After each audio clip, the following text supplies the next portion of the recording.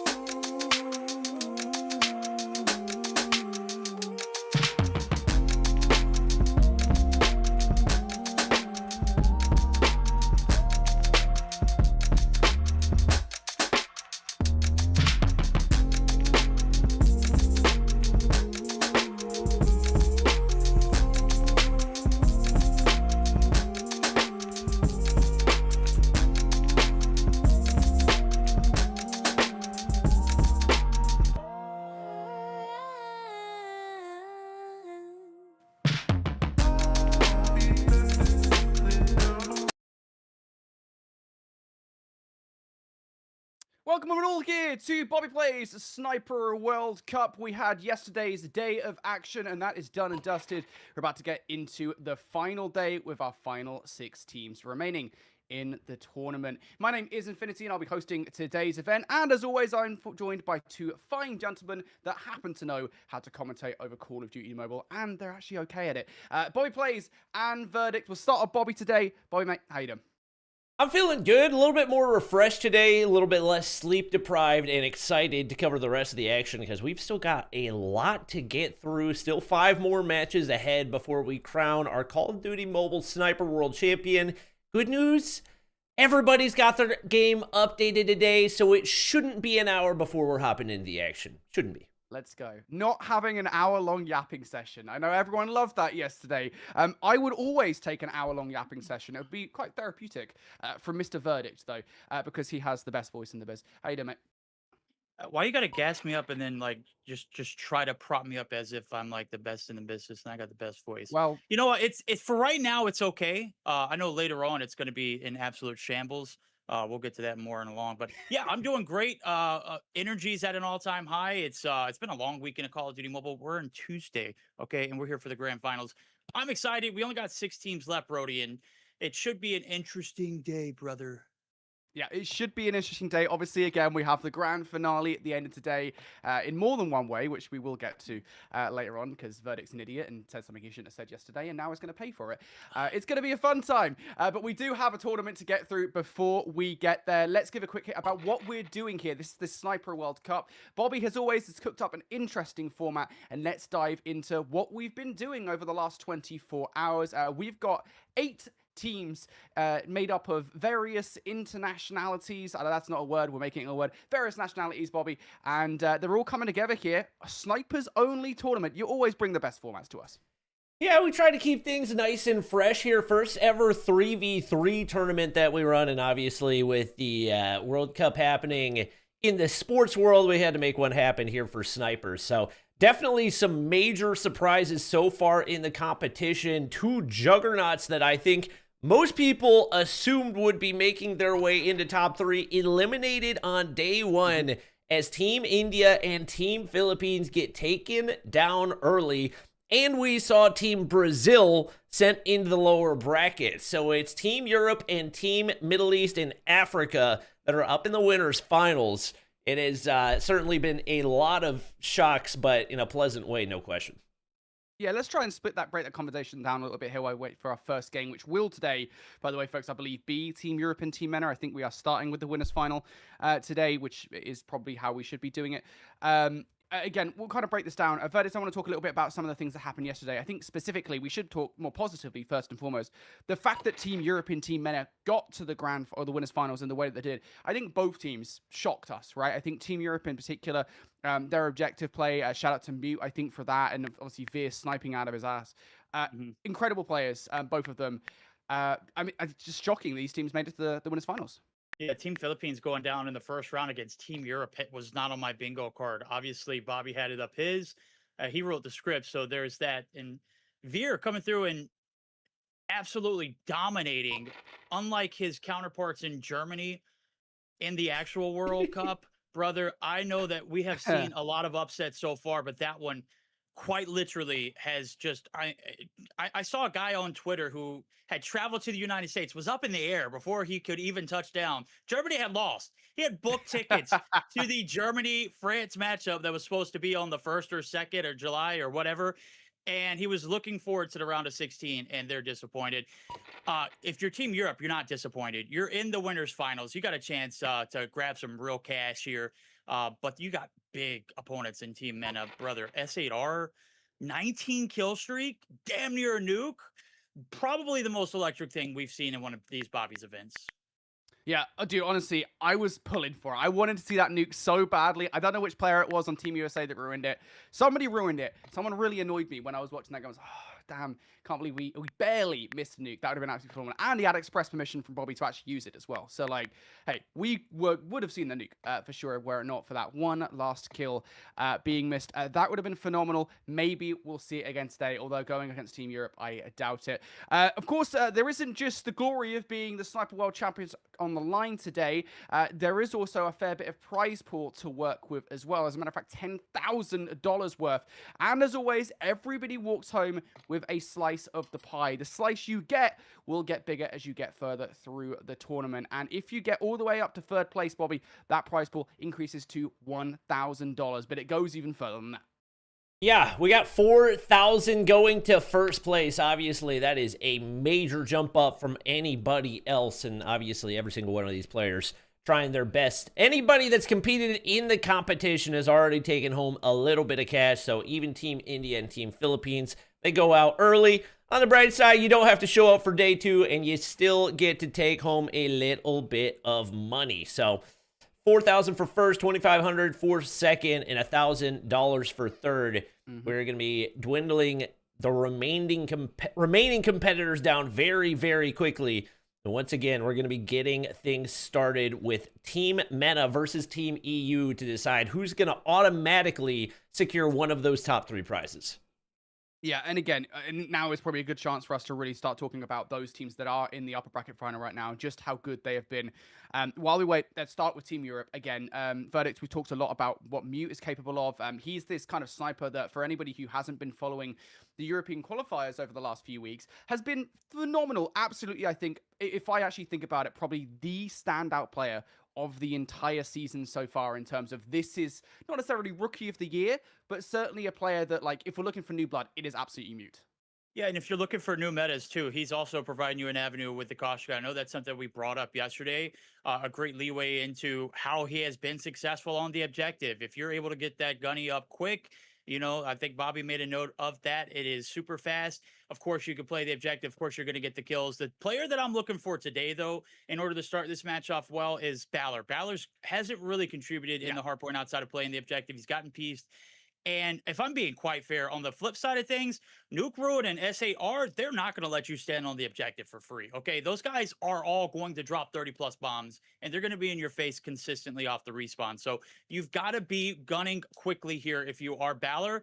And Mutant Veer, I plan on them going big. So I'm assuming they're going to pull their weight. We need Balor to get active early on.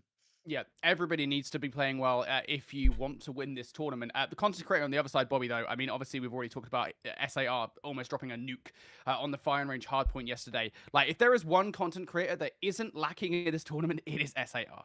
Yeah, and no surprise to anybody that watched our first sniper tournament. Obviously, not one of the bigger content creators, but certainly one of the more dominant ones, and showcase that in a major way. And pretty much every map mode combo, but especially in the hard point, that's where he was really going crazy. And his aggressive play style just really suits it, especially for a tournament like this. Only 3 kills needed to wipe a full squad. For him, that's absolutely nothing. 100%. And again, I think that's the key difference as well between these two teams, is it's not just SAR also playing well. It's Ruin as well, was a player that yesterday was playing phenomenally well. We absolutely loved seeing Ruin perform well. Obviously, I know that there was a lot of people at the beginning of the day yesterday asking, well, where's the Team Africa representation? Well, hey, Ruin is out there from the African region, performing incredibly well. One of the best individual performers that we saw on the day yesterday. And then Nuke as well to sort of round out that team. I think those individual players, verdicts, are going to make a lot of difference to this team for sure. I think Ruin in particular, I think he is kind of like a foil to Mute in a way, and that he's going to be the guy on the objective.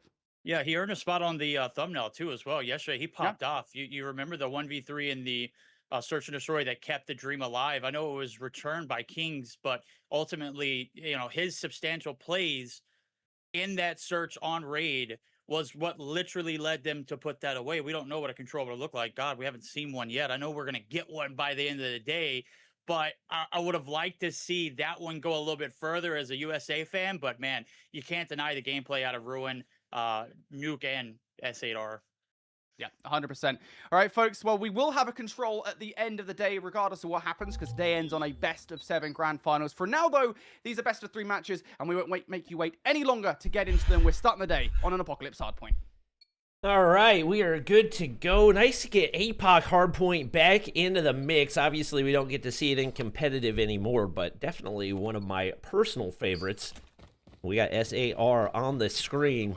Doubt that given the remaining competition, we see him drop any nukes the rest of the day, but he is prepared off the bat and sends Veer right back to spawn. Finds another one right there, and he has not shown any signs of slowing down from what we saw yesterday.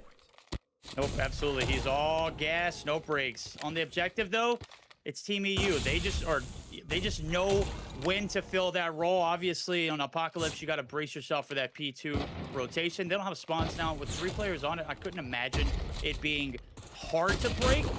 But surely, if you get those backlines early, you don't have to worry about it. On the objective, we go. A break finally going to come through for S8R. He's found his 5th, man. He is locked in, loaded. Objective time now being collected in blue. So, Mena finding the kills as well as the hill. And a flip does come through, maybe a little bit of a split. Nope, it's full flip. That is going to be EU having that backside rotation. They do split a little bit as it is Mute coming from the far side. S8 so far has, off the start, he had 5 of their 6 kills. Finally gets a little bit of support as we do get Nuke going here in this one as well. EU getting the better of the opening time, but the spawns go the way of Team Mena. Hit marker onto S8 right there. Means it's going to be that much more difficult for Team EU to break. P2, once again, some of the more punishing spawns and the easier spot to hold. Veer does the opening damage here, though, and Ruin's got to go big to slow down the push. He's able to do it at least initially as he finds a 3-piece. The full wipe is there, and the full reset on the spawns. Absolutely massive play out of him. Yeah, I'm so glad you were watching Ruin's perspective because it was ugly. Balor on the back lines, nothing, dude. I just can't happen. I said he needed to get the gunnies rolling early, and that was for a reason. Right now, they're getting hemorrhaged off this objective. It's a race to 200, 25 seconds left to go on one of the harder hills to break here in this APOC map. I'm sure P3 will be spicy as well as P4, but as of right now, it's a contest that they're going to settle for. Balor finally hitting some shots, but it's going to be short-lived. SAR back onto it. Mute slides in, able to shut him down, finds a 2-piece to go along with it, so some scraps going to be earned, and they're going to still have to fight for that one as we see the last few seconds go up in smoke. It is going to be a 39-59 race over to P3 as we go get ready for stilts. Mute playing from the lower side right here. Ruin, I think, actually got a collat right there as we swap POVs, and it's another full wipe for him. Already got the EMP, and he continues to streak up on this next life. Finds another one onto onto Veer, and that is back-to-back EMPs out of him. It's crazy, man. This guy is absolutely cooking. He's got 12 on board, make it 13. Providing a lot of value here for the break. Valor's last man up. Valor can't hit. That's tough. S8R making it look like light work. And with 25 seconds left to go, it is going to be S8R continuing to hit his shots. They don't quite have the spawns for particular objective, but when you're hard to trade out, it is difficult to get on this hill. Finally, some time going to be collected for Team EU.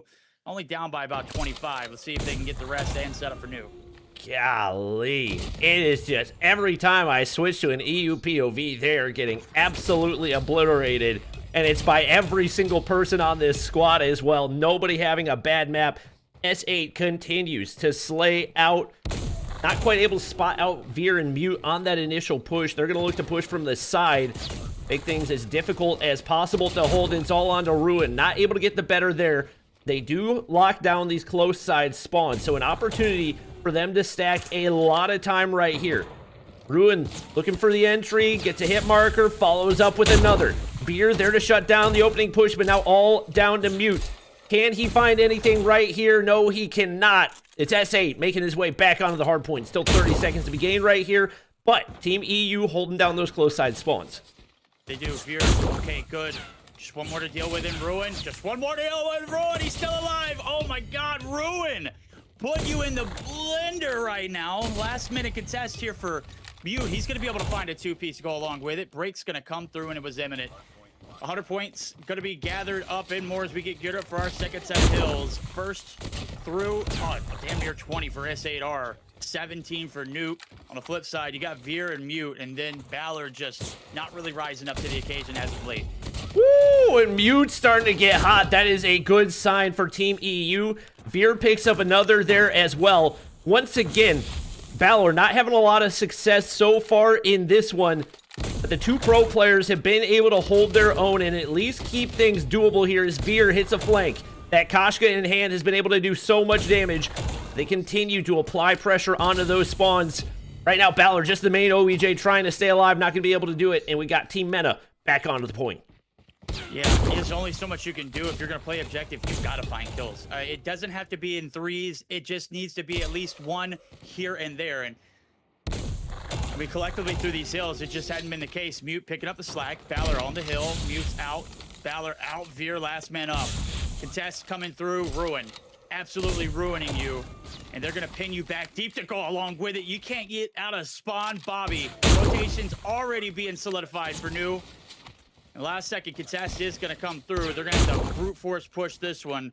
Let's see the hit now. It's a 23-point lead still in the hands of the side of Mena, but it's Veer who's going to be able to find a two-piece to open it up. It really doesn't feel like it, but Veer and Mute holding their own so far, and it's showing on the scoreboard. Veer's going to be able to hit another, a beauty of a two-piece, as that's now a full wipe for Team EU.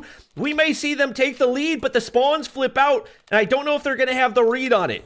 Veer watching the front side, but it's S8 in the back lines. That's not going to be easy to deal with, but Veer gets the opener. Nuke there for the trade. We get Team Mena back onto the point. But we saw the lead change, even if only for a second for Team EU. Very much still signs of life for them. Yeah, they can't be all three stacked on the objective. It's so damning. Of course, those backlines get compromised. Nobody watching backside temple. This is brutal. Now they're fighting for the scraps. 15 seconds will put you at a dead even, if not maybe just a little slightly lower. But it's all up to Ballard. He's hitting them with the movement, but just not enough to hit any of the shots. Last man here, everybody else has made the rotations. They're down by about 23, Bobby. Ruin's already solidified. Rotation wrong. Veer's pieced them. Veer has got to be the one that makes this happen. The shots, as you guys saw, just not hitting for Ballard. We saw a decent amount of success yesterday, but I don't know if he's out of rhythm or what. But quite a few shots expended, nothing connecting. Mute trying to lock things down. Veer waiting for that first peek to try to stop the entry. He gets the first. Looking for shots onto S8, but he's got to deal with Nuke first, and he's going to be able to do it. Ruin slides through, does some damage, is going to allow them to continue to apply pressure on the hill. Only 35 seconds needed for MENA to close this out. All right, you got what it takes, EU, to sustain. Questions up, answer. Oh! You, boy, point blank, front side, SAR. Last man standing on this side. 10 seconds left to go. He's doing God's work. Finally, Balor's going to be able to hit the shot, but at a distance, he's created enough time for his cavalry to get back through off the respawn. And they're too deep coming in. 30-point lead rolling into the P4 rotations. Only a matter of time before they get that break. Mute looking to shut them down off the rotation. and that is big rotational kills as well as those spawns. Massive opening here for Team EU. Veer's locking down the point, trusting Mute to do the rest of the damage. Now it's on to Veer. Balor just not really finding a way to contribute so far in this one. Has eyes on the player sliding through, but whiffs once again. Veer doing his best to clear the point, and he's going to be able to do it for the time being. The spawns flip, but it doesn't matter as the shots connect, and Team EU somehow, some way, now only 5 points down in this one. Mute gets shut down. It's all on to Veer once again, and Balor's going to drop. The full wipe goes through. Split spawns coming through. Either team can win off this objective. No scratch that. It's just Mena. Break needs to happen ASAP. Veer on the back lines. Veer finds the first. The contest comes through. He's got to play his life. He's done enough to extend this one to a P1, but they are just seconds away from closing this one out, Bobby. Ruin looking for entry right here. They're all coming one way. Don't really need to fight for the scrap. You need to find a way to get onto the hard point and set up early because you cannot afford to give away any free chunks. But it's S8 striking again. 41 kills on the board. Only 5 more seconds needed. EU just have to sprint to the point. Obviously, you want to win the gunfights, but point pressure is all you need. And right now, Balor's just trying to stay alive, but too much movement, not enough aim, and EU come up short. Mana strike first to take map 1. Massive opening. Of course, when you got all three clicking on all cylinders, you could depend on anybody being of the objective. Just take up time. That was the biggest thing, right? You've got one player left. He's doing everything he can on the objective to at least contest, right? He's unshootable. And then the cavalry comes through. It doesn't matter where the respawns are at. Mena just seemed to capitalize early in this rotations and later as well. EU, as soon as they started to click, it was too late. Always being down by 20. They closed the gap, and then they're back down by 20. Balor certainly didn't help him out in that case. Right around the same amount of time that he usually gets, but 12 and 31. I mean, if you're going to go 12 and 31, I'm going to need you to hit a little bit more movement and not peak as much if you're not going to be able to hit those shots. You got to be able to play your life a little bit more on those objectives. Yeah, I agree. I think if he had adopted a little bit more of a passive play style and found a way to contribute on the objective, I think that could be a very different outcome. But seemed dead set on trying to get the shots going, and they just didn't get going in time. So once again, I credit to Mute and Veer effectively in a 2v3 for the majority of that one. And on the flip side, obviously, S8 doing his thing, goes plus 16. No surprises right there, has decisively shown himself as the #1 content creator in this tournament so far. Absolutely, man. That respawn sniping is just absolutely brutal on you. When your shots are on the opposite side just aren't hitting, it's tough. You can play the objective as much as you can, but when you've got players on the opposite side taking up so much space and contesting at all costs, you know, it's damning. We'll get geared up for Attack New York, Search Destroy. We're game number 2. Could be the last here for you before they're sent down to the lower bracket. Yesterday, Veer went on a tear against Team Brazil, sent them down to the lower bracket. I don't think I've ever seen Hen and Lucasen get mogged by anybody in the sniping world.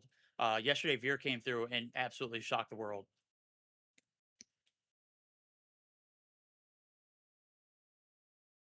You mute your mic?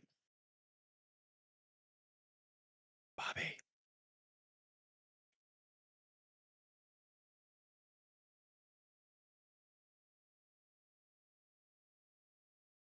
I'm muted. Hello? Apologies. Hey, there we go. I heard Hack that the door open, I yard. was like, brother. Hackney Yard back in. Brody's complaining about it right now. Hackney Yard is not a bad search map. It is a terrible hardpoint map, but it's not a bad search map. And it's one that we get in the COD Mobile ranked rotation. So I figured we'd throw it back in here. We got a lot of different maps that you don't usually see in competitive COD Mobile that are going to be played today. And especially when we get to the grand finals, things are going to get nice and crazy. So we are good to go here for map number 2. We're going to see if we continue our sweeps throughout the tournament. It has been 6 sweeps so far. We have not seen a control map. Team EU looking to change that right here as we got Nuke playing real passive off the start. Had eyes on one player, but didn't want a full commit. It's going to be Team Mena taking control of that mid building off the start. Who else but S8 to strike first? Yep. Bang out on that A site. They catch Balor on an island. Nobody there to trade. Very tough here. Start for EU. Yet again in another 2v3. We're just starting the summit or the Hackney Yard out, but brutal way to go. Bomb's going to go down. 3v2 here for the hold. Up top, you got a contest coming through for Mute, but he's going to hop down and, well, he's not going to be able to get sights on anybody. So 35 seconds here for the retake. They've got to be flawless, Bobby. Ruin going to be the first one spotted. Mute not missing. S8 with an opportunity to shut down the opening push, but it's Mute that strikes first. That's now 2 kills on the board for him. Nuke's got a clutch 1v2, and he can't make it happen. That's an ace for the rookie sniper in EU, giving his team the advantage off the start right here, and definitely a much-needed one. We saw the way that they handled Team Philippines in the upper bracket yesterday. Obviously, it wasn't pretty, but taken down... or no, it was pretty. It was against Team Brazil that they absolutely dumpstered them. So this team is nothing to scoff at when it comes to the S&Ds. Ooh, Mute, buddy. Wallbang hits. First blood in EU. He is not missing either. Ruin. Absolutely one shot. Is going to be able to recover. And, well, if you were looking for that smash over towards the A site, it ain't there. And look at the 2 demons of the lobby making the rotation through us. Well, I say demons, I mean Mute. Mute is the demon right now. Bomb's going to be collected. Looks like it's going to be mirrored pretty well for the time being. Valor left on the island of that A site, and well, they were anticipating them to make the rotation back. They were wrong. The calls are going to come through. Veer and Mute now hitting the roadie. Oh, and Balor's able to strike first, making a 2-piece. Making up for the performance we saw there in the hard point. Oh my god. Instant clutching for the round. It seems like he's maybe starting to find his shot once again. Great sign for EU, because if they can get all 3 players firing on all cylinders, this is going to be a scary squad. Ruin, he's scary. Finally finding his first blood and first kill in this map. And well, they're kind of been packed up on this site. Time in and time out. Let's see if they can make the read over towards the B side. You've got one extension in Nuke. I think he's been spotted too. And the relocation there from Veer lets me know that for sure. So Balor and Veer now trying to get this backstab back over towards the B side. But look at this. They're already pulling out the investments from that and making the rotation back to A2. So a little bit of Jedi mind tricks here early on for the side of Mena. Let's see if it pays off. I don't think Veer's going to get eyes on anybody making that rotation there, so that should be free plant. I think Balor can hear. Not going to commit quite yet. Hoping for an overextension right here. Gets the peek, but not able to get the kill. Now it's Veer in a 1v3. Ruin gets the audio cue. Not able to get the shot to go, though. Veer hits the hop-up, an opportunity to do something crazy. The bomb goes down. 40 seconds for him to play with, and they're not looking the right direction. He's got an opportunity to do something big, but S8's there to shut it down, and Team Mena take their first round here in the S&D. Okay. These guys are no stranger to going back and forth in search and destroy. If you recall yesterday's matchup against the USA, it was almost like an eternity. I know these 90-second rounds go quick, but brother, we were using every second of it, getting the plants down last second too to go along with it. And Veer not hitting that first shot could be damning. Trying to get the hop up to go along with it, and it's being read there by S8R, who's now on the pounce. He's looking for the blood. Veer got the heady. Doesn't like what he sees on the entry. Veer gonna back down. You don't get a whole lot of freebies in an environment like this. You got to capitalize if you're Veer. Still keep him out of sight, and once again, Team Mena just looking for an opportunity, looking for an opening. This time they're going to hop up window side. That should be a freebie. It is. Mute makes the play right there. Does get traded out. Valor once again going big for this EU squad. He spotted S8 on that top side, I think, and gives the information. Ego Chell, that is not the move. When S8's on the opposite side, but Mute there for the trade, and once again, only 25 seconds remain. Got an opportunity for a 1v2 right here. Ruin's got to commit. He's actually hitting the rotation right here, and I think Mute saw him on the flank. It's all about the timing now. He's going to have to mantle. I don't know if you're going to be able to hear him on this. The plant's going to go down. Mute, a freebie. Gets the spot, gets the timing, gets the wrap, hops up.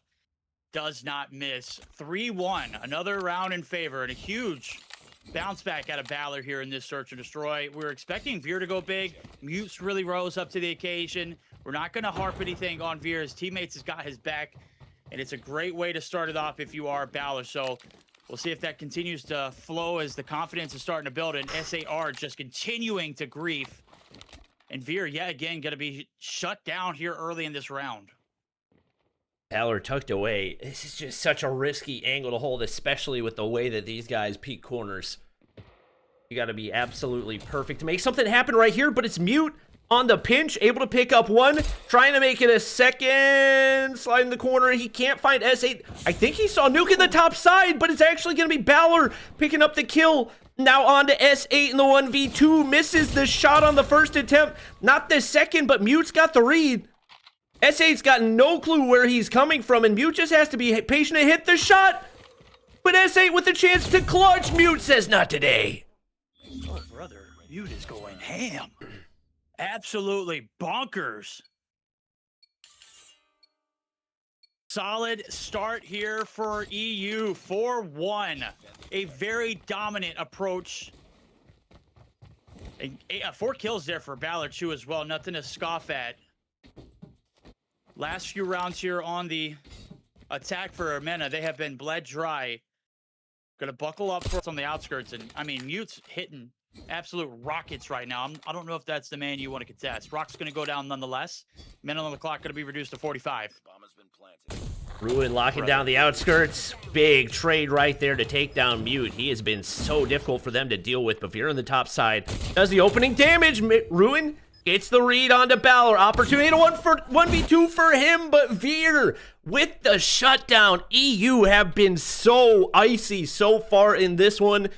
So many 1v1s, so many 1v2s, and they continue to execute at a high level as we go ahead into the flip right here. This time on the offense, we'll see if they can maintain that momentum and finally force them at 3. Huge value out of Veer, too. Swaps the loadout, gets 2 kills that round. Is huge. Needed that for the squad. Gonna get shut down early. Nuke gonna be able to find the first blood. And this will continue to be a dominant EU game, or will we see a strike back? SAR says that is likely the case. Mute finding one, but is instantly out of the equation. That round, the fastest we've seen so far. You got a little bit of cushion here if you're EU, but you certainly want to put this out quicker than let it drag on. Let's see what they do here in their responding round. S8 leading the way once again. 8 kills on the board, trying to reel things back in. Once again, very difficult map to play offense on. So many angles you got to check, so many headies. Give you an advantage in the opening gunfight, but S8 not able to get the shutdown onto Mute. They get information off the back of that one, and Nuke's looking to get pushed up right here. I don't think Mute's going to expect this at all, but the question is, can you hit the shot? And they're just not connecting this time around for Nuke. This time he slides through. They've got to play for the retake. EU with the bomb down gives them so much advantage off the back of this one, and a big flank play underway for Mute. He gets shut down, though. Ruin finds another, and now it's all on to Valor in the 1v3. I don't think, especially with that miss, that he's got much of a chance here. Nuke shuts him down. Back-to-back rounds going through for Mena.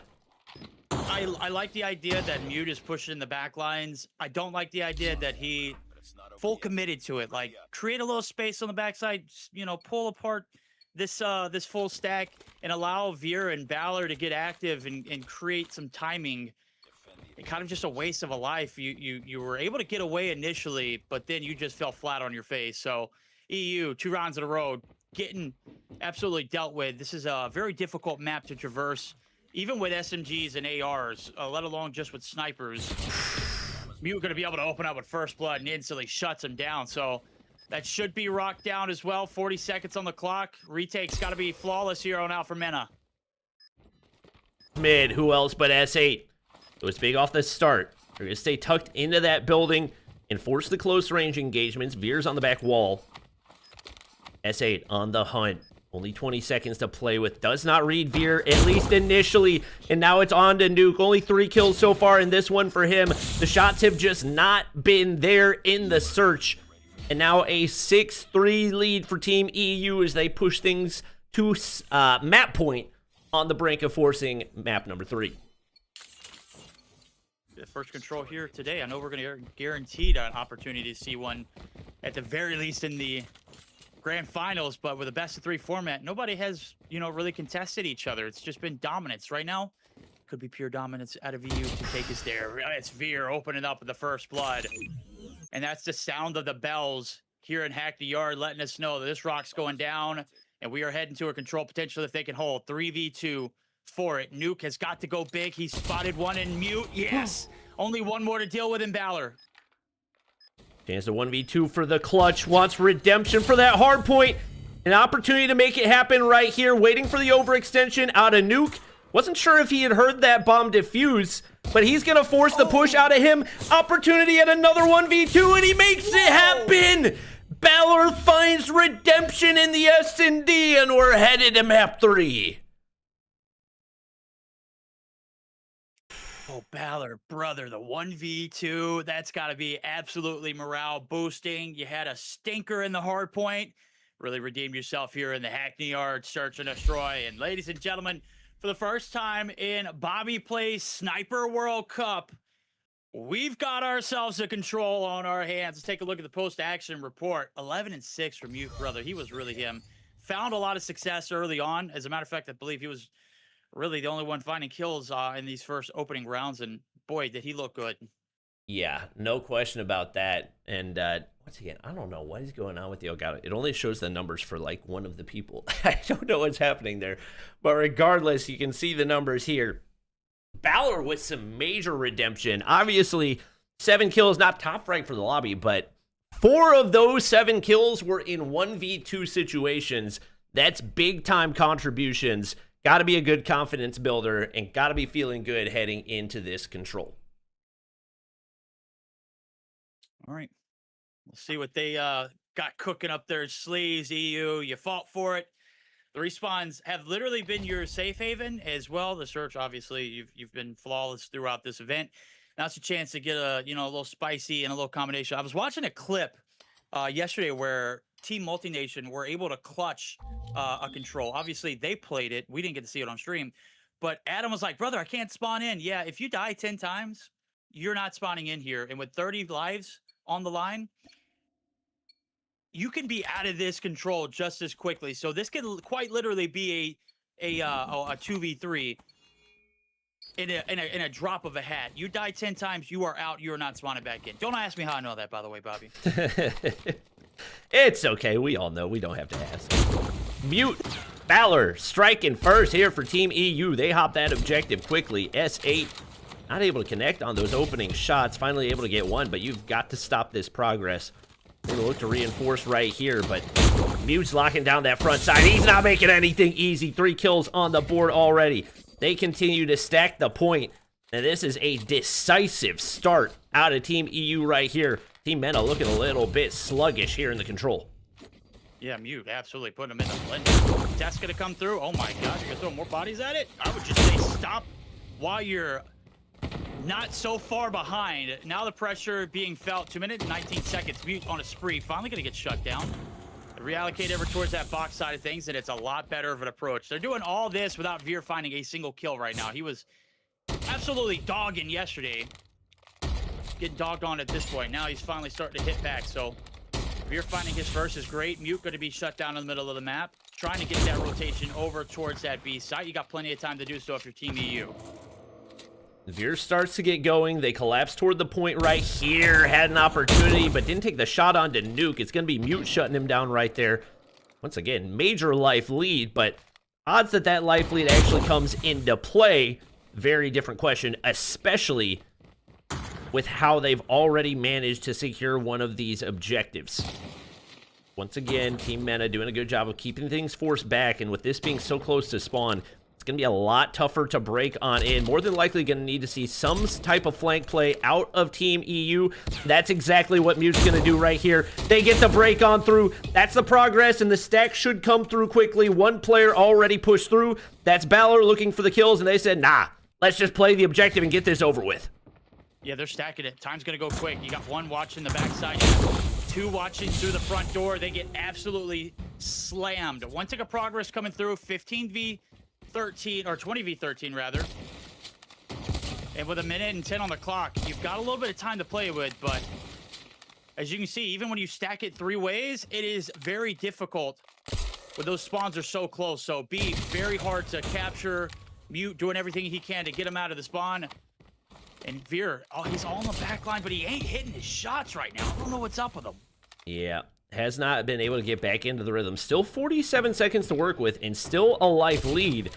The more kills that go through, the more concerning it gets, and especially with how much they've struggled to find these kills.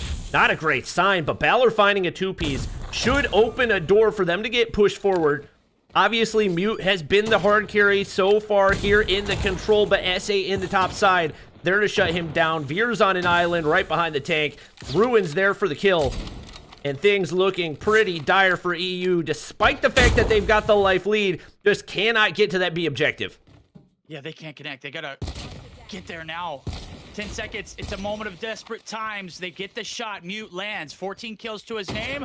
Looking to shut him down. You still got one player to deal with in the middle. And Ruin reads the spawn here. They're gonna try and get some connection.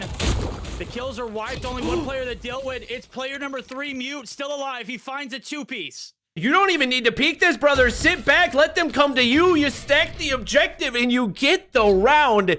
Mute with a 16-kill round right there. Absolute monster performance out of that man, and almost single-handedly carrying EU to victory in round 1. What a massive start there. With snipers, I could imagine it's very difficult to get time, especially on that B site. A little more easy. You can see Ruin and Nuke doing a great job of clearing it out. Veer starting to finally get active. Able to find one on Ruin. Gets a hit marker. Feels bad. Nuke shutting them down. So first wave of players there for EU. Not very successful in stopping this push. Balor trying to insert himself in the equation, taking up some space, but not hitting any shots. Mute's there to save the day, though. He's able to find one, but SAR quickly there to trade it out 2-for-1 style. Oh my God. My God, Mute just unrelenting. 21 kills. More than doubling up everybody else in the lobby right now. Veer's starting to get hot as well. Things continue to go better and better for Team EU here in this one. And once again, as long as Mute's alive, there's a chance that they get a wipe right here. Finally, Nuke flies on through. Balor's not going to be able to do anything to stop the capture right there. And now it's SAR looking to get hot. 11 kills on the board. They get the full capture here on the A objective. Once again, we saw how much more difficult it is to traverse on over to B. It's actually going to be Veer picking up the kill to keep Balor alive. They look to force those spawns back and look to set up the spawn trap. SA able to slide on through, but can't get the better of the shots onto Veer. Well, they were tied up in the life count, but that has disappeared. 2 life lead now for the defense. One player to deal with on the back line of Ruin. Spots Balor, able to shut him down, but Mute is just there. He is absolutely finding your trades and then some. Somebody get a trade on Mute, brother. He is absolutely unkillable. And they're looking to pin him back deep. Brother, spawn trap of hell if you want it. S8R finally going to be able to deal the damage. As well as Nuke finding one too. They might be able to hop, skip, and leap over to this objective. Ooh, not a lot of kills here in the control for Balor, but a big one right there. Immediately stalls out the push. Hit marker on the Ruin as well, but what a jump shot as he opens up that objective once again. But unfortunately, you got Mute waiting on the opposite side. He dumpsters him. That means that S8's got an opportunity to get onto the objective as well. But Balor, all alone, is able to break on through. S8 with the response, but Mute is there once again. 11v11 here. Nuke. God dang. Brute force pushing it, but Mute absolutely going ham. Has been a savior for this EU roster. 28 kills, brother. Beck's gonna be absolutely hurting after this one. Gonna need some contribution out of Balor and Veer if they want to lighten the load. Veer getting active in the middle of the map, cutting off the transition, looking for more. Mute just filling in nicely. And Mena struggling to get across. They've got 25 seconds for this round's over. I was talking some about how Balor hasn't been able to do much. I think it's been largely on the back that Mute is getting every single kill. This man is 30-13. Balor's only -5 so far in this one, but Mute has just been straight farming on the opposition. Balor's going to be able to find one there. Veer with another. Now all down to Nuke for this final wave, and it's not meant to be. Team EU continue their dominance on the back of a hard carry from Mute. Now 1 round away to advancing to the grand finals. I wonder how many times Mute had killed SAR that round, because you saw at the end you had like 6 lives left. SAR wasn't spawning back in, brother. He has been getting pieced. And finally, opposition that is worthy of competition. EU just striking quickly here in this one. Mute damn near hitting every shot he can. Balor slow and steady on that shot. Is going to hit, and that's going to get a first tick of progress.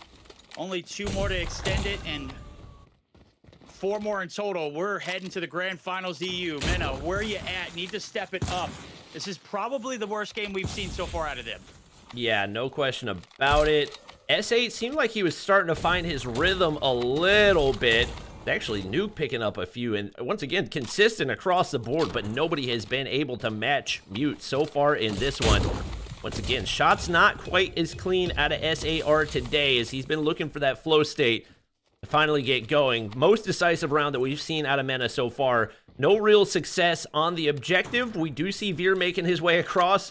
But S8 is there to shut it down. Ruin finds another, and Balor looking like he's just lagging up right there. He's going to get taken down as well, as this round might be done and dusted. It might be 38 seconds. They have yet to have any success onto the A site rather than a tick. And Ruin and SAR have just really been shutting you down. Great response time needed. This is do or die here in the control. Lose, you're sent down to the lower bracket. Balor trying to find something here with a nice 2-piece. Looking to collapse there in the middle side. The contest here from SAR is going to shut you down. Balor from the backside. Hold the phones. Might be done and dusted. But you're getting a shot here to extend this one, and that's the chance that you need to put this game away. Balor taking up space, and Brown, Mute here for the contest. Gonna get shut down. Ruin, Nuke, send him back to the spawn. Only 13 seconds to get the objective. I think Mute's only got, what, 1 kill so far in this round, and I think that's been the major difference. He's just gonna go ahead and sprint on over to B here just to stop the clock. Here's 1 player behind, and he's gonna be able to shut him down. That's Ruin getting dropped off, and once again, if you can get a full objective capture, there's a chance you can make something happen, but you've got to be perfect the rest of the way through. Balor finds another, and now looking for that close side push. He's there to shut down Ruin. They got players on both objectives, and Team Men are going to have to scramble right here. Now 2 ticks of progress through on both sides. You cannot be lackadaisical. Balor's starting to hit. Mute's continuing to dominate as he solo captures here. 1 more kill could be the difference in the round and the series, and they are going to have to push him simultaneously. Balor manages to secure that full objective, and only 1 tick of progress needed, but only 5 lives remain.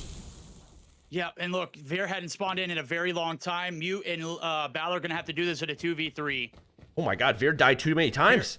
Yeah, he's died way too many times. You die 10, you're not spawning back in. I've tried to tell you, it's very damning here. Now you put your team in a very comfortable position, but you've managed to extend this one, so you have a fighting chance. It'd be a miracle, it'd be a long shot, but it's certainly doable. Mute finding first, Balor hitting his shots finally. We got some time on B. Mute shutting down the contest, but it's S8R able to shut down Balor. Not today. He's not going to get any support either. Oh, dude, it's only him. 33 seconds. It's a 1v7. He's got 2 lives remaining. This is it. Oh, it's a 1v7. Oh, man. Had Mute been able to stay alive right there, that's probably winnable. But this seemingly impossible task right there. Nuke's going to hop down. That's the shutdown, and that is likely the round. Obviously, don't worry, guys. Next round, they're allowed to come back. But you die 10 times in a round, and there's only 30 lives. You don't get to come back in this one. That means Team Mena stay alive for the time being. All right. Hell of a fight. I thought it was doable. Mute doesn't spawn back in. It's like, man, as soon as he was starting to hit in that round. Yeah, he was literally just on 34. He finished Yeah, it with he picked- 41. It took him a minute to get going, but once he did, brother, he had already died too many times. So it's tough here. Not really doing much out of this one. I say that, and he does find a 2-piece to open it up. Some support over the top there from Mute as well. That's a full wipe. They might be able to pin him back deep. Mute looking for the cross in the middle of the map. Is going to get dealt with. Balor there for the trade. Veer literally holding on for dear life here on this tractor side of things. Shutting it down. Nuke able to find a little bit of an avenue. Might be able to flood through Delhi. And there should be some time collected here for Team Meta. They spent 2 bodies back to the spawn. They've collapsed on the objective. And, well, right now they're going to be sent back to the spawn themselves. So it's a back and forth affair. EU kind of pushing the agenda real quick. And Mute really pissed off about that last round. He has not slowed down here in this one. Oh my God. Catches Ruin on a single hop behind that tank area. It's a defensive-sided map.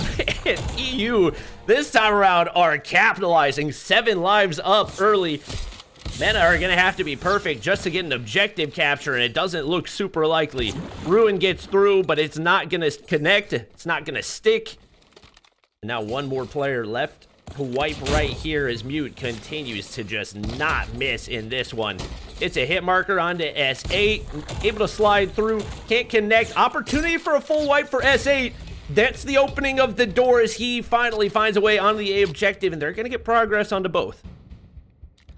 He's finally starting to hit that S8 arse timing. Obviously, the state, and he's going to get shut down. Is it too late, Bobby? 18 seconds. You got 1 tick of progress on both. You got 2 players stacking it.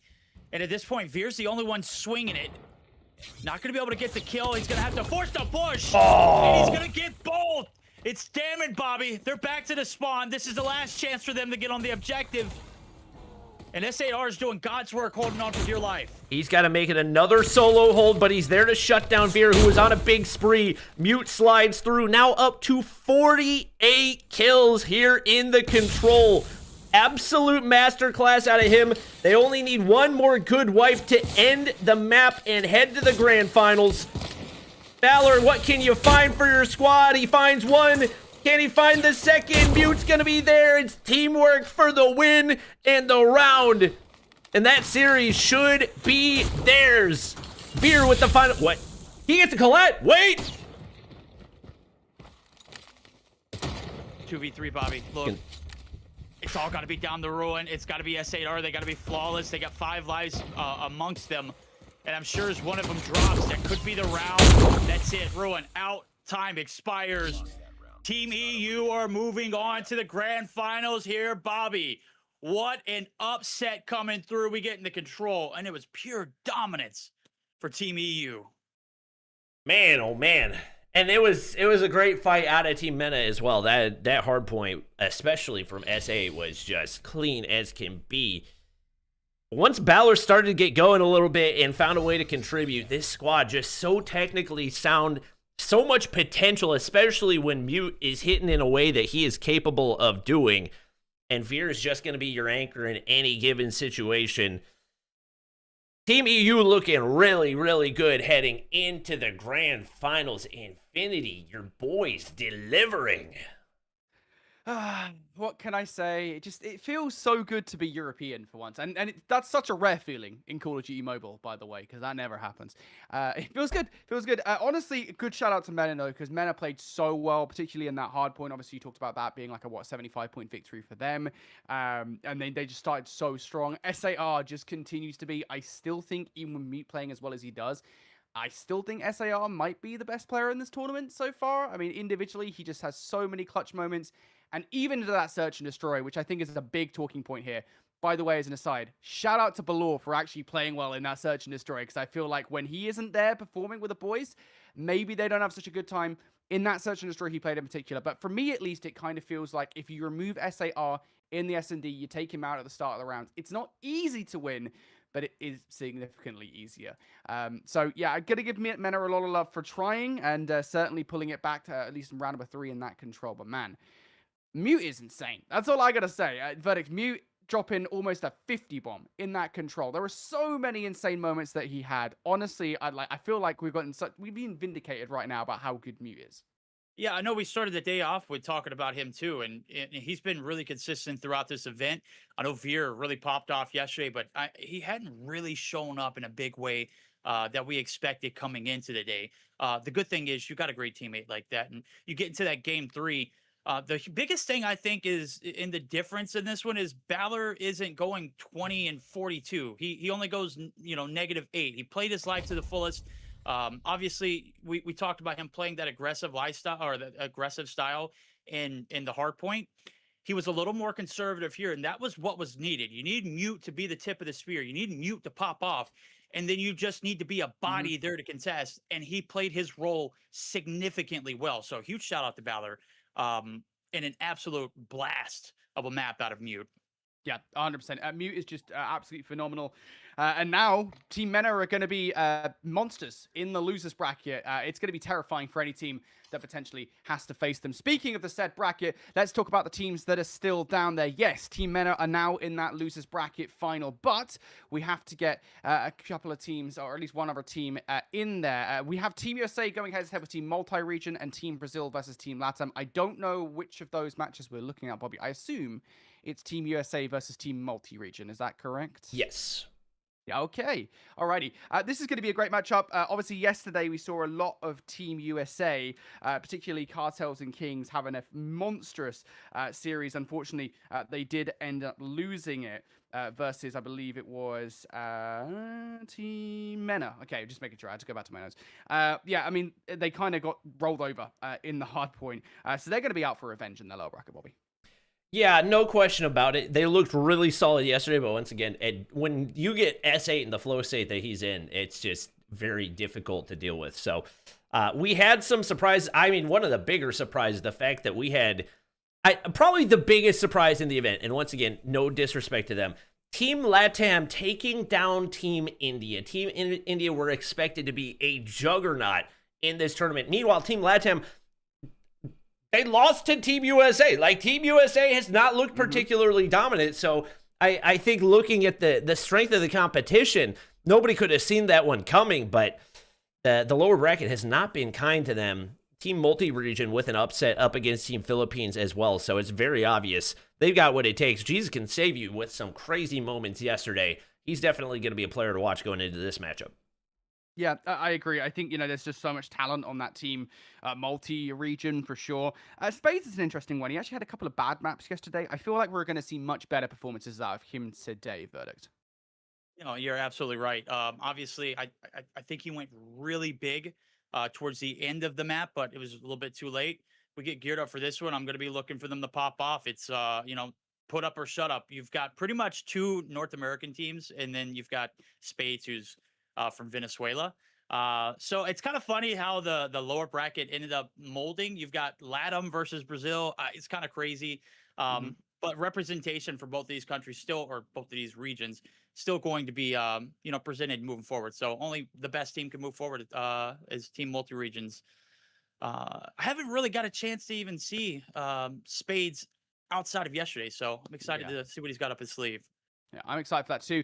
We have the game ready to go. Just very quickly before we get into it, need some predictions. I forgot to ask for the first game of the day, so you both get a point. We're not doing no, that. Verdict, shut up. You're doing a prediction. Bobby, give me a prediction. You get to go first. I'm going to go Team USA. I think that competitive experience is going to show out. We do have a hijacked hardpoint to get things started here, so not one that we have ever seen in the competitive map pool, but certainly going to be a fun one to watch. And I've got a feeling that Eric's going to really pop off and have a big performance today. What's the score? How many? What's the 2-0, 2-1? 2-0. 2-0. Oh, 2-0. Okay. Verdicts. Have you got anything for Multi-Region, or are you agreeing with Bobby? Which is allowed, by the way. You don't have to disagree. Okay. I feel like, I truly feel like that. I feel like Team Multi could take this one. I think it's going to be a 2-1. They're going to lose the search. I know, USA didn't look particularly great and they lost against Mena, but Mena's an absolutely stacked team. Okay. So I think they lose the search and they turn around and bounce back into control.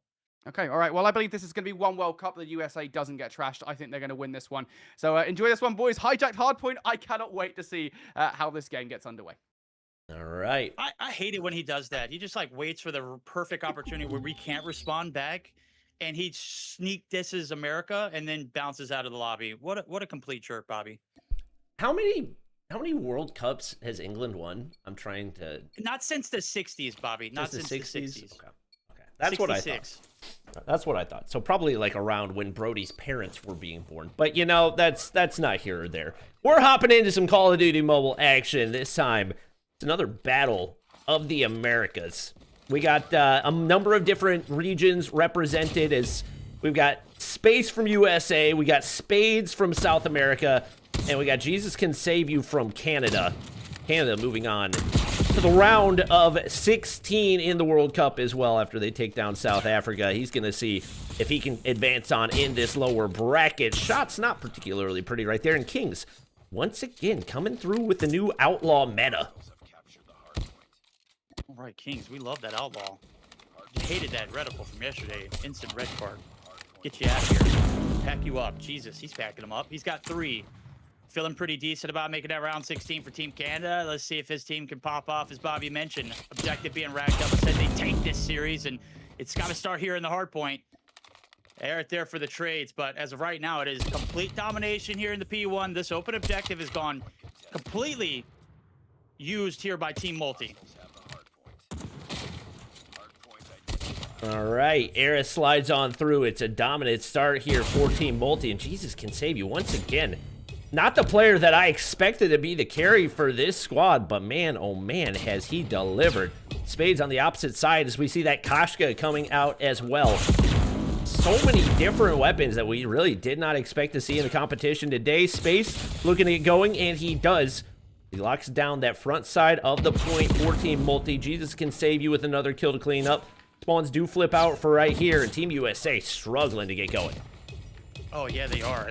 Oh, my God, Spades. Just when you thought that they had just got the break, they're getting smashed through the front. Spades is absolutely piecing the collat there to shut down the door frame. If it's not Jesus, it's Spades, and Spades just trying to fill space for his time. Play roll, and he's done it well so far. He's getting active to go along with it. Spawns out in Narnia, but hey, you can go ahead and get that rotation anew. Down below deck we go. Aerith and crew still fighting for scraps, and brother, they are having their hard times to do it. Not much to show off the first 2 objectives. 83 and 12? What? Yeah, I am shocked, especially looking at the numbers. Not that Team USA have been particularly dominant, but I mean, Space still struggling to get going in this one. It really has not mattered all that much.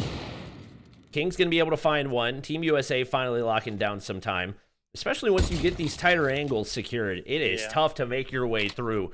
Having early entry onto this point, so crucial. These Can Save You looking to make his way through the opposite side. You have got to be perfect on these reads. What can he find right there? Cartel's on the reload. Opens up the door, but shuts it just in that same moment. And this has been a massive hard point so far for Team USA. Yeah, they are just tucked behind these doors. These are long passageways to have to cross. You really have to hit your shots when you do entry. Cartels, putting you back in the blender. Yeah, Spades, last man up. Contest comes through, and well, this is the biggest money hill. Obviously, if you were down going into this objective, you found yourself very successful in a great bounce back here from Team USA.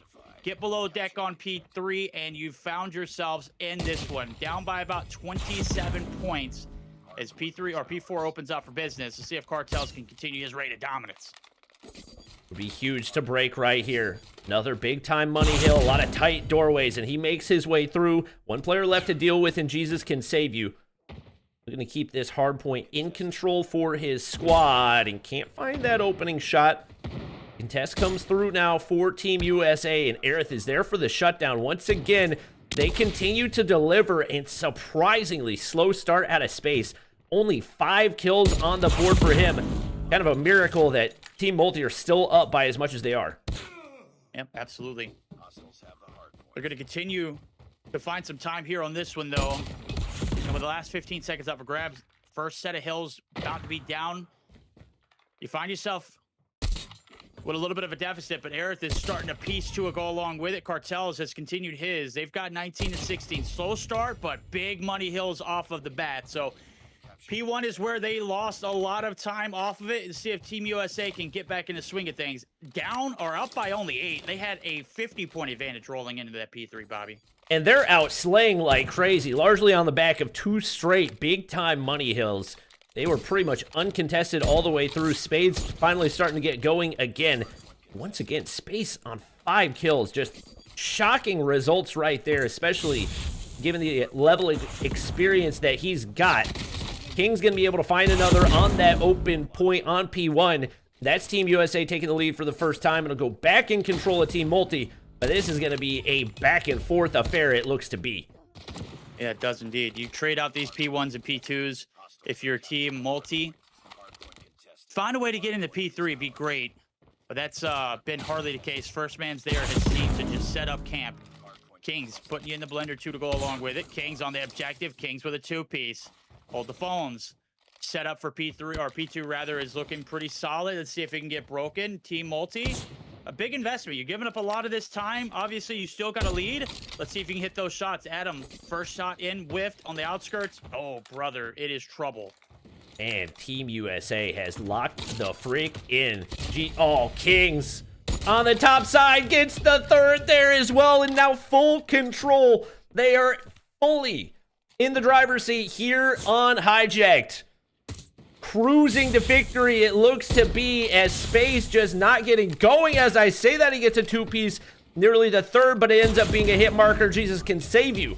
Gonna be there to clean things up. Another hit marker going through. He slides through for one more. Onto Cartels to try to find the break back in, as he's not going to have support from his teammates. One player down below those steps. He's just staying alive. Cartels makes it a 2-piece. Can it be 3? Kings is there for the cleanup. This is about to get brutal. Obviously, you hop down if you have the advantage. Spades on the backside. Kings on the spawn. Brother, now it's a race to P3. This is one of the more damning objectives. If Team Multi can get there first, they could capitalize. Let's see what they do. It does look like we're going to see Spades down low. He's going to have to deal with 2 players pushing in. And Aerith, and, well, Cartels is finding one. Spades holding his own, able to find another. King shut down. A silver lining here for this Team Multi, and a chance to get back into this match. He gets the full wipe off of that one, and this time it's Team Multi with the early setup, but now it's all down to Space, and once again, the shot's just not connecting for him. All you can really do is try to stay alive and hope the reinforcements get there in time. He's able to get one. Jesus Can Save You now has arrived. Can he get the shot? Spades does the job, and we finally see a break. I think the first break that we've seen in this hardpoint so far. Yeah, it is. I mean, you saw it was like almost a full 60. Spades going big. Space playing his life to his fullest. Allowed the teammates to get there on the spawn, and they've read it. Good shots in for Spades. Here comes the next wave of players. They're spawning in rather closely, but brother, you got to get past Spades in order to capitalize. Aerith able to open up with one. And the lead's going to swap back into the hands of Team Multi, as Jesus is just absolutely putting you in the can. He just ladder jump no scope somebody right there. And once again, Team Multi slowed down a bit in the middle of that game, but going big right here. Kings finds the early entry. Can he get a full wipe? No, sir. Space is there, finally starting to find his shot. Team Multi could not have had that happen at a better time. Now up by 20 points in this one. Spades continues his reign of terror. And now Space got to clutch up once again, trying to keep things contested while he waits for the reinforcements to arrive, but Cartels comes through. Now 38 on the board for him. Yeah, great break. You needed this. Team Multi could have closed it out here on this P4 site. We've got ourselves a scrappy one. Lead looking like it might be transferred over. Break might be imminent. Space on the outskirts. Aerith shutting him down. Gets the ingress through. It's Jesus there to save the day, but Spades, last man up as he gets traded out. Contest is going to be content here. Spades just needs to play his life and wait for the cavalry. Here comes Space. Jesus able to provide the first blood on through. And a 14-point lead will stick as we do see the contest shut out the objective. On the P1 we go. And brother, Spades still getting caught there on the outskirts. This is going to be the opening here for Team USA. We saw a couple slow performances out of Cartels yesterday, but he is not missing so far today. 39 kills on the board and single-handedly putting USA in position to get the victory right here. Finds another onto Spades, will hop back onto the objective, and God. once again, not missing a shot. Spades needs to connect right here as they look to entry. He'll have the opportunity, but Cartels, the no-scopes are hitting too. And once again, the solo hold, but Jesus can save you, slides on through. Very mixy. Jesus, saving the day. Shut down Cartels. He's not missed very much here in this hardpoint, and Hijack has proved a great amount of kills for him. They can close it out here. 10 seconds is the win condition. You've got to touch if you're Team Multi. They've got to get here. Space shut down. Spades there for the contest. It's a last second one. He's gonna get a hit marker. He's gonna get shut down. Nobody there. Nobody there. We got a race to do. Team USA has the setup. I don't think they can touch in time. One from the top side's not close enough. They get on. It's an absolute battle right here. The quick scopes connect for Spades and an opportunity to take the win. 193, 199. Do they have a way to get in right here? Cartels, Kings, Aerith, anything, nothing. Team Multi clutches up with 1 second on the clock. Oh my God, Spades. You're a dog. You get there at I didn't think he made it, Bobby. Puts his foot on the hill, cleans the freaking room out. And Team Multi snag it away at the last second. Brother, you got to go back and watch that one. Crazy feed there from Spades. Cartels, 47 kills. I mean, he wasn't hitting that hard yesterday. Brother came in with a complete lock-in, but it just didn't account for the objective to be played there from Spades. And my God, what are we watching? I can't believe, I mean, dinner's on Space. Brother. Yeah, 14 right. and 43. That is perfect objective play out of Team Multi because they go, what, net minus 26 and get the win here in the hardpoint. Are you kidding me? Cartels could not have done any more. 47 and 26. 2 minutes and 14 seconds on the objective. But just the right timing, the right exchanges. Team Multi take the win. Certainly an underdog in this tournament, and they continue to prove themselves time and time again. Okay. Bobby, we're heading over to a search and destroy on Seaside. I don't think I've ever seen a Seaside search and destroy. Is this a map that you guys typically play in Ring? No, I didn't even know Seaside Search and Destroy existed until I was scrolling through the possible options. It's like, you know what? This will definitely be entertaining to watch because nobody's going to know how to play this. No. I was able to watch a control here, and it's been a while since we've seen this. When I see this map, I think of Elevate 2024. If you know, you know. They have just really proven to be, you know, pioneers of putting you in that spawn trap of hell. Right now, we're looking at first glimpses through space. Yeah. He finds the first blood here on this wing, and, well, they're going to go ahead and stick the rock, Bobby. May not be able to have any intel coming into it, but they know how to play search and destroy, and they have gotten the objective down. Space on the outskirts there is trying to hop and get some post-plant positioning. I like this extension from him.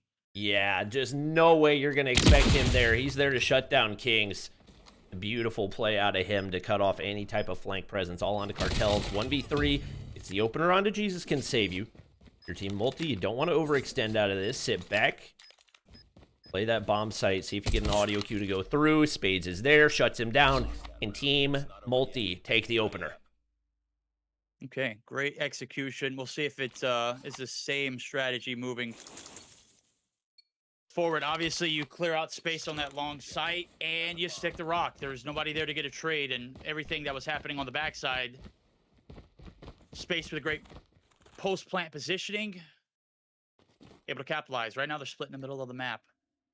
And it looks like they're just going to play content with Spades, creating up a little bit of space, see if he can get something going. 2 players on that A side. They're looking to get the shutdown here early. And, well, I mean, you think about smashing that A side. It ain't happening.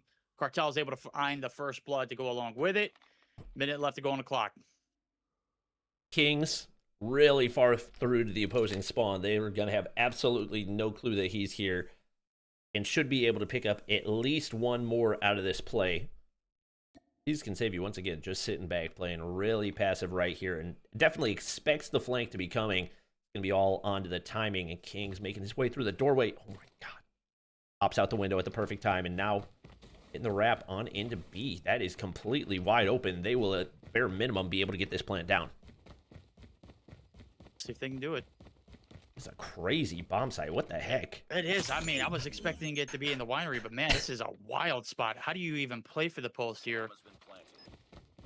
You got to peek out the crevices of these little secret sites, and well, Seaside proving to be a bit of a thinker. Cartels gonna get shut down. It's Spades opening up. Kings just alike. Shut down Eric now in a 1v2. Encounters both of them. Spades with the ace. Another round in favor of Team Multi. They're hitting Bobby. All right. We'll see if Team NA or Team USA can find their footing in that one. That was not a pretty 1v1 between Aerith and Jesus Can Save You. They were spinning circles around each other. And Spade says, is it okay if I end this now? 4 kills on the board for him. Aerith getting aggressive off the opening right here. Bomb in hand for Team Multi, but they're waiting for the extension. They want Team USA to make the first play. And once again, the shot's just not hitting for Aerith, but the flick up onto Space is going to give them the early man advantage. Oh, can't hit the shot on Space. Jesus set up in a perfect site for the crossfire. Cartels able to seal the deal. 2v1, looking to bully him. Spades, or Jesus rather, trying to clutch up. King says absolutely not. A round finally in favor of the United States. All right. Everybody on the board now. Cartels with 3 to his name. A little bit of a different setup here as we're going to have 2 toward the A side, 1 coming through the mid-map. And actually, nope, it's going to be the exact same setup. Just absolutely bull rush it. Ready to come out on top. And Cartels does off the opening engagement. Jesus Can Save You finds one onto Aaron. But now it's Jesus Can Save You with an opportunity at the ace. Kings in the top side looking to clutch 1v2. Space slides through. And Team Multi extend their lead once again. Been an absolute bang out over on that B side so far. Yep, they're or A side. 2 for 3 B side? on the. I don't even remember. Yeah, well, A, B, doesn't matter. And we leave the bomb Get as the well. gist of it.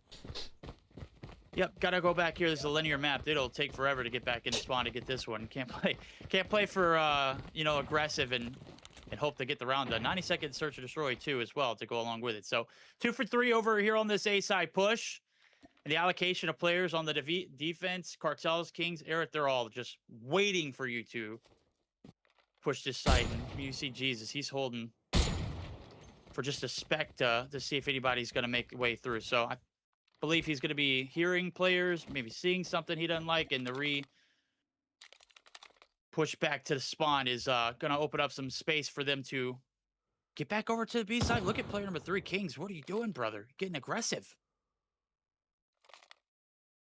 All right. Yet see a first blood. Only 30 seconds right here. Got to make a move. Only 90-second rounds. And once again, you got Space locking down that spawn area. Nothing easy for Kings. Oh my gosh. Could not be any rattier right here. But the hit marker on the opening shot means Kings could still get the better of this. The thing is, that bomb has got to go down. Jesus Can Save You actually makes his way onto that B site. And reposition here for a better post-plant setup. Absolutely no clue from Team USA what's happening. And now they're going to hit the wrap on through. Kings has made his way past Space, who is still deep in spawn. And Space is just locking down that backside. They have to know that this is an easy entry, and Space should be able to make something happen right here. Spades finds one on the Cartels. Space has spotted out Aerith. Spades and Space on the same team is a bit of a tongue twister. It is. Aerith. Got a twister on her hands. Looking for the 2-piece here in Spades. Able to get away. And well, with 8 seconds, you got to find 2 players and get a defuse. It ain't happening. Another round in favor of Team Multi. Let's see if she goes out guns blazing. Absolutely. Space shut down on the creep. Spades there for the trade. And a 4-1 lead. Maybe I underestimated this Team Multi region because in the search and destroy, they've looked locked down and locked in, and they've got USA on the ropes right now, Bobby. Yeah, on the brink of sending Team USA home. Fortunately, they're still alive in the FIFA World Cup, so we've still got hope there, but not feeling too hopeful right now with the way this one's going. 4-1, and they have looked lost at most turns so far here. We get Space opening things up once again for Team Multi, just so punishing here on the defensive side. Brutal. Hard way to stop. Last round here on the defense, and Spades' one shot. It's going to be forced back, but you can see they've already hit the rotation over to that B side. It's going to be met with equal force, and Spades is just literally going to be able to roam freely right in the middle of the map. See if Aerith can get the read here. And they're never going to expect this one. He's going to be able to take down Aerith, get some shots on Cartels, misses, but Spades gets the hit markered collection through. We only need 2 more rounds, and multi-region could be sending the USA packing. Red, white, and blue bleeding right now. Can they stand back up here on the flip, Bobby? Now is a better time than ever. Yep. And definitely, by the way that it plays, once again, we've not really seen this map ever in competitive play, but by the way that it plays, it definitely looks like a defensive sided map. So very well a chance that we could see Team USA get back into this one. Cartels opens things up. Aerith finds another. And just like that, Asana Jesus can save you in the 1v2. Playing nice and aggressive here. Aerith is going to get that bomb down pretty quickly. And Cartels is there for the shutdown. So first round on the offensive, we do see Team USA taking one to get things started. We'll see if that bodes well for them going into the later rounds. All right. That defensive or that offensive approach advantage, we'll see. Maybe it's just a race to see who gets there first. And I think it's going to be Cartels who's looking for that long sight. He could be the tip of the spear. Shoulder being thrown by Space. Jesus saves, open up with the first blood. So that is massive. And he is just... Oh my Spades God, is just running right through your spawn, too. Look at this. Oh my God, Cartels. A free kill. No calls, no comms, no worries. Offensive advantage disappeared. And Spade spots out Kings to the back line as well. Massive flank out of him. Just walks his way right up the middle of the map and blows up the entire play for Team USA. 11 kills on the board for him. 11-3 here in the S&D. This man's got balls of steel trying to send Team Multi on in the lower bracket. See if they can continue to make it happen. All right, they're going to smash it. Here comes the hit. A-side rotation. Only one player here to stop it, and it's Space. Lying down quickly, gets the first blood, gets the second. It's all up to Kings, the fate of the USA. In this man's hands, and it's a hit marker. Feels bad. That should do it. They're all 3 going to send it. He's going to go down. That's going to do it. Team Multi-Nation. In a dominant search and destroy. Send USA home packing, ladies and gentlemen. That's going to do it for them. It feels bad, man. I couldn't get that call out clearly, Bobby. Hopefully this doesn't happen in the World Cup. Round of 32 would be brutal. Germany. Yeah, they just couldn't really seem to get going. I mean, I'm not even saying it's really onto that hard point. Like that hard point with the way that they were slaying absolutely should have won, but couldn't quite find the right timing on those kills. And Team Multi going -25, still find a way to take it 199 to 200. You got to think that is just so mentally defeating for them. It really looked like they could not bounce back. And I would imagine Brody is probably gloating now. Well, sometimes the USA, they show up to these World Cups, don't they? And they don't do very well. That's actually every World Cup. My apologies, and it also includes this one. The USA down in the dumps. I'll say they should have won that hard point, right? Like without a shadow of a doubt, they literally should have won that hard point. Were it not for Spades showing up right towards the end and that last minute resurgence from Multi. On the other hand, they shouldn't have won that Seaside S&D. They got dumped on. Let's call it for what it is.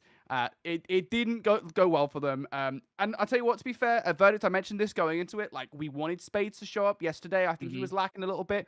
He did that, especially in that S&D. No, he did, absolutely. He was absolutely cooking. Obviously, he was the reason why they won that hard point, too. I know it was a team effort rolling into the entirety of it, but you go back to that last point where it's literally 199, and 1 second you're off the objective, you're done. He contests, cleans the room out, and goes absolutely huge. One thing I do want to note, too, is you gave me a lifeline to get out of my pick on Team Multination. I did? And I stuck to my guns. I might have been wrong on the score count, and I was completely wrong about the search or destroy, but I was right nonetheless. You take the wins where you can get them, unlike the USA, because they can't find them anywhere. Alrighty, let's talk about the bracket after that matchup. Team USA, they finish in top 6. Team Multi-Region have gone on to the top 4. The next matchup on our hands, Mr. Bobby, will be Team Brazil versus Team LATAM. It is going to be a banger. And I think regardless of who Team Multi-Region play in that next round, it's going to be a difficult one. Yeah, no question. It's tough not to predict Team Brazil at this point. Obviously, they are in the lower bracket right now. But it was Team Multi that they lost to in the first place, so it would be quite a rematch if they're able to make it happen. I will say in that matchup that we saw between the two, it was, we saw some, or no, Team Brazil beat them initially, sent them to the lower bracket, and it was actually Team Europe that took down Team Brazil. And especially with the way Team Europe has looked so far, not too terribly surprising to see that. So Lucasen certainly going to be on a revenge tour, and it will be the battle to crown the kings of, I'd say the kings of Latin America. Once Team LATAM. Team LATAM, actually, admins, can we change Team LATAM to Team Mexico? That would be ideal, especially now that Team USA is out. If we just change them to Team Mexico, that would be fantastic. Yeah, I feel that's a more appropriate matchup for sure. And again, I think you're right. Lucasen was muted in his matchup versus Team Europe. I don't think he will be muted here in this one. Lucasen Unleashed is going to be something to behold for sure. All right, we've got this match coming up, folks. We've got Team Brazil versus Team LATAM, the final match of Losers Round 3, as we look to get another team into the top 4. We'll find out who's going to play Team Multi-Region right after this break.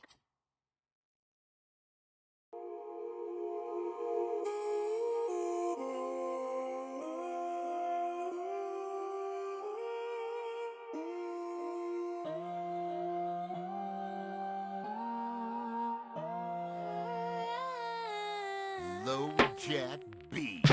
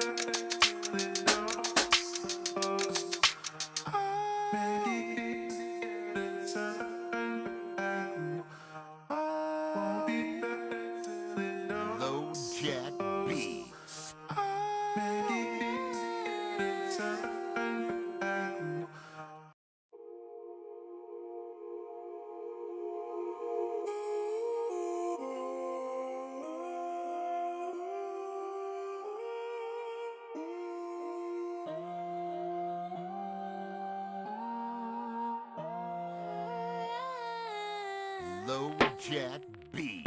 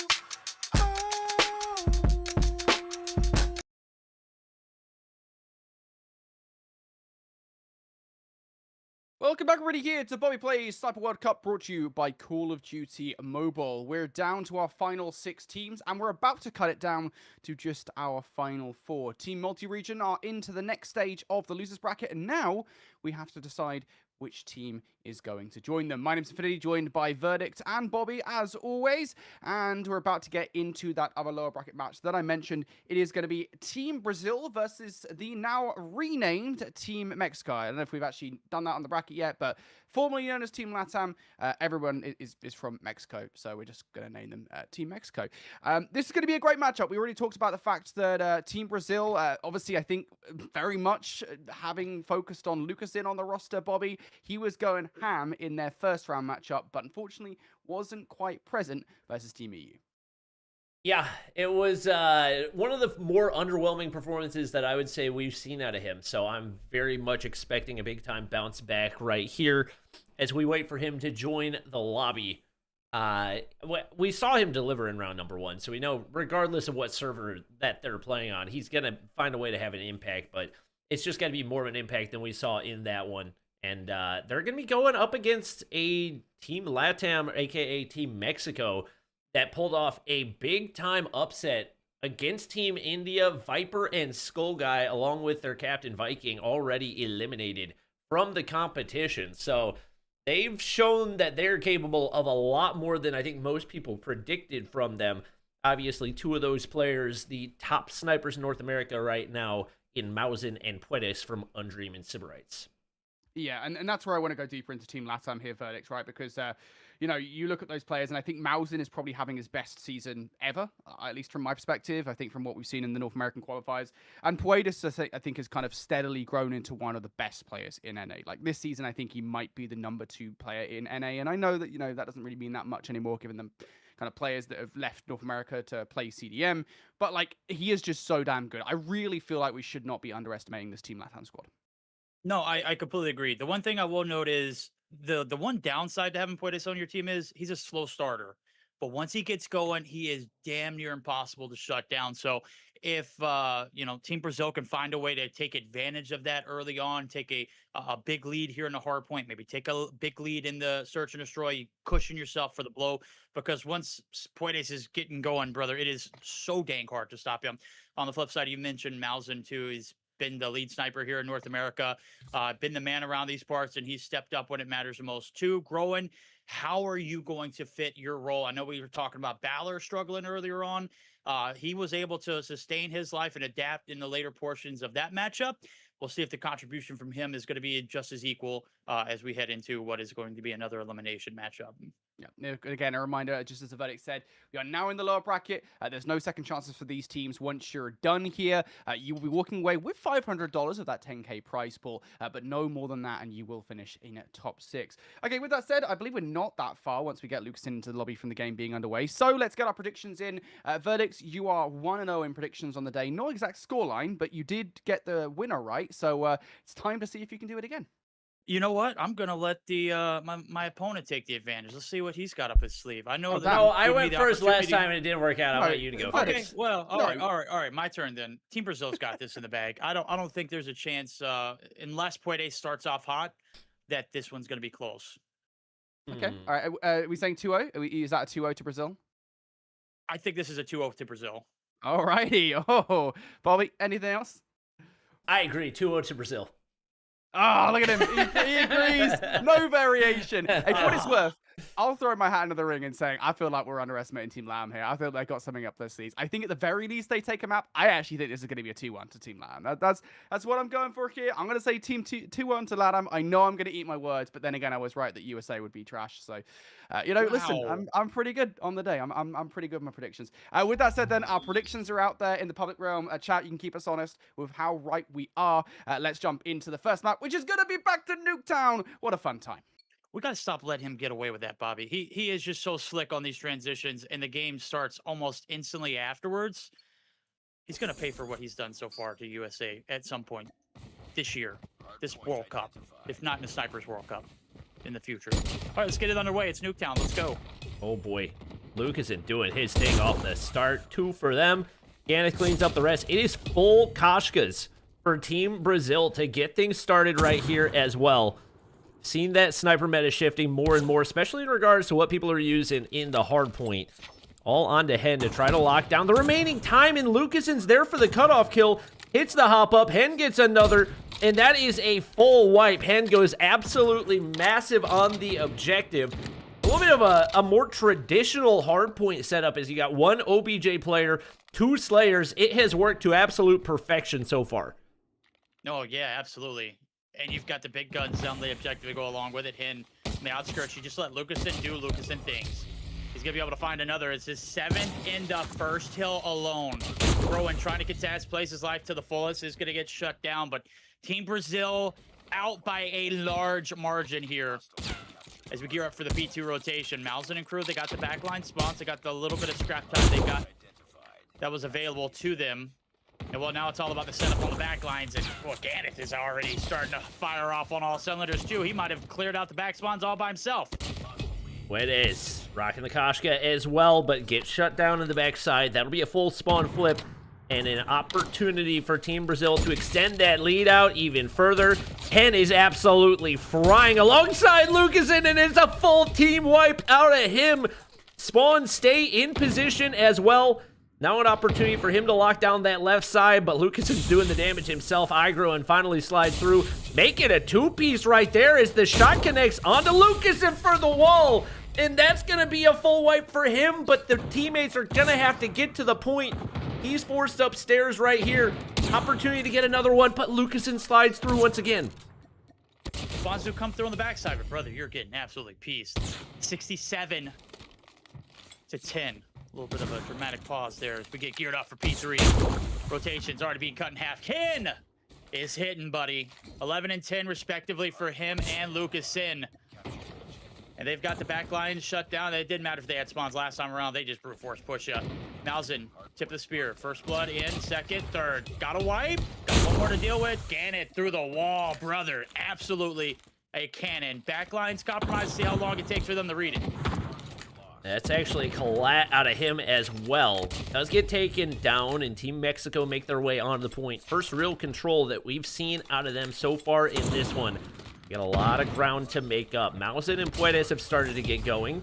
Mausen finds another one on the front side. Lucasen there with the response, makes it a two-piece. Can he get the full wipe? The flip actually goes out already. He's going to get slid on by Mausen right there, but Team Brazil locking down the point regardless. Hen continues to pop off. Another two-piece for him. Looking to make it three.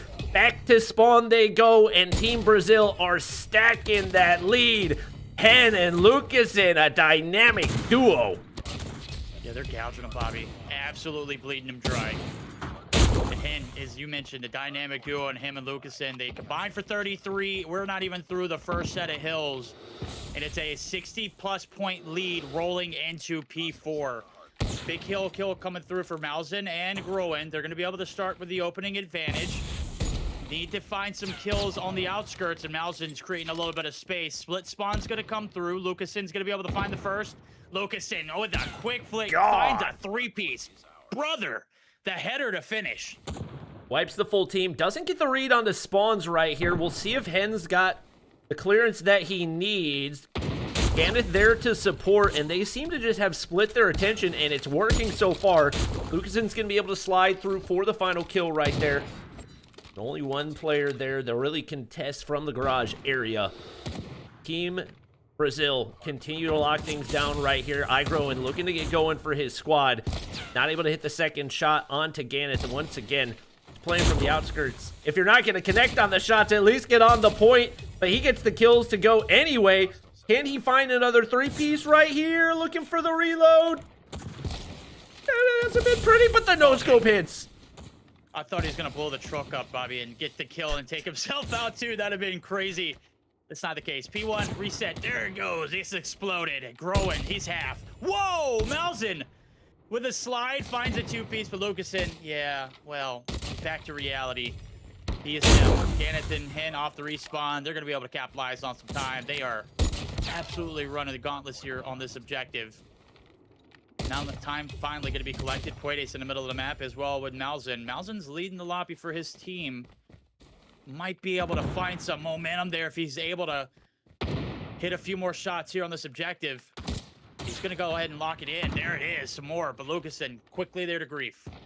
Yeah, and it does feel like the team play has just been so much better for team. Oh my God, Head completely turns on Puedes there. The team play has been so much better just in the way that they've covered that objective and constantly reinforced, not leaving any scraps on the table.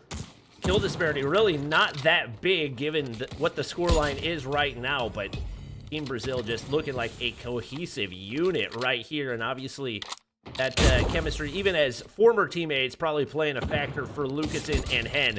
Hen's going to entry once again. Hit marker on the first. Puedes there with the response, but once again, it's Lucasen.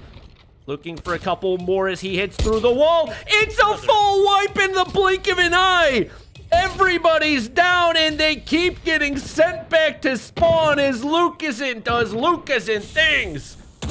His teammates clean up the rest. Igroen slides through the backside. The damage has been done, and he keeps on going. This might be the nail in the coffin, Bobby. Holy hell, brother. 32. An absolute demon. Puedes able to take up a little bit of time, space, but, you know, you're down by 80-plus points, and you've only got 80-plus points. Mausen with a quick wipe there for himself, able to find a fourth. A little bit of a silver lining here for the squad, but the spawns are close. Brazil able to contest. Puedes starting to heat up, but is shut down. And as I mentioned, those back lines are so damning when you're trying to get this spawn, when you're trying to get this objective. You're going to get spawns here for new. Let's see if they can capitalize on it. Well, Hen is just going absolutely bonkers. And this might be the beginning of the end. Hen is absolutely him. And once again, no disrespect to Team Mexico, but Team Brazil absolutely different and looking like they are back in prime form here. Hen continues to cause issues. Puts again only 3 kills behind Lucasen so far in this one. That's Lucasen picking up number 35, make it number 36. And that should certainly be the dagger. Maybe a couple more seconds of contest time.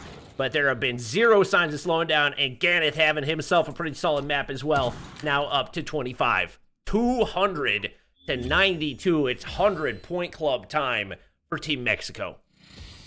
Yeah, I don't know what kind of non-ball knower would ever bet against Lucasen. And that combo of him and Hen. I think Hen, let's just go ahead and petition. Can we just... I know I'm not normally for name changes, but can we just change his name to him? Because he has been absolutely cracking. 37 kills on the board for Lucasen. 33 for Hen himself. Ganeth with 25 carrying weight as well. A minute 54. Equal objectives across the board. And I questioned, how was Groen going to be a factor here in this matchup? He got about the same as Balor in the first series of the day. And Groen, I just getting absolutely pieced. That's a tough way to start it. Puedes and Malzahn trying to do their best, just not enough. All right. We'll see if Team Mexico can bounce back. They were, honestly, Puedes and Malzahn were kind of pacing with Hen and Lucasen through the first half, but once that one got blown wide open, they could not seem to find anything, and it was all Team Brazil the rest of the way through, basically that entire last 100 points. Obviously, you can slow things down here in the search and destroy, but with the way those snipers are hitting, and with Ganeth starting to find his footing a little bit more, it is going to be an absolute nightmare for Team Mexico if they continue to play the way that they are. We're getting ready to head into high-rise search and destroy. Another little curveball right here, another map that is certainly a sniper's playground. Yeah, this is one of those classic ones. If you think about trick shotting from the early days of Call of Duty, you think of seeing things be done here on this map.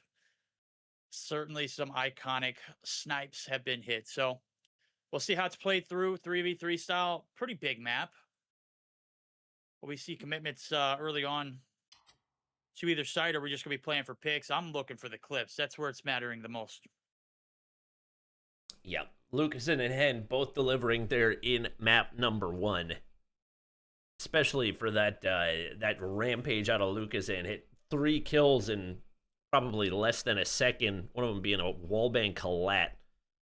That's the type of plays that he delivers. Not as many opportunities to make something like that happen in high rise. Very, very spread out, so probably going to be more individual plays. Especially if you can get the lineup on those opening engagements. There's some crazy long angles where you can do damage in the blink of an eye. Absolutely.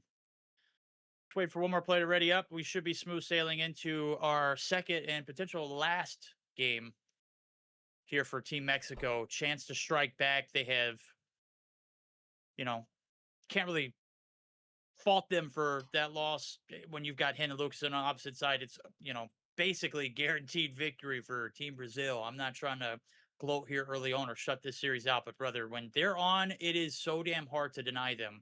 Let's see if they can get the guns rolling here early on and see if Puedes and Malzahn can do some heavy lifting. All right. Ready to rock here on map 2. Pretty quick map 1, especially by the standards that we've had so far in the competition. See if they've got the lineups for those opening angles. As I would imagine these guys, even though it's not a regular map in the rotation for ranked, you gotta have an idea, and there's Hen striking first. That should open things wide up as they look to make their way onto one of these bomb sites. Lucasen just gonna opt to play the higher angles. Team Mexico just stuck in spawn. Trying to dig yourself out, you lose your consistent fragger off the rip. You said get to those locations, hit those long range shots early on. It is damning. Bye-bye, Malzahn. See you next round. Yes, Hen. If it's not long range, it's mid as well to go along with it. Growing last man up. 1v3. He's peeking through the window. Can we get a shot off? Not going to be able to land. Hen is pressing the agenda. He wants the quick ace here. Hit marker comes through for Growing, but Ganeth there to shut it down. They smell blood in the water, Bobby, and they do not let their feet off the gas. No, and Team Mexico just did not look confident there at all. They were just sitting there trying to peek through the windowsills and pray for an easy kill. That is not going to work against a team that's playing the way that Team Brazil is. And this time they're going to opt to wrap mid and just fly through the middle of the map, which is perfect given the last strategy that we saw out of Team Mexico, but it's actually going to give up a lot of high ground control. We'll see if they get any audio cues out of it. And now Team... Oh, it's actually an engagement across mid as Lucasen's going to be able to find one. Ganeth... Or no, Ganeth finds both of them, leaves Lucasen in a 1v1. He seems to have an idea of where Igroen is, but Igroen gets the audio cue right there in a big engagement right here. The 1v1. Wow. Who else but Lucasen? Brother had balls peeking that. You're going up against Lucasen and you slide shell that? That's crazy, brother. Saw what happened. Obviously, you want to test a gunny here early on. I just don't know if that was the right call. Obviously, you delay the inevitable, too, to go along with it, so why not? Payoff round there, even through the middle of the map, not perfectly executed. You're trying to mitigate the damage and get a little bit of map control. Better start, but obviously, it's all about how you finish, and, well, Hen, he knows how to start things off. First blood, Puedes, out of the equation. For people that are asking, I believe in the recent update, High Rise actually got a lighting change. I was going to ask. It is. I was about to say it's very, very bright. Very, very much a daytime High Rise map. I feel like it's gotten brighter throughout the map. Am I crazy? No, you're not, dude. I feel like it's gotten brighter too. I started off, but I was like, dude, I don't want to expose the COD mobile knowledge and ask, and this already happened, and it's been happened. But I'm glad you brought that up. Thank you. Yeah, it's definitely, that's actually crazy. I think it's dynamic lighting here. Oh, just absolutely tragic hit marker for Igroen. More than likely means the end of the round once again. Does get away from Lucasen, makes his way over toward that bomb site. Again, no easy points of exit, although he gets up to the high ground positioning right here.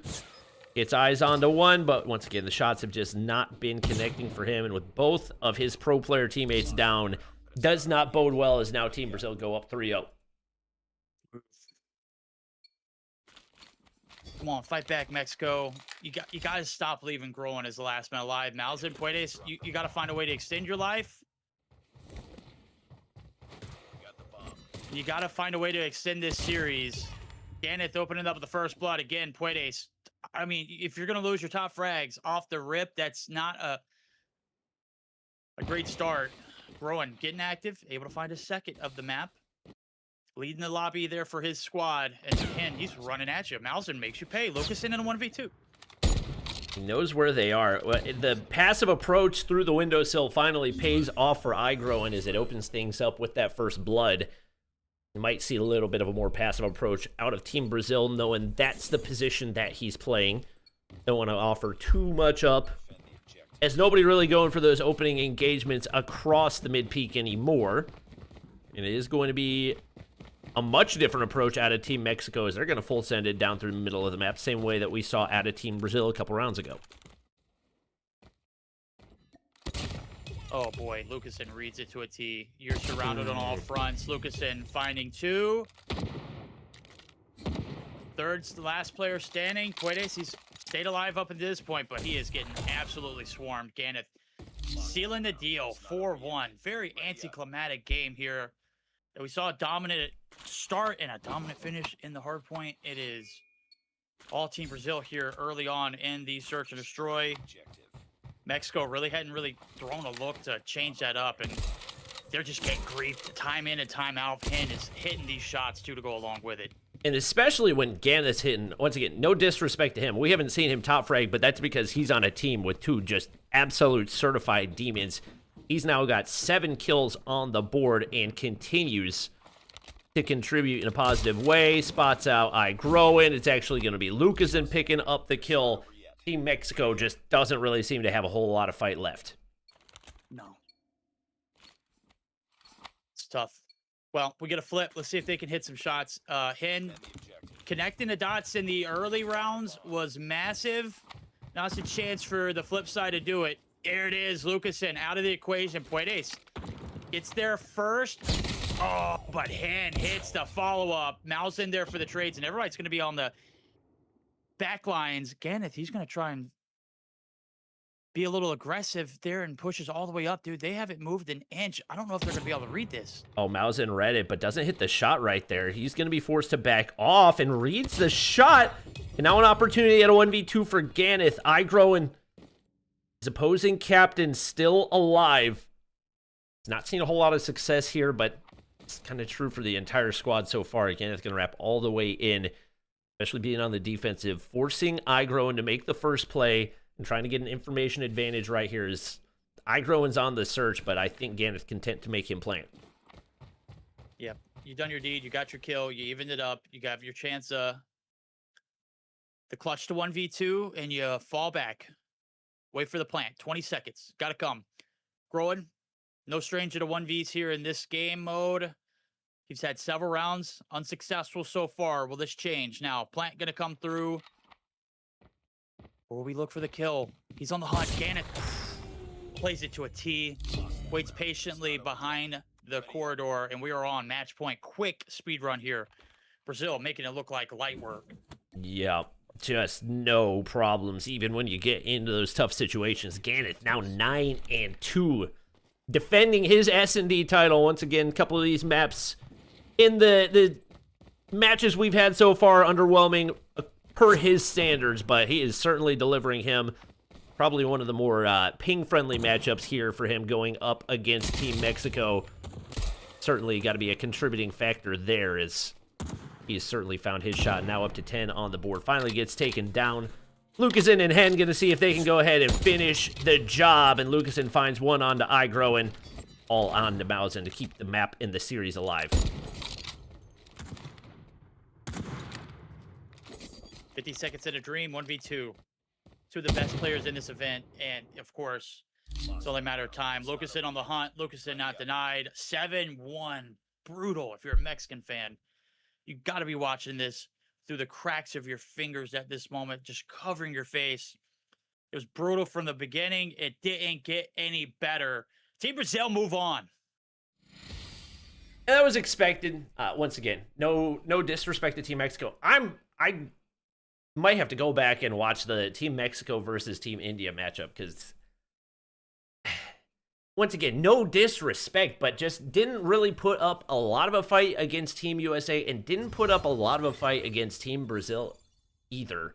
Very surprising. And we could have had India versus Brazil, Lucasen versus Godlike. Definitely been a matchup that has delivered, and CDM end up not getting the option to do it. Brody, did you pick Team Mexico to win? Yeah, I did. I'm not gonna lie. That might be my worst pick so far. I threw something in there in the hopes that maybe I could do something. Obviously, I thought, hey, these guys are beating Team India. Like, something must have happened there. Like, we didn't know anything about this team. It turns out I didn't know anything because Team Brazil ran through them. I was actually just looking through my notes to see whether or not there was a more dominant hardpoint game. And unless I've written down matches wrong, I think that's the most dominant hardpoint scoreline we've seen so far. Like, they literally ran through them. That is the Lucasen that I wanted to see. And not only that as well, but Hen was in there. And as always, I want to talk about the underdog here, right, guys? Because Ganeth was actually playing really well during that hard point, right? It wasn't just Lucasen, it wasn't just Hen Verdict. Ganeth was in there. He was playing extremely well. And that is what we need. It has to be all three players performing. I think if they can continue to play like that, these guys can make a bracket run. Yeah, he's definitely one of the better snipers here in the content creator department. Him, I mean, it's clear S8R, content creator, pro player, regardless, he's probably the best. But Ganeth is definitely a name that you mentioned. He's held his weight in the hard points. He made it look easy in the search and destroy. I'm expecting big things out of him, and that's why I was so surprised to see them get sent down to the lower bracket against Team EU, because I felt like this team might be the most balanced. Well, I mean, they're still very top heavy in Lucasen and Hen, but a very close competition that Ganeth is able to provide. Yeah, 100%. And I agree with that. I think, a lot of the wins here are going to come down to how good your content creator can perform. Obviously, that's not wholly true, because we know that Aerith was a great player, and obviously Team USA. And I'm not even saying this today, guys. I promise this isn't just a Team USA lost thing. I'm saying this is an actual piece of analysis, okay? Like the fact that Aerith played well and USA still lost, right? It doesn't mean that it's always a guarantee that your content creator is going to be able to win you the games. So, yeah, I mean, obviously, glad to have Team Mexico perform, but ultimately they do lose to Team Brazil. And that means that the idea of a Team Brazil lower bracket run, Bobby, is still on the cards. That is their first game win. Now they go head-to-head with Team Multi-Region. We know that Jesus Can Save You has been saving a lot of people on that team. I don't know if he can save them from Lucasen. Yeah, it's a really tall task, and especially given the fact that we've already seen these two teams go up against each other, makes me even less optimistic that we could see a team multi-region win. It's certainly possible, and especially given the way that they played, not only against Team USA, but eliminating Team Philippines from the competition, maybe that team chemistry is starting to build a little more and could provide an opportunity for them to do something here in this matchup. But Team Brazil have certainly been clicking on all cylinders, and especially with Ganeth playing the way that he was, on top of Lucasen and Hen being in their normal forms, this is a very, very scary lower bracket team.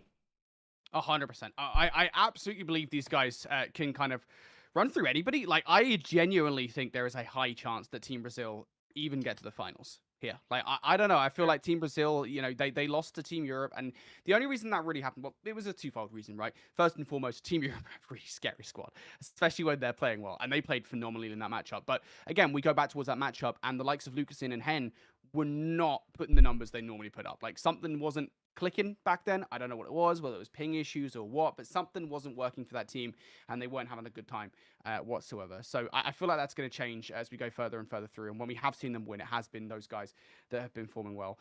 Verdict for Team Multi-Region, though, you know, again, this is a team that I think at the moment is, I don't want to say solely rely on Jesus can save you, but I feel like he is the most consistent player. And really, whether or not this team win kind of depends on whether or not the likes of Spades are able to step up in space as well. Yeah, these guys are going to have to do it in the opening hardpoint because they got absolutely slammed in the search and destroy against Team Brazil in the first matchup that we had against them. And it just doesn't give me hope. If you want to see a game 3, you've got to be able to find success here in the hardpoint. I know they got supremely outslayed. They did a decent job of keeping it close in the hardpoint. The struggles against Team USA, they were able to build up a lead and damn near sold that one. They get a clutch of a lifetime to extend their run here in this series, and they handle business in the search. Again, got to find a way to find success here early on. Got to find a way to play the objective. That's what EU did against this Brazilian team. And Diesel, if I recall, they didn't really win the trades as far as the gunnies go, but they were able to capitalize on a lot of hardpoint time. And if Brazil's going to allow you the opportunity to do that, you've got to be able to take advantage. Yeah, 100%. I would say in the search and destroy as well, because you said you feel like they're going to do it in the hardpoint, right, Verdict? Is that correct? Is that what you're saying? They got to do it in the hardpoint. I don't believe they can do it in the search and destroy. Lucasen and Hen are absolutely hitting right now. It's been damn near impossible to deny them. Yeah, I see. The thing is, for me, I feel like there is a chance they win the search and destroy if Spades is able to do what he was doing in the Seaside and be a nuisance and get behind enemy lines. Like, I feel like if Spades is able to find its way through the map, there is a chance for them in search and destroy. But we will see, ultimately. Let's talk about this match just as we are about to jump into it then. Obviously, I need predictions. Verdict to go first last time. That means, Bobby, it's your turn. Where do you want to go? I gotta go with Team Brazil. They've shown us that they came to play today. There was a little bit of variance today that ended them in the lower bracket, but I don't think that we're going to see them again. And I think they're going to be one of the favorites in every match that we watch the rest of the way, regardless of who they're going against. Alrighty, if Bobby's going for Brazil, Verdict, do you believe that Jesus can save you? I don't think so. As much as I want to play contrary in the day, I got to go with what is looking hot, and that is Lucasen and Hen, and Ganeth is filling his role perfectly. I think they do this in 2. Alrighty. All right, we do not believe in Jesus. Let's get into the game, folks. It's time for a Slums hardpoint. All right. We got the Koshkas coming out once again. Looks like almost across the board is once again, it seems like the sniper meta almost being redefined before our eyes. We get Jesus can save you. Striking first. Hen with the response. Lucasen's still alive as well, but it's Hen doing all the work. 3K for him. Full squad wipe. And he will hop right back to his spot on the hard point right here. Wait for that opening push. Spades shut down as well. There is 1 total kill on the board. Make it 2. 14 multis. They're still looking to get going in this one. Yeah, they are indeed. They're finding the kills to go along with it. Team Brazil absolutely running amok, but kills or not, Hill's going to be broken. They are going to be able to find something out of it. Ken rather, going to be able to open up the first. Ganeth with a second. Another break back in. Brazil back in control of this P1 site. Spades at a distance. Spades from blue. Spades shut down. Did find 2, but it is not enough. Team Brazil locked and loaded here on this objective early on. Lucasen makes his way back on. We'll keep a lot of contest time. You gotta have spawn control on this one. Really, really crucial, especially with the longer angles that you can hold on P2. Maybe a little bit of tunnel vision right here. Although I don't know if that was a spawn in the back or if that's Spades anchoring, but that is a big time play out of Team Multi. We do see Hen picking up 2 right there, make it 3, and he continues to dominate with 9 kills on the board. If they can clear those back spawns, it'll be huge, and they do get a gifted spawn by Lucasen right there. Can they clear the point? Oh, nice. They're doing a great job of smashing this through the front. Oh. Lucasen laugh line. Good God, speak verdict. Space. Able to shut him down. So backlines are not. They are doing great. Multi-region. Capitalizing on some great hardpoint time, but it's a complete wipe. They're going to be spawning out Narnia through blue. They go. They are funneling into death. Jesus says, hell no. I'm bringing death to my own hands. Able to find one, but it's Lucasen for the 3-piece. Brother is hardly denied. He's got 11 already, Bobby. He just makes it look so easy. Just like that, up to 11 kills. And looking to flip out spawns right here. It looks like one player going to spawn in the back. So that slows down the defensive setup. We got Jesus can save you in position early. What type of damage can he do? None when you got Hen on the way. Turns around, makes it a 2-piece onto Spades, and once again, Team Brazil showing no signs of slowing down. As soon as they got that spawn flip, they were right back into the driver's seat, and right now waiting for some information. Spades looks to make the push on in first opening play for Team Multi here on P3. Yeah, great time to capitalize on. You saw that play in the hardpoint on Nuketown earlier, where they had 1 player on and 2 players kind of surveying the area. It's not going to cut it here on this P3 rotation. You're going to need a little bit more hands on deck. And then reach out here from backside. It's Team Multi able to capitalize on a lot of time. On other rotations, you know, you can make it work, but you've got to be close here because the trades are oh so lethal. You're spawning out crazy across the map. And the break does get through. Jesus can save. Next man up. Next man wiped. They're heading to P4 in another lead going in favor. 20+ in favor of Brazil. Jesus can save you, not having as much success here on the hard point as he was in Hijacked. He's now last man to contest here over on P4. He gets shut down.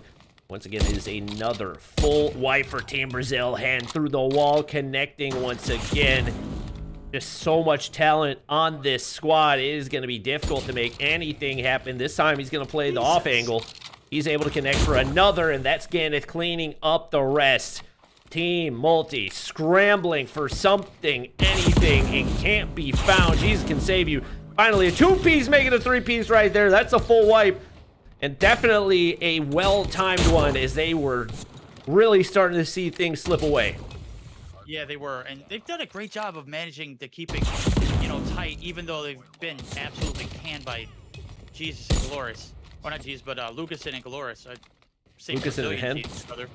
Lucasen and Hen, man. I'm just spitting nonsense right now. Don't listen to me, chat. But they have kept it close here through this first set of hills. You'd think it'd be a blowout and a beatdown, but that's not the case. It's a 30+ point lead rolling into the reset. Spades getting the first encounter. Ganeth's getting shut down along with it. Lucasen's rather, the last man up standing. He's going to get shut down, so a complete wipe. Team Multi trying to take advantage of some early time here on P1, and yet again, Brazil's all over it. Yeah, especially when Ganeth's getting 2 pieces, 3 pieces like that. He's got more kills than Top Frag on Team Multi, which makes it that much more surprising that they're in it right now. Jesus can save you with another full squad wipe. Not necessarily the most consistent at getting those picks, but we've seen 2 or 3 of those squad wipes out of him, and he's going to continue absolutely going in as Team Multi chip away at that lead. Yep, they do. Lucasen hardly been denied, though, as well. Hen getting involved. The P1 break coming through. Last 10 seconds. Jesus can save. Trying to reel it back in. Getting some shots there onto Lucas. Trades out galore. It's Spades. Now the next man up. They're waiting for the rotations to be made. You're down by 30+. And this one can get brutal. Last time he did a great job of smashing it through the front. Spade's going to get a god-tier spawn and might be able to disrupt things early on. He's caused a complete flip.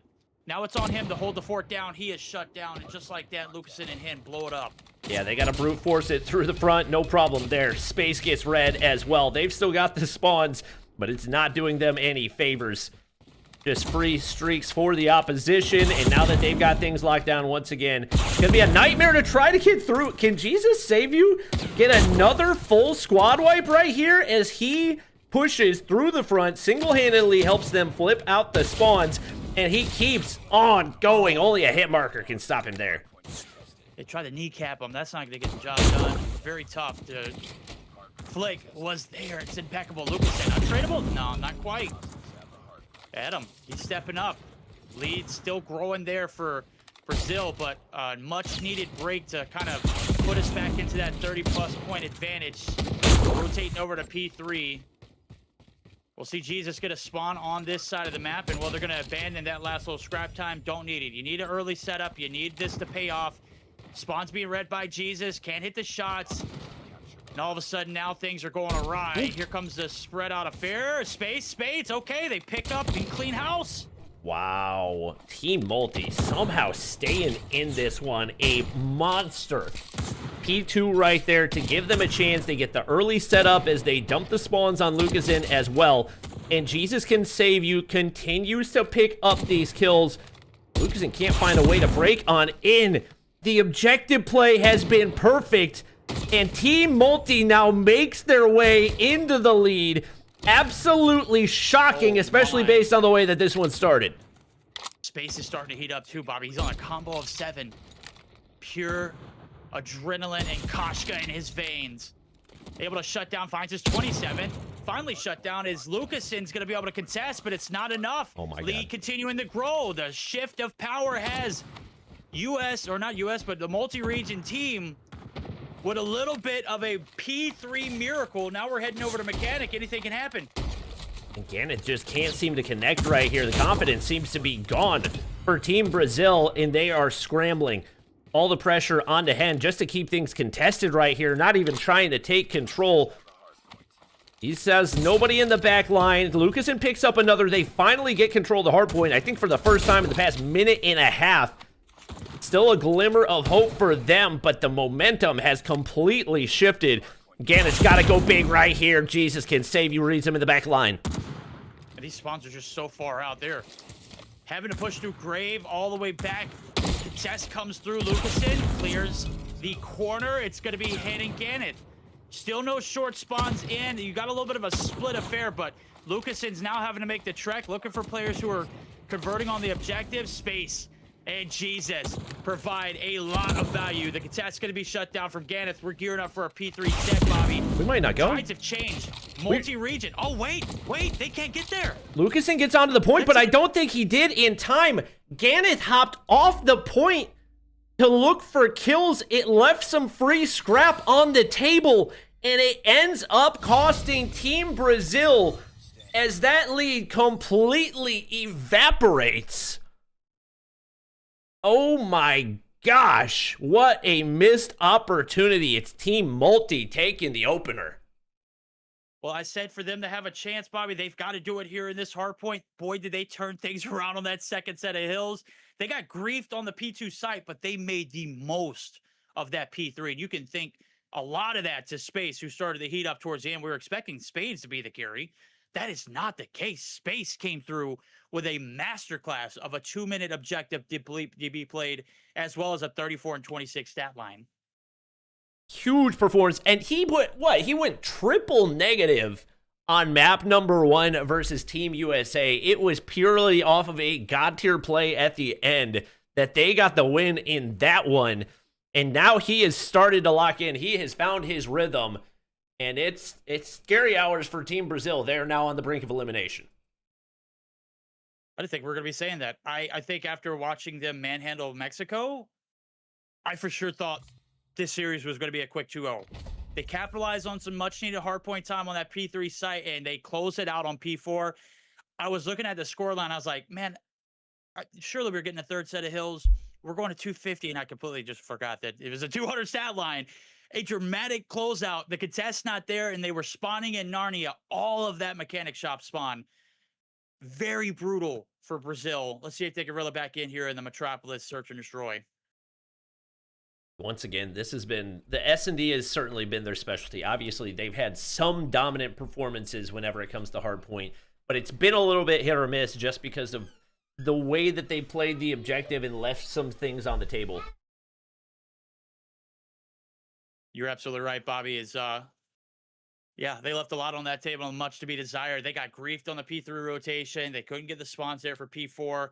Can this Metropolis be their saving grace? We're about to find out now as everyone's starting to get readied up in the lobby.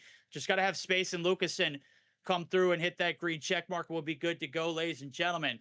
Shocked we are as multi-region take the hard point here in this opening matchup between Multination and Brazil. Didn't see that one coming. As a matter of fact, it was a spicy first hard point we saw against these two teams.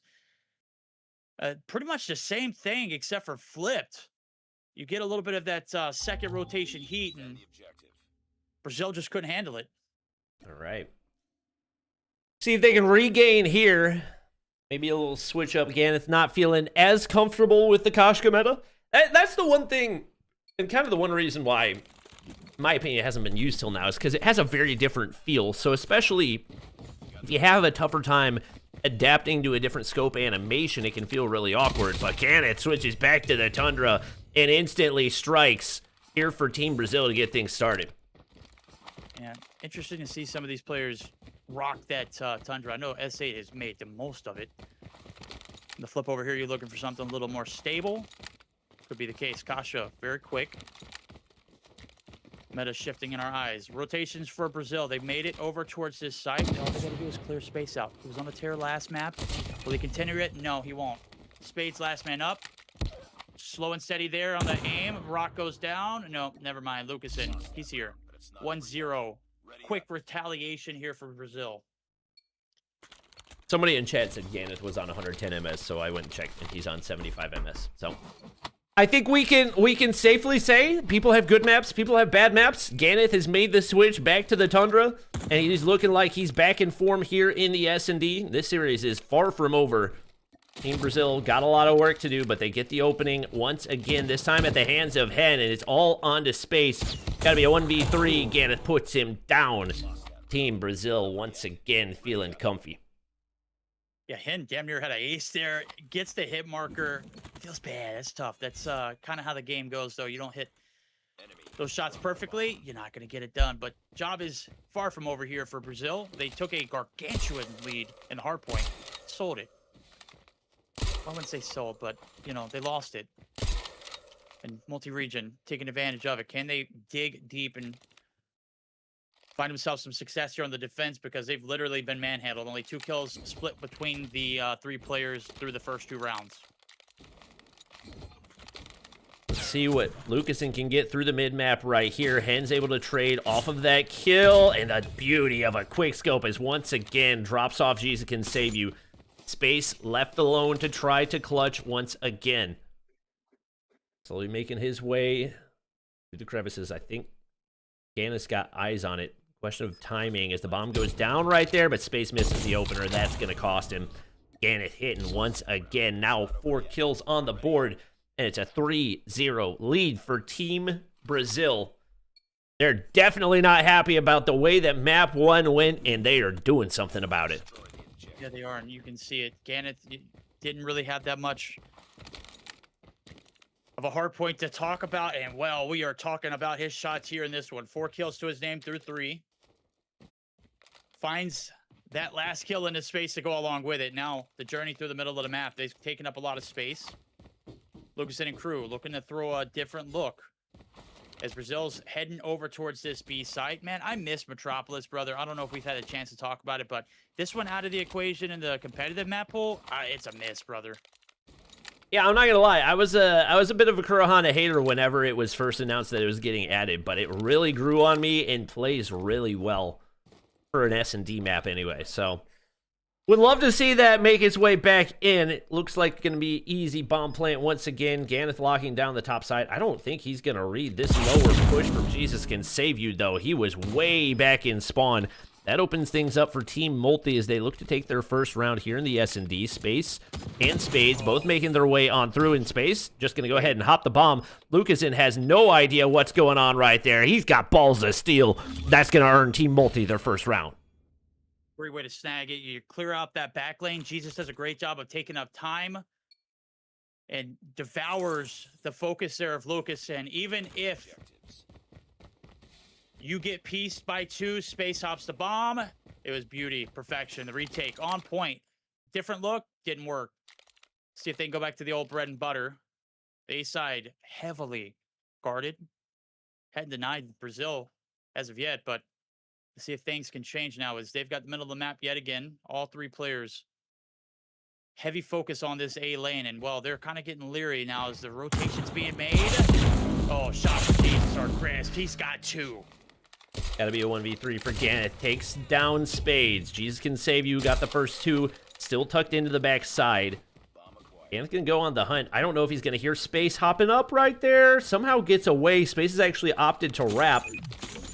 Go for the plant right here, and I don't think Space has the information. He'll get it once that bomb goes down. Can Ganeth get away with his life? That's the question, and he does. I think Space saw him walk the other way, though. Oh, doesn't make the full wrap, and Space hops up to get the kill. Another round goes through for Team Multi. Once again, not looking quite as easy as things seemed off that opening break. Great timing there from Space. The patience it takes, you get the read, you see him exit towards that site, but the patience it takes to not peek while he's planting that bomb and give away your location was everything, because Jesus comes there for a little bit of insurance to go along with it. Of course, you get the last kill and you get to defuse. So 2 rounds in a row, Space and Team Multi really starting to click now. Last chance opportunity for this lead to grow for Brazil, or will be tied up, as the last 3 rounds could be that advantage. Quick sight over towards the B bomb site yet again. Maybe this 3rd time's a charm here as Rock goes down. 40 seconds here for the retake. See if they can lock things down over here. Really long wrap out of Space. Will he read? Lucasen tucked into the corner, hits the flick there, and that's the opening. Hen responds. Ian and Ganeth both tucked into the cut. Will they get timing to go their way? Thing is, you gotta hop down if you're gonna make your way from that top side. They can play off the audio cue. Hen really overcommits off the back of that one. Do they read Ganeth? Tucked into the back side. He connects for the first one. Will he be able to stop the defuse? Space decommits, but he gets the kill. Ganeth peeked it too soon. He didn't know what was on the table. 3 straight rounds go through for Team Multi heading into the flip. Space. We're not worthy, brother. Good clutch. Commits to the kill. Ganeth overextends, pays the price at 3 rounds in a row. Multi region making them pay. Payoff round. Jesus. Striking while the kettle is hot. They're going to be able to find the first blood. Quickly traded those. Hen in the middle of the map. Calls it a little bit of chaos. Him and Lucasen. Hard combo to take down. Hen's out. Lucasen doesn't hit the shot. Or Hen doesn't hit the shot. Jesus can save you, said. Bye-bye. Right to the other bomb site he goes. It looks like Hen's going to get the read on this. Not going to have the angle because that's a long wrap out of Jesus can save you. But they're going to be face-to-face. And Hen knows exactly where he's going to be. I think Jesus took a shot there but couldn't quite connect. So now Hen's got the information. That throws a bit of a wrench in things. 30 seconds ago. Jesus at a standstill. Shot fired. Hen on alert. Here comes the hit. Bomb's going to go down. Hen. Will he play it through this door frame? He's got 40 seconds here for the retake. Jesus on a heaven-sent wrap. I don't know if Hen's going to be able to read this. And surely enough, he's got a little bit of time to work with, but he is just waiting for Jesus to make a wrong move. Oh the my slide God. peek. Jesus is hitting peak form right now, Bobby. 4-3 lead in the hands of multi-region. Oh my gosh, what is happening for Team Brazil? cannot hold on to a lead to save their lives as things continue to slip away. And Team Multi continue to strike here. This time it's going to be an aggressive hit over to the B side. And Team Brazil just running straight through the middle of the map. They've read this to perfection.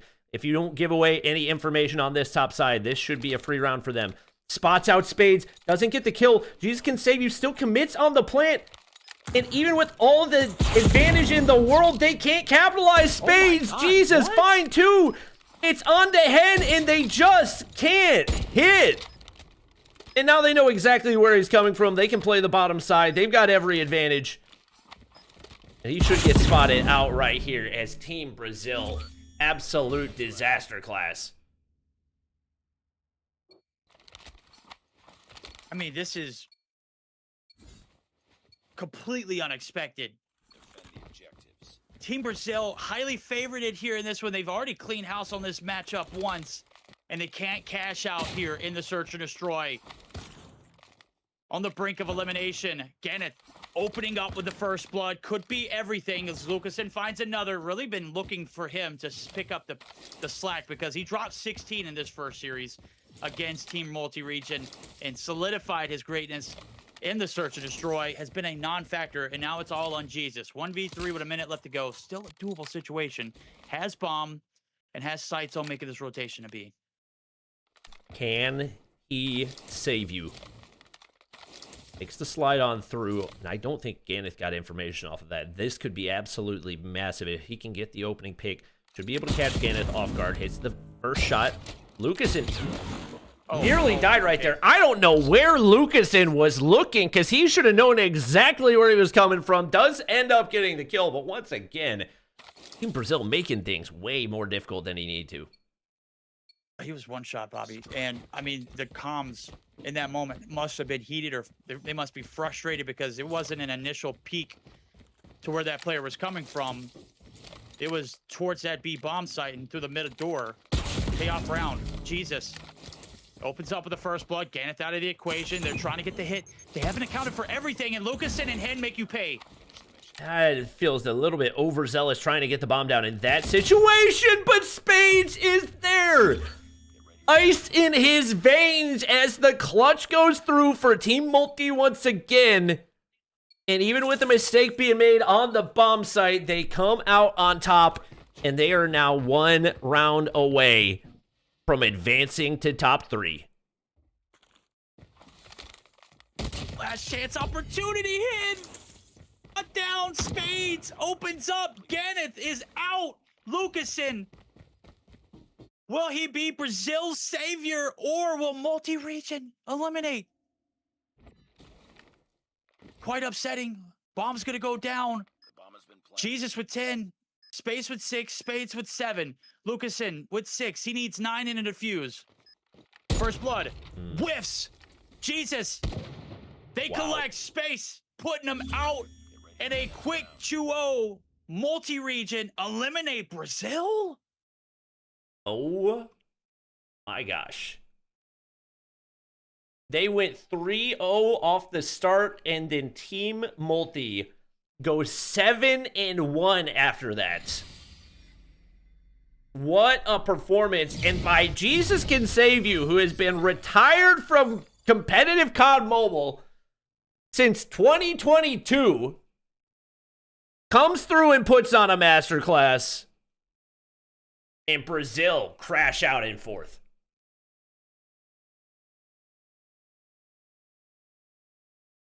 Ooh, brother. Oh, dear. That was quite something. You said Jesus has been retired since 2022. I hear that North America's looking for some talent. You know, like North America's a region in dire need of some talent. And maybe we can get Jesus Can Save You back in there, because if he's stopping like that, like, I'd like to see more of that in the competitive scene. Yeah, shout out to Jesus Can Save, because he continues to play extraordinarily well every single map. Like, even some of the best players in this tournament, guys, have had, like, down maps. Jesus is having every single map he is performing. He is phenomenal. He's looking pretty good. Obviously, shout out to Spades. Had a pretty good performance towards the end of that hardpoint, as did Space in particular. He had almost, like, 2 minutes inside the hardpoint as well. Everybody on Multi is stepping up when they need to. And you had to step up to beat somebody like Lucas and Bobby. So the fact they managed to get it done, absolutely insane. And as you already said as well, the fact that they were 3-0 up in that search and destroy, Team Brazil, to lose effectively what was 7 of 8 rounds after that, absolutely insane stat line coming out from Team Molly. I don't think anybody saw that one coming. That is an absolute shocker. And we get it. If you would have told anybody top 3 is going to be EU, MENA, and Team Multi, Team Brazil, Team Philippines, and Team India all eliminated, I don't think anybody would have seen that one coming. But Team Multi defend their title. I really didn't expect them to go this far because I was like, if they win the whole thing, that's just such an unsatisfying ending. And Multi are the champions of the world. Well, listen, let's not get ahead of ourselves here. They might not win the whole thing. You know, Team EU is still in that grand finals. They're still looking pretty damn good. That's true. That's true. They've still got to get through Team MENA and Team EU first. But I will say, Verdict, Team Multi are looking great at the moment. And again, it's just down to Jesus having this consistent performance every single time. These guys look absolutely phenomenal. Let's show everybody the bracket here real quick so we can show the run that Team Multi have made, because they have made quite the run so far through the lower bracket. Verdict again. I mean, Team Multi, they just look so damn good at the moment. They beat Team USA. Now they've gone through Team Brazil. Now they got to get through Team MENA next. Excuse me. Yeah, that's a tall task. They were able to beat Brazil and get their revenge in that first round endeavor. They've made a glorious lower bracket run so far, eliminating some of the top teams that we anticipated to, not just be top contenders, but potentially win. Philippines out of the equation, Brazil's out of the equation, no Lucasen, no Kendi, no Hen, none of those guys. They are the Reaper here in this Bobby's World Cup Sniper Edition. And now they have a chance to do one of the most impossible things, and that's Team MENA, who has looked absolutely menacing, brother, in all these games so far. Yeah, I think even beating Team Brazil, that is an achievement. Beating Team MENA in their current form when SAR is on the map, that is going to be a task for sure. Are they up to the task, though, is the question. Well, you'll have to wait just a tad longer to find out the answer. We're going to go to a break. On the other side, we've got the losers bracket finals here in the Sniper World Cup.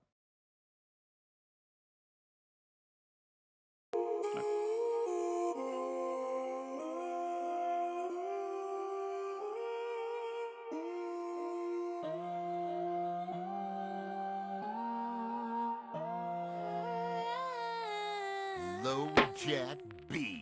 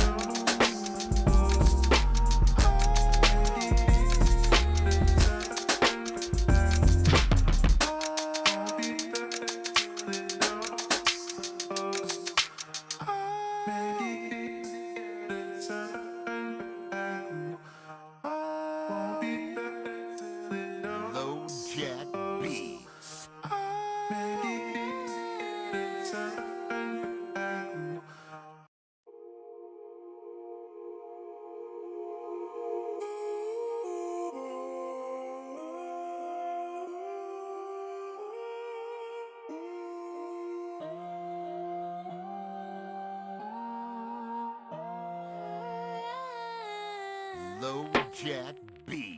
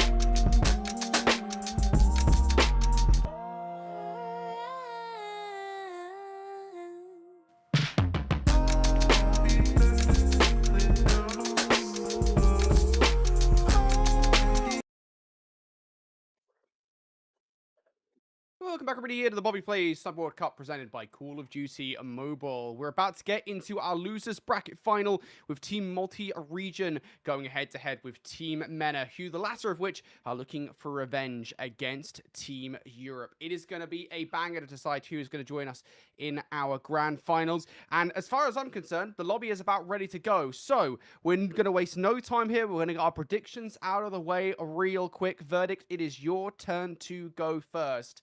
Who do you have between Team MENA and Team Multi-Region? I think it was a great run here for Team Multi, but I think they're in runs. They're run-ins here. They're in runs here. They're run-ins here. I just don't see it, man. The slaying power that MENA has, brother, they are absolutely cracked. Yeah, I agree. Score? You got a score? Because I know Bobby's probably going to agree. We need some 2-0. differentiation. 2-0? All right, Bobby. Are you going to say 2-0 to Team MENA? Do you think a map is going to go Multi's way?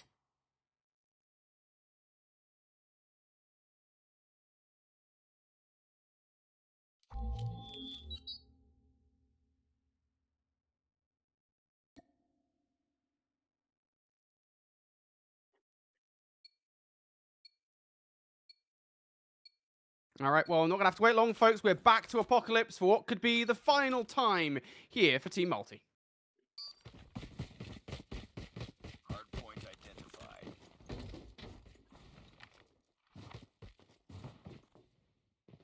Hardpoint is ours. Hardpoint contested. Hardpoint Already, indeed. They got hell on the objectives. S8 now trying to contest. Ruin's going to be able to shut one on the outskirts. Space. Doing space things. Going to get shut down, though. So Hill's going to be occupied in yellow. Wait a dang minute. They're getting close off those respawns. And pivotal times here. And a quick return back and forth to fair. This is very mixy off the bat. Didn't expect them to be coming out guns a-blazing, but they must be hot after eliminating Brazil.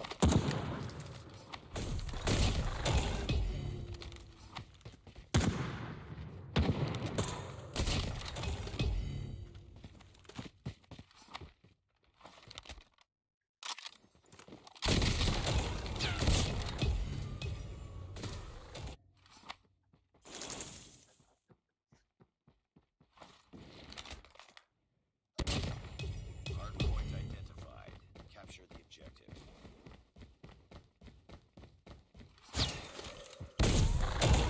Hostiles have captured. Already up to 8 kills on board. They are running up this score line. They've got the back lines. They got to go with Jesus. He's been able to find one. Space able to find another. They've got the spawn flipped in full. Nuke, last man up, shut down. Spawns in blue, hills in blue. A little bit of a revenge tour here for multi-region. S8, next man up, is going to get hit markered, is shut down. Jesus. Putting him in the blender here on this P2 objective, and he is just going to continue to thrive. Hey, did you unmute? Oh.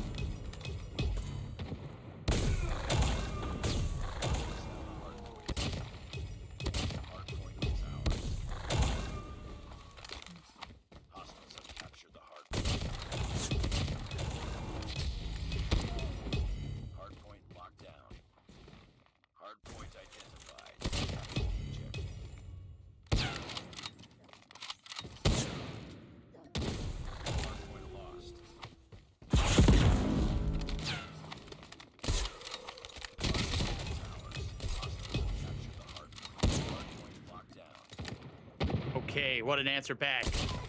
Set up here for Stilts. Looking like it's solid here for Team Multi. They've got a lot of space in the front. Jesus, tip of the spear. S8 from a distance, able to find the first. Gets shut down point blank. Jesus is on a tear, and he has yet to be denied. Finally, Ruin's going to be able to fill that role. And it doesn't look like you were unmuted on stream, by the way, Bobby. I was just watching it back. Oh, in the... Yep. Okay, I misunderstood what you were saying. Okay. Oh, stream audio. Gotcha. Okay, now we know. It's been a long weekend. It has been. I'm toast. Fortunately, S8 is not. He's doing the toasting. That's going to be Team Mana back into the lead. Streaks being earned across the board. Have 2 players set up early, though, for Team Multi, and they're looking to make things difficult. Absolutely. You're toast. I got the beans. We bring them together, be a diabolical duo. S8R and Ruin have been a diabolical duo here on this one. They have absolutely griefed. And in the KD department, they're running house. S8's all over the objective to go along with it. They're going to be able to continue to grow the lead. And well, Multi-Region's done a great job of keeping it close. They did it in Slums as well. And S8 just continuing to light up the feed, brother. Kill after kill after kill. And a collat there from Jesus could say provides a little bit of an avenue, but they are getting griefed off the tunnel push. Spade's the last man up. He's got to do everything objective and kills wise. Tell you what, SA is going to give these boys nightmares. The fact that Multi have been able to keep this as close as it has been, given the kill disparity that we're seeing, is honestly very impressive. Space finally starting to get going right there. He gets a 2-piece, makes his way up into double digits. Now only 12 points separating the two, with S8 and Ruin both being on near 20 bombs already. Ruin's going to be able to find another as he slides on through. Obviously, you want to get hard point time, but the priority's got to be flipping those spawns early. S8 seeing if he can do that by himself. Multi-Region doing a great job of keeping him. Remember the Brazilian matchup? They were down and out for a majority of that. They have really gained a lot of traction here in this later portion of the hard point. Lead might be transitioning. Space on the outskirts going to get shut down. They're trying to go for a little bit of a divide and conquer scenario. Full wipe. Let's top the hill. Lead in Multi-Region's hands for the slightest. They've got spawns for new. Let's see if they can battle it out in the trenches here and get a little bit of time and maintain space. Spades on the objective. Able to shut down one, but through the window, S8R is just dotting them. Ruin looking for one cliffside. It's actually going to be S8 doing the damage as he looks to flip things out, but once again, no success. This time it's going to be Ruin looking to make the long wrap toward New. Space has got the read on it. Does he have the shots to make it happen? Yes, he does. Nuke now sent packing, and actually one's going to spawn out. That's S8, but he gets red as well, and that lead not looking comfortable at all for Team Mena, as full control and full spawns are there. Unfortunately for them, they have got to deal with the 2 demons in the lobby, and they get absolutely wiped. Yeah, this is the hardest hill in all of Call of Duty Mobile to break at times, and brother, they just made it look easy. You find the kills, you take the hill, you got the spawns, it's split for the time. Space able to find one through the window, but it's Nuke there to shut him down. Press on through the front you go. Still no solidified spawns. It is split across the board, and if you're able to win the trades, you're able to take the hill. S8 just continuing to beam, brother. Has lit it up. Spades on the back line, trying to be the next man up. Not the case. Ruin finding him a part of his two-piece. And they have just absolutely taken the lead and ran away with it again, Bobby. Might be able to put this one away here in the next hill or two. Jesus can save you. Looking to find one on rotation. Shuts down Nuke. Another onto Ruin. Not flashy with it, but just so technically sound in the way that he reads the spawns, lines up the shot, presses aim to do the rest. Gets another finally traded out by Ruin. He's going toe-to-toe with S8 for most kills in the lobby. 30 and 31 respectively. As Nuke's able to pick up yet another to wipe off the point. Making a two-piece for him. He's can save you looking to do some damage, and Nuke and Ruin absolutely denies Team Multi. Now starting to watch this one slip away. Yeah, this one was looking great. We got to that P2 transition, and then S8R and Ruin just absolutely giving you the business. The boomsticks have been hitting. They're down to the last hits here on towards this still site 2 as well. They can't finish it here, but brother, it is damn near impossible to play your life to the fullest when you are getting griefed back to back to back to back to back. Finally, some time being collected. It's at the expense of the rotation. Jesus going to be left alive here on this objective to kind of collect. And well, S8R, he's giving you more work and continuing to grief, brother. You can't have the last 3 seconds of hill time for free. Just nothing being given, and now he's going to look to push those spawns back as well. Tucked into that front corner, it's going to be Ruin picking up a couple to his name. And S8 probably could have an insane amount of kills this game, but Ruin's just too freaking accurate. Keeps on building those streaks, now down to S8 to hold the line, but they don't hop the point in time. It is 200 to 113 on a map that looked like it could be very competitive. Team Mena blow that one wide open. The breakdown there, you get to that P2 site, you have the spawns, multi-region, and you have nothing. You get completely wiped. I don't think they got a second off that, Bobby. A contest here and there, but it was damning. Like consecutive hills to go along with that. P2 to the P3 transition, you're getting chained. You couldn't even get the last 3 seconds for free. You got to pay the tax. S8, 38-19. He has been miles ahead of everybody in the competition for hardpoint, KD, and objective. Just a ridiculous performance out of him. Yeah, I mean, that's just what he does, and that's why this team has made it as far as they have. Once again, credit to the other team, but anytime there's been an off game, S8 has been there to make up for it. And once again, Ruin goes absolutely crazy there as well, 36 and 23. It's between the two of them, it is just going to be really tough, I think, for anybody outside EU to have a chance at taking a series. Yeah, Hackney Yard. I don't think I put Hackney Yard down twice, did I? That doesn't sound like something I would do. Yeah, I mean, we added so many maps because I believe the maps yesterday were not this. We added a lot more maps from yesterday, didn't you? I mean, I believe it was like Summit, Express, Terminal, Meltdown, Crossfire, Raid. That was it. And then we added Hackney Yard, Seaside, High Rise, Metropolis. Okay, we haven't seen Hacienda. We haven't seen Favela just yet. Maybe that's something we'll see moving forward. But it's because okay, now I know why. It's because I was told that we had 5 matches today, and we actually have 6. I don't want to watch Hackney again, though. Just what curveball do we want in here? Yeah, let me just jump up and tell Nems. Hold on, just let me tell her not to start. Yeah, we gotta throw another one in here. I'm trying to think of S&D maps that we have not seen so far today.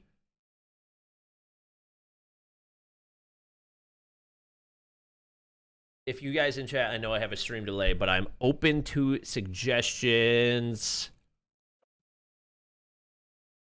Would have said Favela, but poor Brazil got they've got eliminated already. It wouldn't feel right. Well, we got Favela in the grand finals, I think. Okay, great.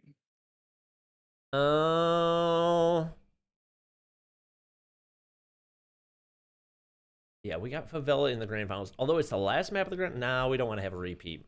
Series after series. No. Why is 30 seconds so long? Chat's still not giving me suggestions. Let me look at the S&D maps. I mean, Combine S&D is in there. Let's do it. Thoughts? Hell, let's first, hey, run it. All right. All right. Letting the team know. Letting the team know we're going to run it on Combine S&D. Somebody said Nuketown. If there was a Nuketown S&D, I would absolutely play it. But unfortunately, that is not an option in the game. I would play that in a heartbeat. It's available on every other COD. I don't get it, man.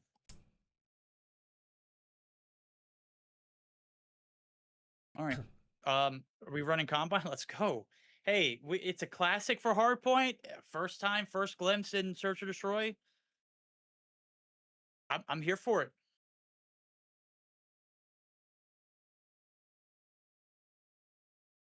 All right, Brother, Brody's asking for Hacienda Search. We got that in the grand finals. We got got it all in of the our grand bases covered. Nothing to worry about there. Okay. Aussie, do it. No, brother, that's not how that works. Defend the objective. Here we go. All right. We've lost The bomb. fate of the multi-region nation here in Bobby's Sniper World Cup comes down to a Combine Search and Destroy. Let's bang it out. Golly, those sites are a long ways away.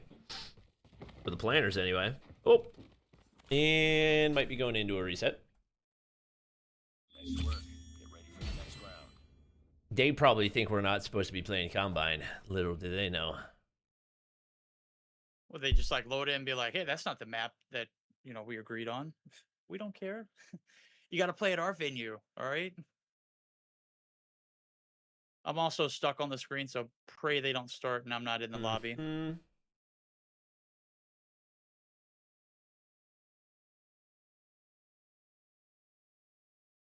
All right. Hopefully we'll get it rolling into what could be the last map. Multi-region forced out of the lobby.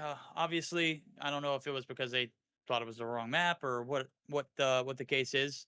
I'm finally loading back in, so we are good to start as soon as we're good. All right. Same here. Should be good to go. We are ready to rock. Bobby should do shipment hardpoint. Oh, wait till you see the map set up for the grand finals. Got some classics. Gonna be a banger for sure, Bobby. Let's see if multi-region can go out with a bang or if they're just gonna go out. Find out now as the Combine Search and Destroy ensues. Second chance round. And if it's for sure they thought it was Hackney Yard, so they dipped out just to show their concern. We're gonna run it through. Here we go. First glimpse of Search and Destroy on Combine. Let's get it. Space looking for the entry frag. Not able to connect right there. Both teams get a little bit of information. The defense naturally really far forward because the bomb site is incredibly close to the defensive side. Looking for an angle. Ruin gets spotted through the window. Somehow gets the better of Space on that one. Nasty shot at him. Spades making the wrap right here. Trying to get some information. And Ruin's there to shut him down as well. All on to Jesus Can Save You. 1v3. He's got no clue where they're coming from. Completely spread across the map. Got the read, but Nuke's got the shots. It's tough. Yeah, you see how far deep those spawns are for the defense just to walk right up on your bomb site and pretty much draw a line in the sand saying you can't cross this site or you're going to get bodied. Doesn't help that, Ruin's hitting those shots to the middle of the map. Right now, we're going to buckle up. It's going to be a quick smash through this P4 site. They've cleared entry. I don't think anybody's heard anything. Spade's going to be left behind to look if there's anything in the middle of the site. They've got control over it. Spade's trying to hit. Space does get taken down. Spade's there for the trade. Ruin looking for one across the middle of the map, but it's S8 cleaning it up once again. Mana extend their lead out to 2. It's definitely going to be a chaotic one. You can catch the other team off guard, but you got to execute once you get onto site, and the shots were not connecting there for Team Multi. S8 continues his reign of terror. Looking to get aggressive around this left side of the map, and this time it's going to be Nuke locking down the back side. Not able to get a pick here. Play the bomb heady and Space slides on through. That's a huge opener. Spades in the backside of the map, too, to go along with. They create a lot of space, but as soon as I say that, Space eats dirt. Jesus now in a position to go big. Spades on the collapse. Lost the bomb. Jesus going to get taken down. It's all up to Spades. He's out of the equation as far as trying to get the trades. And while S8R is just going to continue his reign of terror, they've completely held these sites down. And Bobby, this is getting ugly. Can Spades dig them out? Bombs pretty much being held hostage. Spades forced to push up. Both players there for a trade. The waiting game. Bomb's got to be retrieved. Bomb Waiting for that play. Surely he has to know they're going to be right around this corner. Slides across. Now he knows that they're there. S8, Spades, both whiffing. The longer he takes, the tougher this is going to be. I think he's going to try to wrap and play on the A site. He's got plenty of time to do it with how close those sites are to each other. Love this play in the last second adjustment and gives his team an opportunity to take a round here. See if he can catch somebody off guard, just tucked back behind, and with S8 spotting him right there. You can't imagine there's much of a chance of winning. Ruin slides through, gets the kill, gets the defuse. And Team Mena extend that lead out even further. Yeah, he's looking for the exit. There's just really nowhere to go there. You retreat back to the P3 site, or you push up to the scaffolding. It's a one-way. Sure, you have the advantage of having someone peek your site first so you can try and get a shot off, but Space open up with the first blood here. Great way for Team Multi-Region to find themselves in a little bit of a successful pit, but it's quickly traded. Nuke able to even us up, 2v2 style. Ruin. Cheeky spot to look at the outskirts of the map. Can't find anything here, and now Jesus Can Save You hits the wrap over to that opposite side. What the? Can you shoot through that, or is he maybe hitting a little death pop right there? Pushes on forward, spots out Nuke. Not going to be able to connect for the shot. Does slide through for the second kill. And finally, we got Team Multi striking here in the Search and Destroy. Brings us to a 3-1 lead. Can we see, and if I had to guess, when we see that side flip, we'll see a little bit more opportunity. Does feel like a very defensive sided map. If we see Team Multi get maybe one more round here on the offensive side, I think it would be huge. And Space finds first blood once again. Yeah, that's that angle he tried to peek in the first round. Ruin just absolutely blasted. Bomb's going to get collected. Spades is going to get traded out in the middle. If you're called the Brazilian match, too, this is exactly how it started. It was a 3-0 affair for Brazil and a quick bounce back from Multi-Region. Got a chance to do the impossible here yet again. And I would say impossible because this, we've said it, it's very defensive focused. But the defense have given up their advantage on towards these sites and have looked to put the four-court pressure on. It's going to be pretty decently red here from Jesus and Space. They're happy to make this rotation through. Let's see if they can find the timing. This is... Did he fall off the map? Am I bugging? Oh, no. What the... I've never seen this happen. And I've watched a lot of Call of Duty Mobile. How'd you get here? The infinite loop? Oh, that's brutal. Nice work. Get ready for the next round. Is that something you can only do in Search? In normal COD, you can jump off the map altogether. What the hell was that? Enemy has dropped Yeesh. the bomb. You hate to spectate that first person, but I could see Adams in the chat, brother. He is pissed. Bomb acquired. What the heck? I guess there's a first time for everything. Don't try that spot again. See if they can bounce back off of that one. Definitely an unfortunate time for that to happen for Team Multi as they finally start to find their footing here in this one. Looking to find one more offensive round before the side flip. These Can Save You. Finds one on the Nuke to equalize into a 2v2. Looking for the advantage here on the side. Can't hit the shot. Ruin, one shot. Follow up there from Spades. S8 reads it to perfection. Spades shut down 2, 5-1. Getting crazy here, Bobby. All right. We'll see if the flip does anything for him here. Desperate times for Team Multi on the brink of elimination. Getting set up here on the defensive side. What can you do against the absolute monsters on the opposition? And Spades really, really in a rough spot. Completely surrounded. No easy points of entry. He's going to have to find a kill here.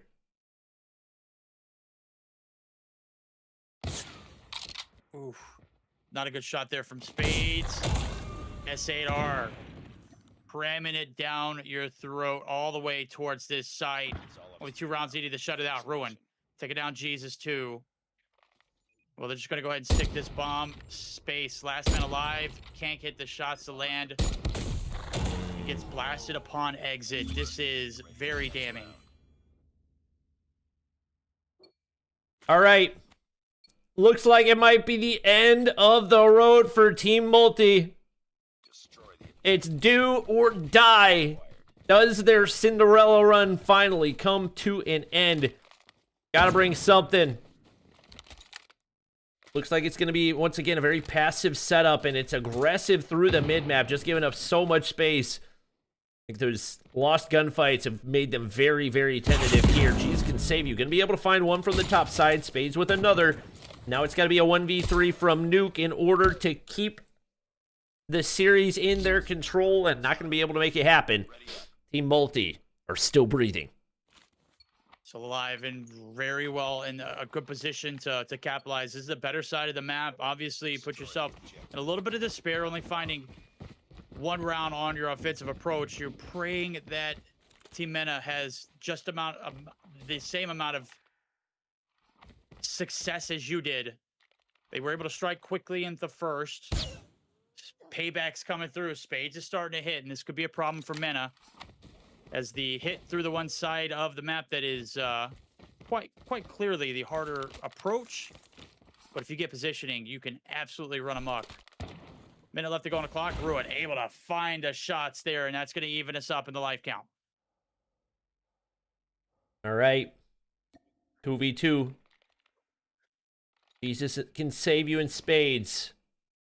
A lot of saving that needs to be done right now. Both players looking to make their way forward as once again, the Multi's pretty content to give up all this space. These can save you getting a little bit more aggressive off that top side, and S8 nearly had an angle to peek him, but he's going to back down. They're going to have to commit right here. Only 22 seconds. You do not have a lot of time to work with. S8 commits to that A side. Ruin's going to find one onto Jesus can save you, so now all down to Spades. It's got to be a 1v2 to keep their hopes alive. And Ruin is there. He makes the read, and Team Multi are shut down as Mena are grand finals bound for a rematch versus EU. That is tough, man. I was spectating Jesus and couldn't hit the shots there. It gets absolutely turned on. Spades not able to clutch it up. 7-2 victory. Mena run away with it here in the Search and Destroy, in a map that we'll probably never see again in Search and Destroy 2, to say the least. That one was kind of one-sided. All right.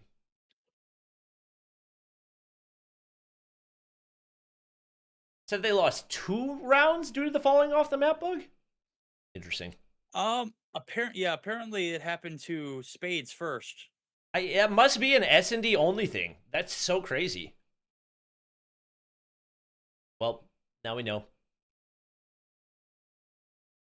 If they're like really angry about it, we can run it back on a 2-round S&D, but I don't think it's gonna make a difference.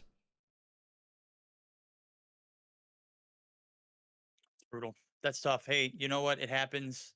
There's a reason why we don't change up things, and I was very gung-ho on hopping into that one and seeing how it played out. We were instantly met with regret, though. That's just so bizarre that the map plays differently in hardpoint than it does in S&D. Oh, so I've never seen something where the boundaries of the map change.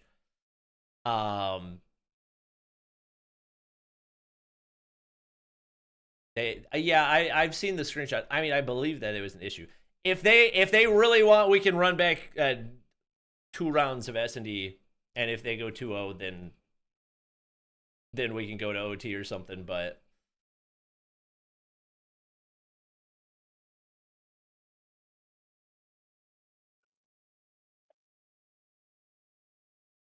run it back. We're definitely not running back the whole thing for a 7-2.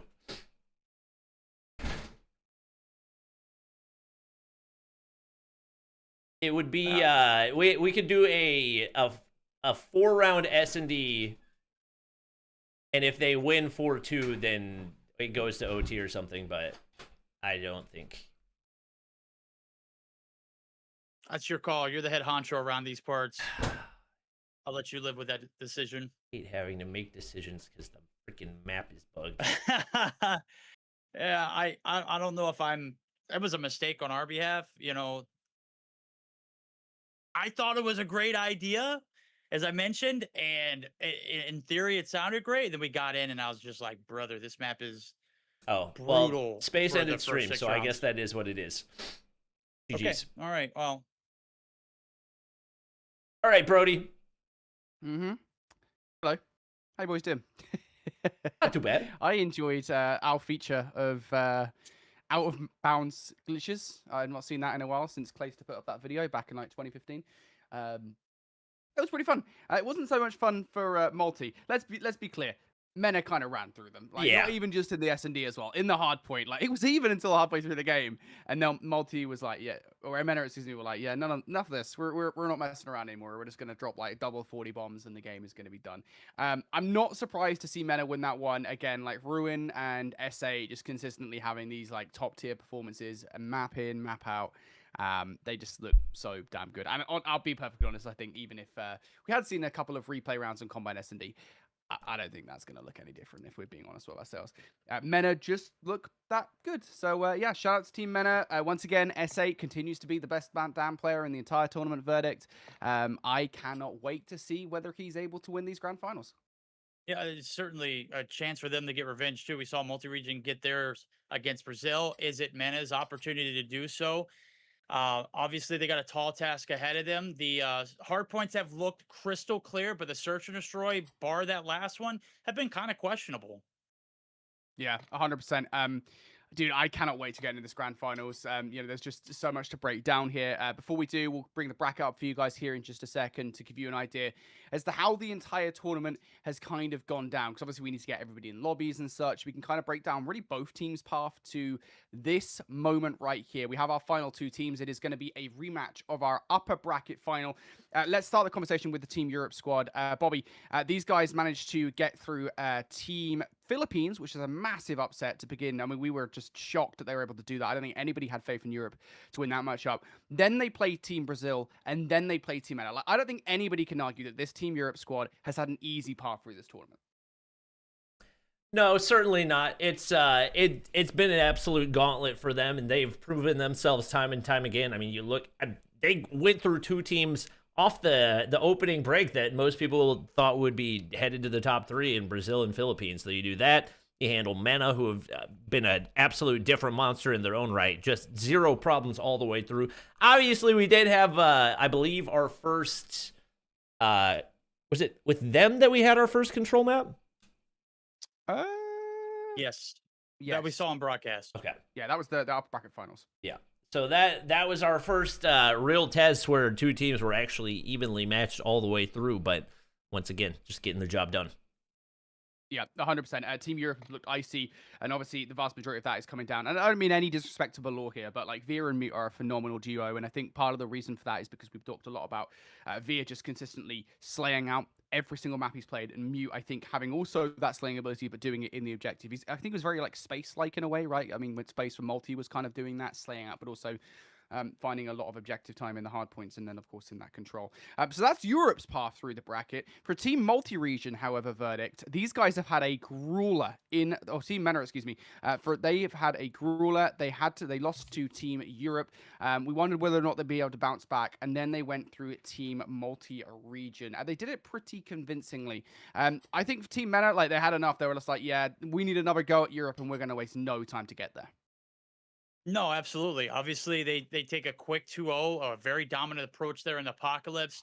Really have only been tested by one team, and that is this EU team who, got bodied in the hard point, but turn around in the search and destroy and the controlling and really clipped them, threw them for a complete curve. Obviously, sending them down to a lower bracket where they've had to battle against multi-region who fought their way through the bottom bracket from the beginning of the event.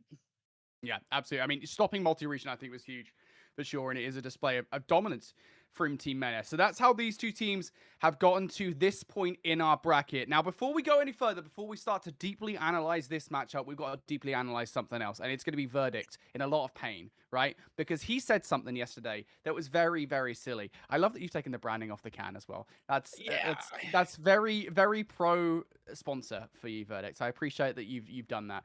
Verdict has to eat a can of beans. Now, I'll add a disclaimer here that Verdict did purchase a can of beans that is not strictly British beans. Like, he didn't go for the British brands. He went for American beans, which are distinctly different. So he will be in less pain than he should be. He's actually getting off a little bit lightly here. However, after this grand finals, mate, you're going through it. Yeah, I got an extra shirt to throw on too to kind of save me because I know those beans can be messy, and I've got a white Nuketown shirt on. By the way, it's a Call of Duty Nuketown shirt. Back's pretty sweet with it, but yeah, I plan on getting spoon deep in these beans, brother, and hopefully we'll have a good time. I did get the low no sugar added, so that'll kind of help me out being diabetic and all. So hopefully I don't go too crazy with them. All right, I love that. I appreciate that, and that is the only reason I'm letting you off. Okay, you do have an actual reason. Alrighty. With that said, then we have a best of 7 grand finals, folks, and trust me, you guys are gonna love this map set. Before we get into it, one final time, I'll even throw my predictions to the ring, but I'll let you boys go first. Bobby, it is your turn to go first for this grand finals. Where are you going? Bearing in mind this is a best of 7. It is best of 7. It is map advantage for the team coming out of the upper bracket. I don't think it matters. I think Team Mena are absolute full steam ahead. I don't think SA is showing any signs of slowing down. Ruin's been on a different level today. They're going to make it happen. All right, what's the score? What are we saying? 4-2.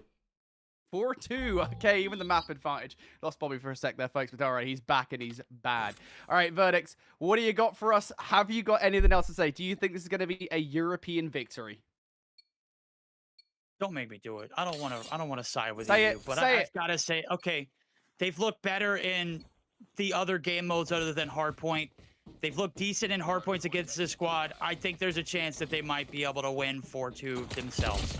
All right, I'm going with Europe 4-0. Let's have it, boys. It's time for a Rust.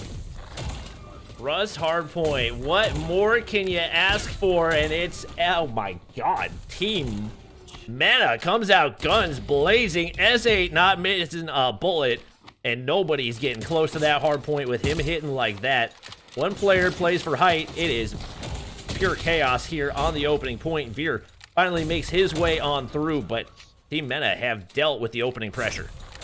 Yeah, it's how you're going to be able to handle all of that fragging abilities. The snipers have been just hitting, and they are not going to be denied here, Bobby. S8 already on 6. We're in the first hill. He's got 7. That was not intended to happen the way that it did, but it did, and nonetheless, 28 and counting. The last 16 seconds, damn near impossible, but a break finally comes through as Mute instantly shut down. Veer on the objective has 3 to his name, and some much-needed hardpoint time now for the side of EU. Quickly going to be answered back. All right. See what we can do here as Valor, a little bit of a slow start, gets going on the top side. Only 3 kills apiece for Team EU.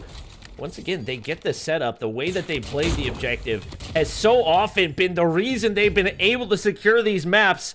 And this is an absolute money hill where Mute is going massive on the top side. Jump shot off the top row, trying to take down Nuke. Not going to be able to make it happen, but they continue to stack time. Do not continue to stack time as Ruin's able to knock down the last remaining player.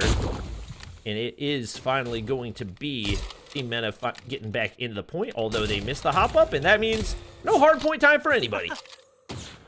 Not so fast, my friend. Hop up on the backside, though. Valor, he's here. Got to find these kills if you want to stay alive. Not happening. Brother, it is all-out chaos ensuing You do have the advantage of spawning kills if you are EU. Mute trying to shut down the rotation to the middle of the map, but it's been primarily Ruin and S8R running things around here. Ruin, last man up. Mute, oh my god, silencing them. Hitting the easy shots to go along with it too, but quickly responded back. This is going to be a very, very mixy map, Bobby. I could see this one coming down to the wire. Yeah, no question about it. Only 3 points separating the two teams, despite the fact that S8 and Ruin are combined for nearly 30 kills already. Those two have more kills than the entire EU squad, and yet they're still holding on to the lead. Shows you how good their teamwork is and how much they've been able to capitalize off that little bit of entry that they found into the hard point. Ruin trying to get a quick scope onto Veer. Not going to connect right there. It's Mute off the top rope, and he single-handedly breaks through the hard point as he finds yet another teammates reinforced in the backside. They are getting completely outslayed, Bobby, but look how close this game is. EU all over this objective, not afraid to get their hands dirty. Right now, Mena just trying to translate some of that slaying power. Jesus Christ, SA from the top rope again? He is not missing. On the objective they go. He's got 20 already. But this isn't hard. This isn't team deathmatch. This is hardpoint, and well, EU is giving you a run. 5-point lead is all you see, and you are getting absolutely bodied in the KD department. Yup. Only 3 seconds between the two. S8 slides through. Really just needs his teammates to hop the point, but they've got to get a wipe here first, and that's going to be Nuke and S8 connecting. S8 finally committing to some OBJ time right here and hopping on the top side to give his teammates a little bit of breathing room. They make their way through to continue stacking upwards. S8 does get shut down right there. Now the pressure onto Nuke. He's taken down as well. Another full wipe, and EU looking to capitalize once again. It's going to be Ruin from the top side, able to hit the first, make it a second, and the third, not quite enough. They come up short as once again, EU find a way to capitalize. They go big on the breaks that they're able to find, and they retake the lead once again. I mean, are we playing hardpoint or are we playing for the clips? I'm here for either way. And if you're looking for the clip show, it is look no further. Ruin and S8R have provided just some absolutely downright disgusting things. Ew. Not EU. Ew. It's nasty. It's gross. Hop on through. He gets tagged. SAR, okay, collected. I was about to say, there's no way we're going to lay the smackdown on anybody. Reciprocating. Time's now being collected. EU trying to get back on the objective. Veer piecing it with a 2-piece. Make it 3-point Blake range. All right, well, it's a full wipe for EU. That means they're back into the lead. Once again, Ruin and S8 stacking kills, but so many of these kills coming far away from the hard point that they're leaving a lot on the table. Now Nuke looking to push on in, not going to be able to connect there. Again, I feel like there's got to be a change of strategy because they've had no issue picking up kills. Look at all that scrap that's being left on the table. That means that EU can get right back on into the hard point. Feels like 1 kill for them is equivalent to 3 kills for Mena. Yeah, I mean, just so much impact on this objective. Leads just continue to grow. Finally, some time going to be collected, but it's already done. You know, all this fight for P4, you got plenty of kills to show for it. Not a lot of hardpoint objective time. P1, this is where things got bloody off the rip. This is where you can translate time if you find the kills, but they aren't finding them right now, Bobby. Leads still continuing to grow. EU able to hang on by the grits of their teeth. S8R trying to open up a floodgate. He's going to get shut down, and EU back in it. Nuke trying to get on into the point. He's going to get shut down as well.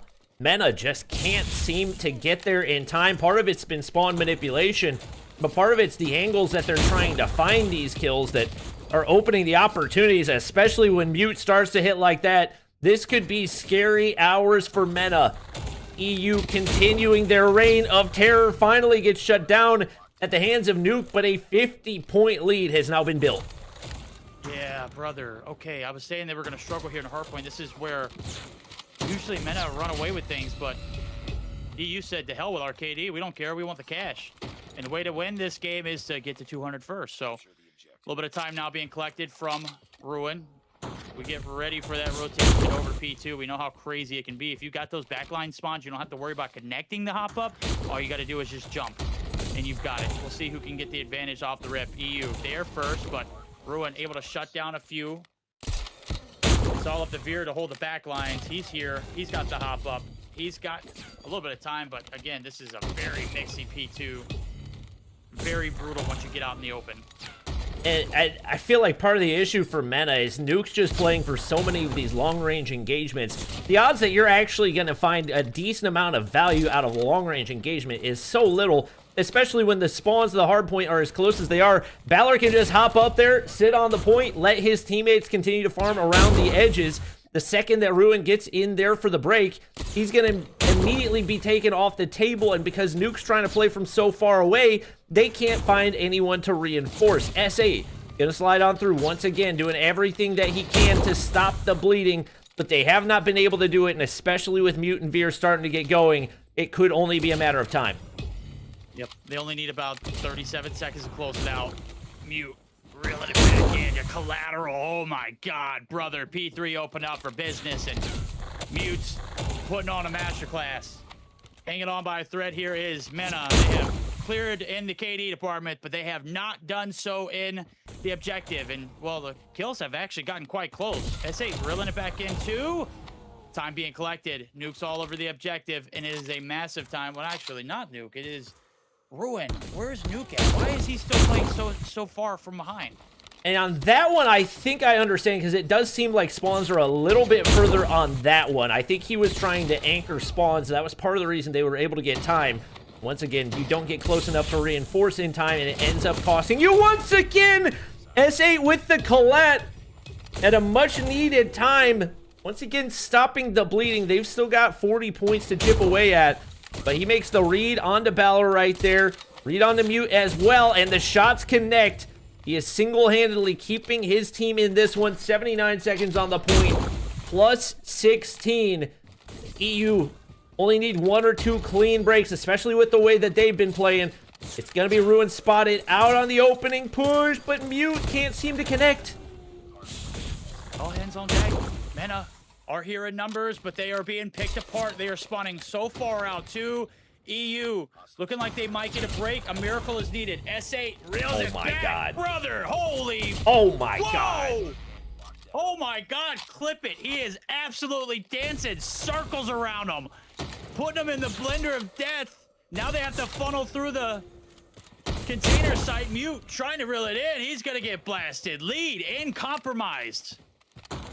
Feels like they just needed to decide they were going to actually play the hard point, and all of a sudden it is a completely different game. S8, 51 kills, 107 seconds in the hard point, just like that. Mena are back in the lead. EU are scrambling. Mute doing everything he can. 46 kills on the board. Not able to trade out Ruin. He's on a 50 bomb as well. 7 points in the lead, but on a map like Rust, that is absolutely nothing. Fortunately, Ruin continues his spree. Now 5 in a row. EU have got to jump off the top rope right here to have a shot. Ruin's going to be able to turn for one more, but it's Mute. Finds the break by himself. Does he get the assistance here? Spawns are far away. Veer's going to reinforce. S8 off the top rope. He's up to 54. Can he clear off the point, or at least keep it contested? The double kill, making a triple, goes through. Only 3 seconds, and they can't touch in time. Mena pull off the comeback. Bobby, it was only a matter before they were able to put 2 and 2 together. They started hot, but got questionable towards the middle of the map. They reeled it back in. And what was that? A 60-point lead just quickly disappeared on the backs of a masterclass from S8 on P3. Wow. Okay. 200 to 189. We've got a banger on our hands. Brody's already wrong to go along with it. He said 4-0. He ain't here to defend himself. I'll continue to run his name through the mud. S8, 56 and 33. Would have been hell if he lost that one, but they, like I said, they put it together towards the end. What a performance.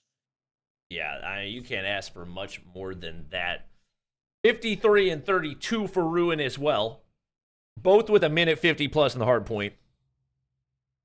Over on the side of EU, obviously Veer, Mute did everything they could. Balor still struggling to get going. Seems like particularly in the hard points, he has not had a whole lot of success. But we're getting ready to head into the S&D. That has been his strong suit so far in this event.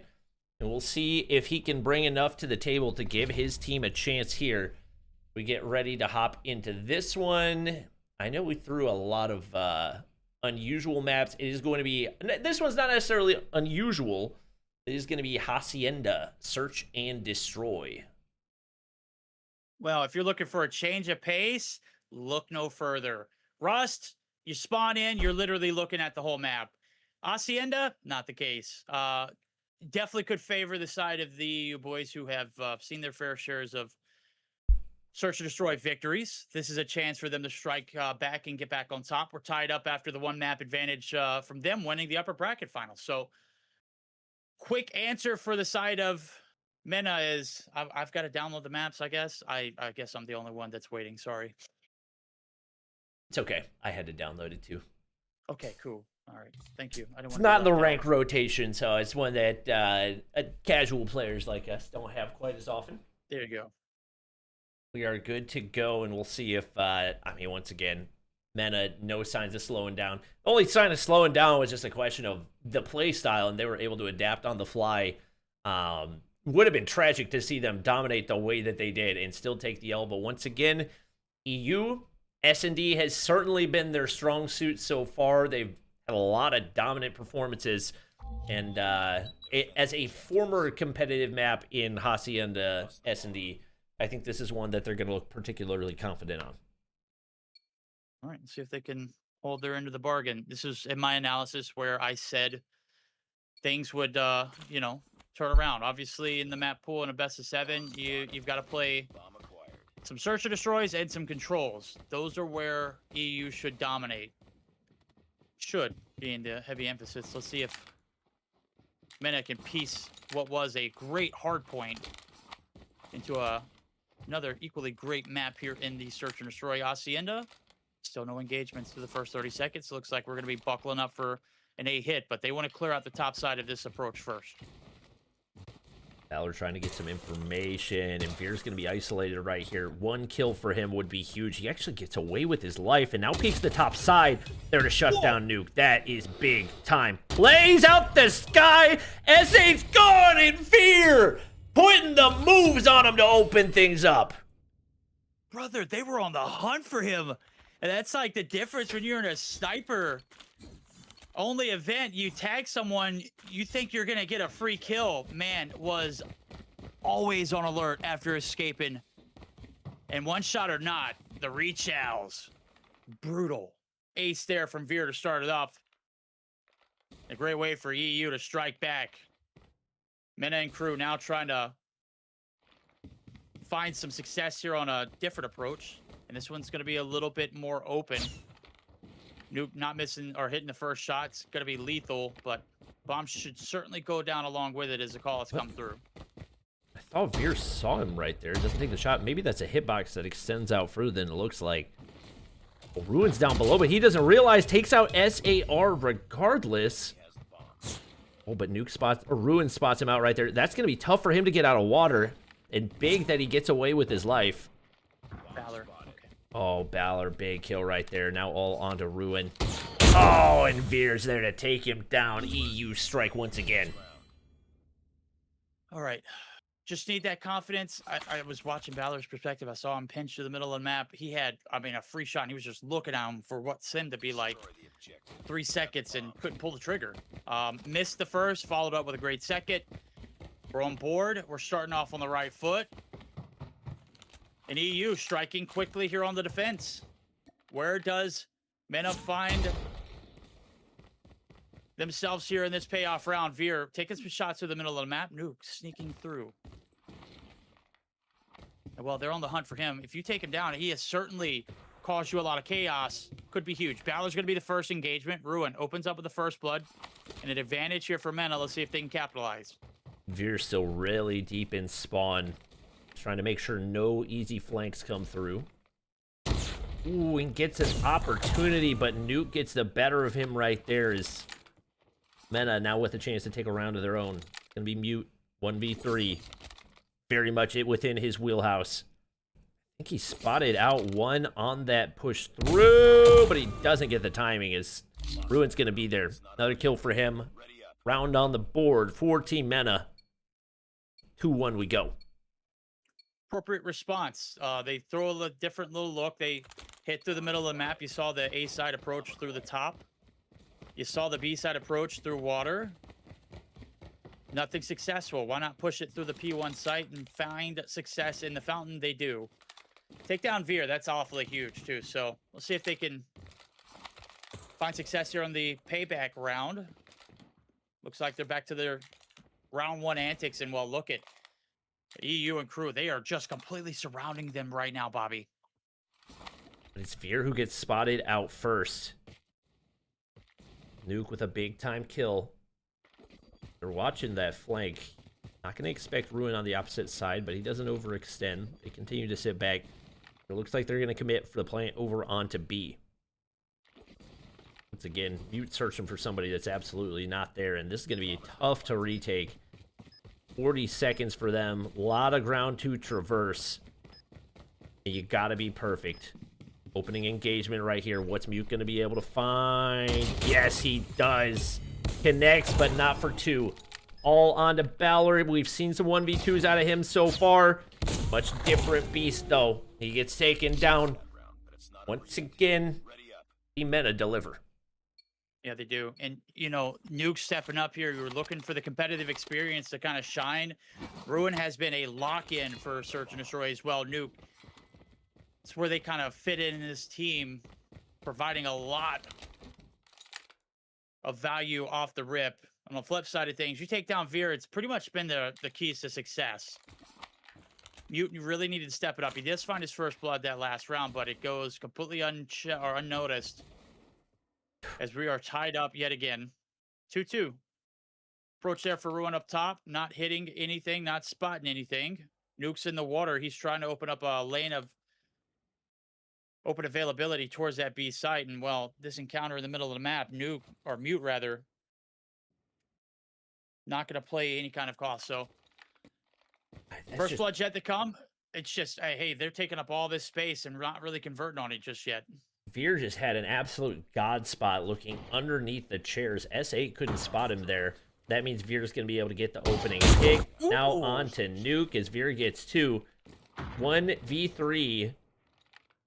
Bomb is down, and it's 20 seconds remaining right here. This one's pretty much done for as Mute gets the read on him right there. Finally starting to get going. It does feel like he's the difference maker for this EU squad. When his shots are hitting, they are untouchable. And obviously, he played well on map number 1, but in the S&D, it is so much more of a factor as well. Absolutely. The competitive experience is definitely going to help you string along these rounds, and, you know, him able to reel it back in here for EU, certainly a huge thing. Mute getting going too.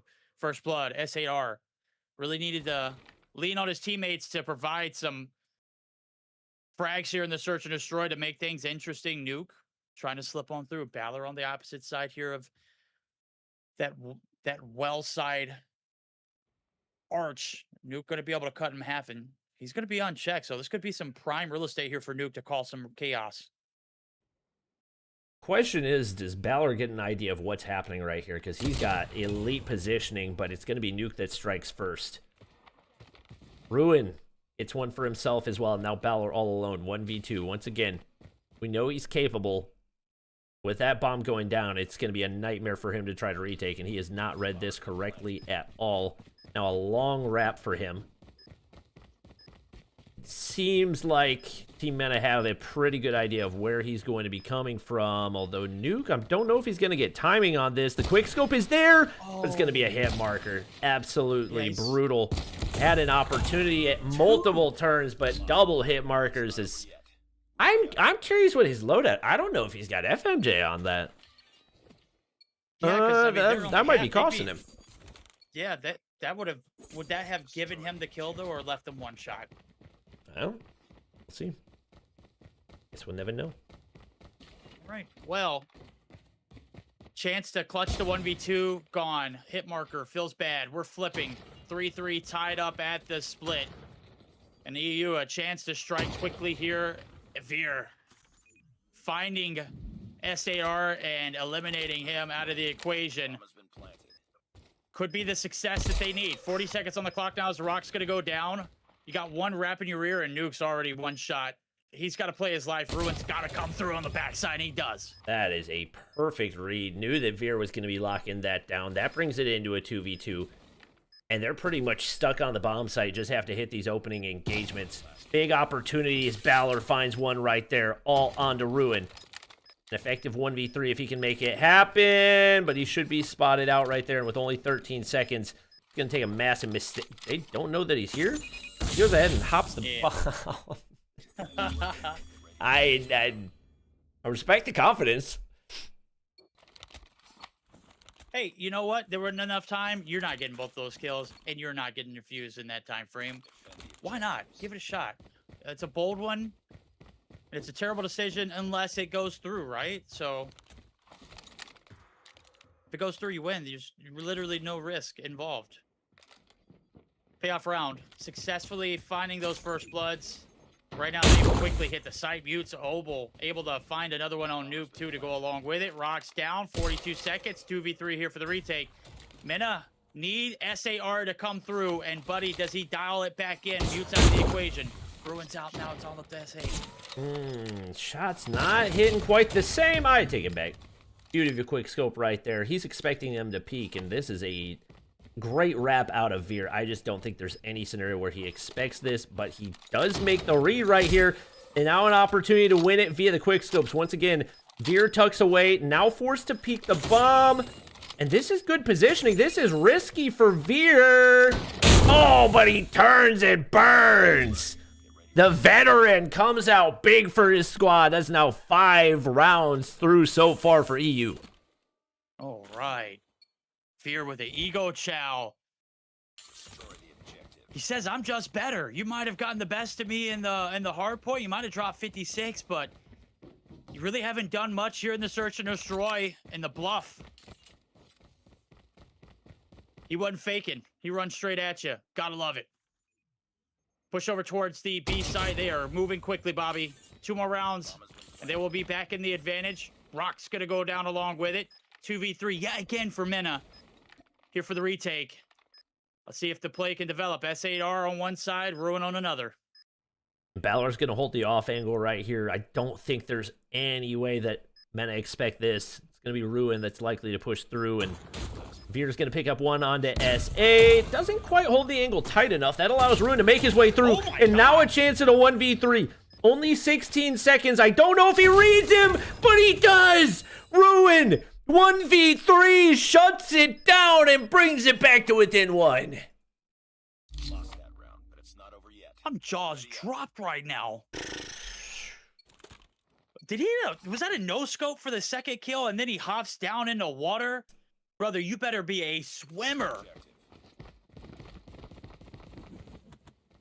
I'm mind blown. He does the impossible. I'm at a loss for words. Ruin. Disgusting. Could be the momentum shifting round going in favor of Mena. They have found it in Ruin. Oh, Right now, he might go big here too as well. He Oh ain't my missing, God. Bobby. He ain't missing.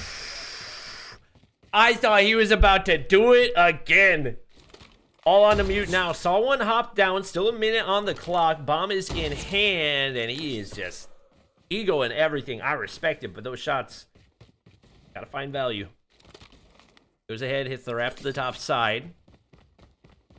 And S8's got the read right there, just like that. Mena have tied things up.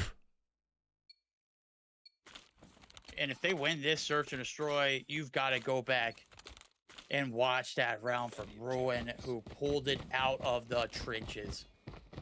Gets it right through the middle of the map, too. Point blanks, ego chows. Love it. B. Retake on point for the 1v3. Now it's a chance for EU to strike back. They have been silent just because Ruins had their number. Found 2 in that first, or that last round. Right now they're quickly hitting over towards the ASOC. Right, Rock's going to go down. Nuke's going to be able to find the first blood. And while Veer's out of the equation, all on mute to hold the back lines. He's getting pieced apart. Oh, man. They're getting spread and just absolutely pieced. Well side rotations you got to be leery about too, and it's just not working. all on the mute. This time it's got to be his 1v3. He gets it started, but as soon as it starts, it is over. Team Mana, 3 rounds in a row. It looked like things were starting to slip away, but right as S8 starts to falter a little bit, not his best map so far, the rest of the squad picks it up. And you gotta credit Ruin, that momentum-shifting 1v3 has completely been the difference. And he's got 10 on board and a lot of just absolute confidence. S8 going to be pieced apart there in the first. That's going to be Veer finding first blood towards this order side approach. B, remember the last time around, Ruin's alive. There's still hope. It doesn't matter the player disadvantage. This time around, he's going to have to play it brute force through the front. You've got Nuke taking up space in the back line. He's going to get red. Mute putting him on and putting him out. Ruin now going to have to blunt force trauma push this one through, Bobby. This one, not quite the setup it was last go around. I don't know if he saw Balor through the corner right there. He connects for another. He does not read that player to the right. Veer's just going to sit back, play time. He's going to hop the bomb, and especially with... Yeah, he doesn't know that Veer's there. That should be a freebie. Hello? Okay. This should not still be going. Not sure what's going on for the EU boys, but they finally find a way to close. And to OT we go. It's not done yet. It is not done yet. Veer... I mean, some free shots, sure, it doesn't matter how you get it. You just don't allow them to take this map like that. We've got OT, baby. First round in engagement. The success that they found through the middle of the map was great in their opening offensive approach, but it looks like they're going to abandon that and try and find some topside control. Nobody peeking here on the flip side of things. Ruin's just going to be allowed to walk right up the middle of the map. May have made a little bit of audio there. Here's just holding this tight corner. I don't know if he's going to get the timing, and he does. Biggest factor so far in this search is now out of the equation. EU has taken the advantage once again, and now Vera can sit all the way back in spawn and wait for them to make the first move. S8 in the top side. Looking for a pick to soften up this bomb site. And Mute's going to find another now into S8 1v3. Certainly capable, but the shots have not been hitting the same so far in this one, and he does not have a lot of time to work with. He's going to have to peek this plat side. I wish he'd put his head over this one. Free shot there on the one. Does take down Mute. There's Balor still to deal with, but he goes ahead and hops down anyway. Spots him inside, and Balor plays it to a T. If he had peeked the top side of plat and maybe just saw that both players were right there, obviously they're looking for you too. They were hyper fixated on that long sight, and SAR not able to clutch it up. We've got map point EU looking to get back on top. See if they can convert here and retake the lead in the series. They got that map advantage. No eyes on the long peak from S8R. Slowly making their way up, but once again, the shots have just not been connecting, and maybe cause for concern for them. Might just need the pace to be faster, but either way, need that value. Who has been the most consistent player on the team? Nuke finds one. Massive trade to bring it into a 2v2. They're going to go ahead and back up. Plant is open on the A side if they want it, and they're going to go ahead and commit. Still 46 seconds on the clock. But nobody with eyes on bomb. As I say that, S8's going to find one. Onto Veer. Does he get the read onto Nuke? No, he does not. Nuke secures the kill and secures some more OT here in the Hacienda. Replay. And even without Ruin, you're able to clutch that one up. Was looking mighty grim. Nuke, the heart and soul there in that round. S8, creating a little bit of space and a little bit of diversion in the middle of the map. Veer just unsuspecting of the deep side. And we've got more overtime here in the grand finals of Bobby's Sniper World Cup. Team EU looking to get back on top. Team Mana looking to find a lead for their own. Quick hit over towards the pool site. Oh, water is dead. Veer on the God Rock. And brother, oh God, if you come in these waters, you are going to be absolutely gutted. Balor somehow gets out of that one alive. He had the entire Mena squad running around him. I didn't realize he was tucked into that corner, so... Oh my.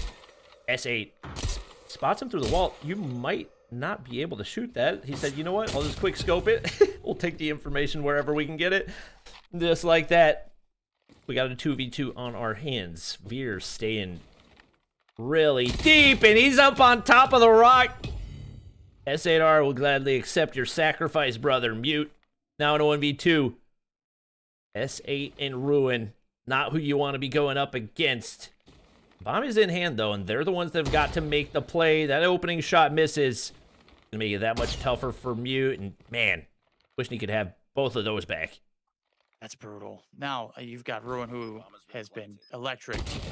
You do get the exit on S8R, but you got to take down the Titan on the lobby. He has single-handedly gave hope back to this Mina roster and found the momentum that was to take those 3 rounds and extend this series in the search and destroy. Mute on the redirect. The wrap not going to be red. And Ruin gets the God tier landing site up top office. Great plant, great positioning, well executed. Yeah, great play by Ruin. He heard the audio cue from the player running out below.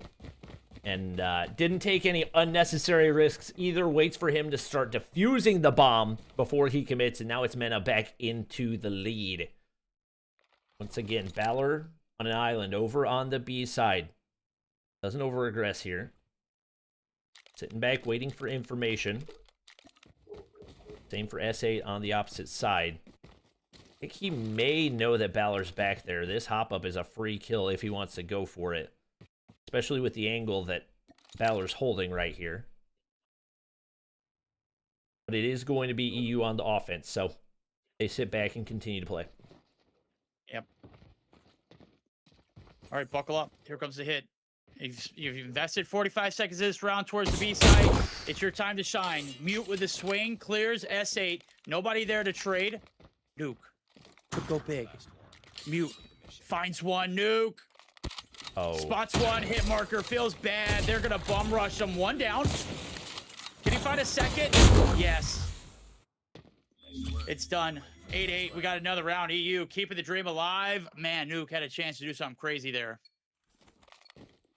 Here said, can you guys quit playing around? We got more search and destroy to play. Tying things back up, 8 rounds apiece. Man, this matchup has not disappointed one bit. Veer now out to 16 kills.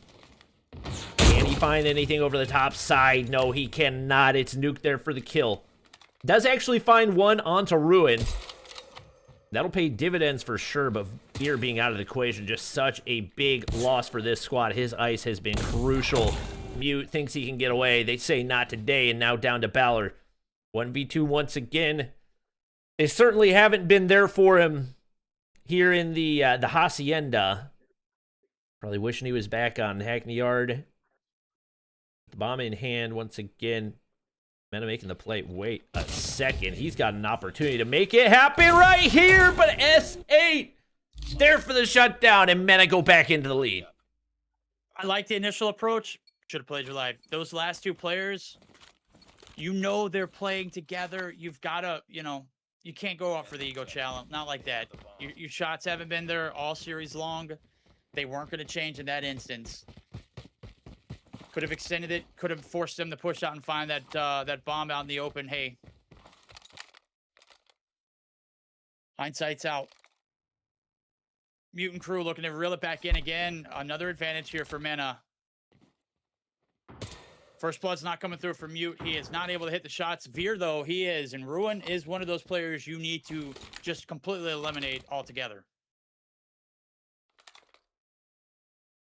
S8 sitting back. Down a man. Puts him in a tough spot. Balor said, you know what? I'll contribute where I can. Get the bomb down here. And Mena have no clue what's coming at them. They've got a long wrap to make. A lot of real estate to clear out. Pressure onto Nuke as he looks to cut the middle of the map in half. They're actually going to play for the pinch here. S8, probably first point of contact. Mute gets the read onto Nuke, and it's got to be S8 with a 1v3. Looking at the cross, doesn't spot out anybody there. Balor's hard scoping the angle. He gets shut down, but once again, there's just so little time to work with. Spots out one on the side. Mute hits the first. Veer hits the second. Nobody wants to close out this map. Ooh, just when you think you get that much closer to winning it, not so fast, my friend. Destroy the objective. Mina, EU going back and forth. We'll see this one continue to grow and grow. You take one, we take one. First Blood's not a factor as of yet. Bomb in the hands of S8R. They're looking to, yet again, going towards that B-side and Mute. Right here on the other side. Veer opening up with the First Blood is massive. Takes down Nuke, and he has been a non-factor here in these past few rounds.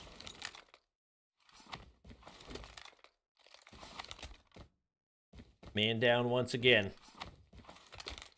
One player tucked into that mid cut over by Rock side, and we got an engagement between Balor and Ruin right here. Balor can't find anything, saw the weapon through the wall, but not able to capitalize. Ruin looking for an entry onto the site. They know exactly where they're coming from. Still got time if you want it to wrap opposite, but they're gonna full commit right here, and Veer's got that hard angle covered, but he misses. Huge opportunity gone to waste. Now, not going to be able to take the planter down. Peeks the corner, but nobody there now. And Ruin in the backside is going to be able to get away. Wow, 2 big-time missed opportunities for Veer. Yeah, those are shots you would normally see him hit. Trying to wallbang, too. This is tough. 30 seconds here for the retake. Mute now getting active in the equation. You still got to clear both these guys in there in the corridor. Oh, the hit marker. Veer gets away. Mute able to collect. Yes, gets one. Down the Ruin. He's shut down. Veer doesn't miss there. And the hit marker might have been the game-changing moment here for Mana. You get that kill. It's a 2v1. Surely you win the round. Man, oh man. Missed opportunity once again for Mena. This time, EU with a chance to close things out. Will they be able to respond once again? It feels like they've kind of stalled out across the board, and it's kind of a miracle that they've been able to keep things going as long as they have. A lot of close rounds that they've managed to close out. Let's get a slow approach on this one. Bomb in hand for Balor. These two players just trying to pave a way for him to make his way in. You just see how intense these rounds are. They're literally taking a full 45 to 60 seconds before anybody even gets close to an engagement. Veer, he's able to slip through the middle of the map. No one's, I mean, he's unaccounted for at the moment. Duke has done the same, though. Oh my God, he misses the shot. Ruin shuts down the leak on the backside. Balor and Mute left to pick up the pieces. Balor, a little closer than you would like for it to be. Does get the kill. Leaves Mute in a 1v2, though. Damage has been done. Mute can't connect onto the quick scope. Hit marker is there. Ruin clutches, and once again, we've got more OT on our hands. These boys don't want to go home. They said, nah, we don't want to close it out. We want to play more Hacienda. Bobby, come on. Get it together. 20 rounds so far. Will 22B. We see this one end. So far, it's been back and forth, back and forth. Hell, EU takes an advantage. Mana evens it up. Approach here for Mana to try and take up a lot of space here on this B side. The ideal location. Obviously, it's been Balor who's been here primarily Mortal Times, and then it's also been Veer on the back lines. This time around, it's Mute who's here, and Veer is kind of holding the mid-site, looking for anybody to cross. So timing could be everything here. Mute needs to go big. Veer's there to reinforce just in case he misses. But Veer's gonna dip, and that leaves Mute on an island right here. Got that angle covered in S8. Predicts it to perfection, executes for the kill, and he spotted out Veer there as well. So now no easy entry, although he gets timing to go his way to where S8 can't get the kill. Nuke holding the opposite cross. There's only 19 seconds. You have got to commit on a play right here. Veer trying to find the angle to be able to take down the planter. And they're going to be forced to plant on the opposite side, but it'll work. Balor looking to make the push on in, but he doesn't commit in time. And now at the disadvantage as he pushes in, not able to connect for the opening shot. Opportunity over top of the heady right there. The movement will only earn him a hit marker. It's got to be a Veer 1v3. It's not looking good. He gets the opener to go, but the second does not. Mana back into the lead. That's tough, man. The timing couldn't have been any worse. Mute gets absolutely read to a T, shut out even before he's a factor. Veer trying to do everything he could to get that bomb planter taken out of the equation. They just realign themselves on the outskirts. They plant the rock.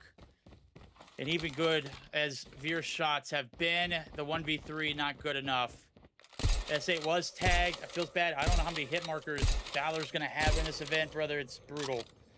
Seaside smash. Rock going down. Veer looking to press the agenda. Nobody there for the quick trades. Exits clean. Balor shut down. Through the wall right there. Big shot out of Nuke to give them the man advantage. Veer hoping that he doesn't peek that angle again. Sitting back and, oh my god, doesn't see him hop up water side, but Mute's going to be there. He finds two. All onto S8, the 1v2 to finally end the map. And can't connect for the first shot onto Mute. That's another player tucking in. And once again, more OT on our hands. Brother, I watched that shot from Ruin firsthand. Mute hops out in the water. Ruin misses the shot. Mute blasts somebody at a distance and flicked on the Ruin so quick I couldn't even react. He got absolutely dumpstered. Mute peeking here in this search and destroy. He's got to be feeling the shots now. Hell, we're 22 rounds deep, brother. If you're not hitting, you ain't gonna hit. It ain't gonna change anytime soon. All right, a lot can change in all these rounds, but Balor hit markers have been just devastating. Mute going for the ego chow. They've got white control. They've got B-site completely on lock, and Mute is just putting them in the blender. Nuke's got to hit something there. Multiple opportunities and doesn't connect onto either. Gives EU the man advantage once again. S8 bomb in hand. They're going to go ahead and wrap toward the A side, but it seems like EU have gotten the read on this. And they're going to wrap right back into him. It's going to be a bloodbath right here, and I don't have a good feeling for Mena in this engagement. S8 spotted out. Ruin as well. Hit marker, unfortunately for him. Wait. Still a chance at 1v3, and we've seen him do this before. Praise that he has the read right. Only 20 seconds. You gotta go fast. Bomb is down. Balor has the read, and this time he gives his team the lead. 12-11, we go. Mute on an absolute tear here. 20 kills, finds two, puts his team in a position to capitalize. Balor does not hit marker. Balor collects. And EU, a chance to strike here. Right back into search and destroy. Finally. Or will it be another round? Warranted. Ruin forced to back down. Bomb's made its way through. It's a quick one. Toes spotted. Exit not clean. Ruin able to find the first blood. Bomb's down, however. 40 seconds. Balor quickly trades.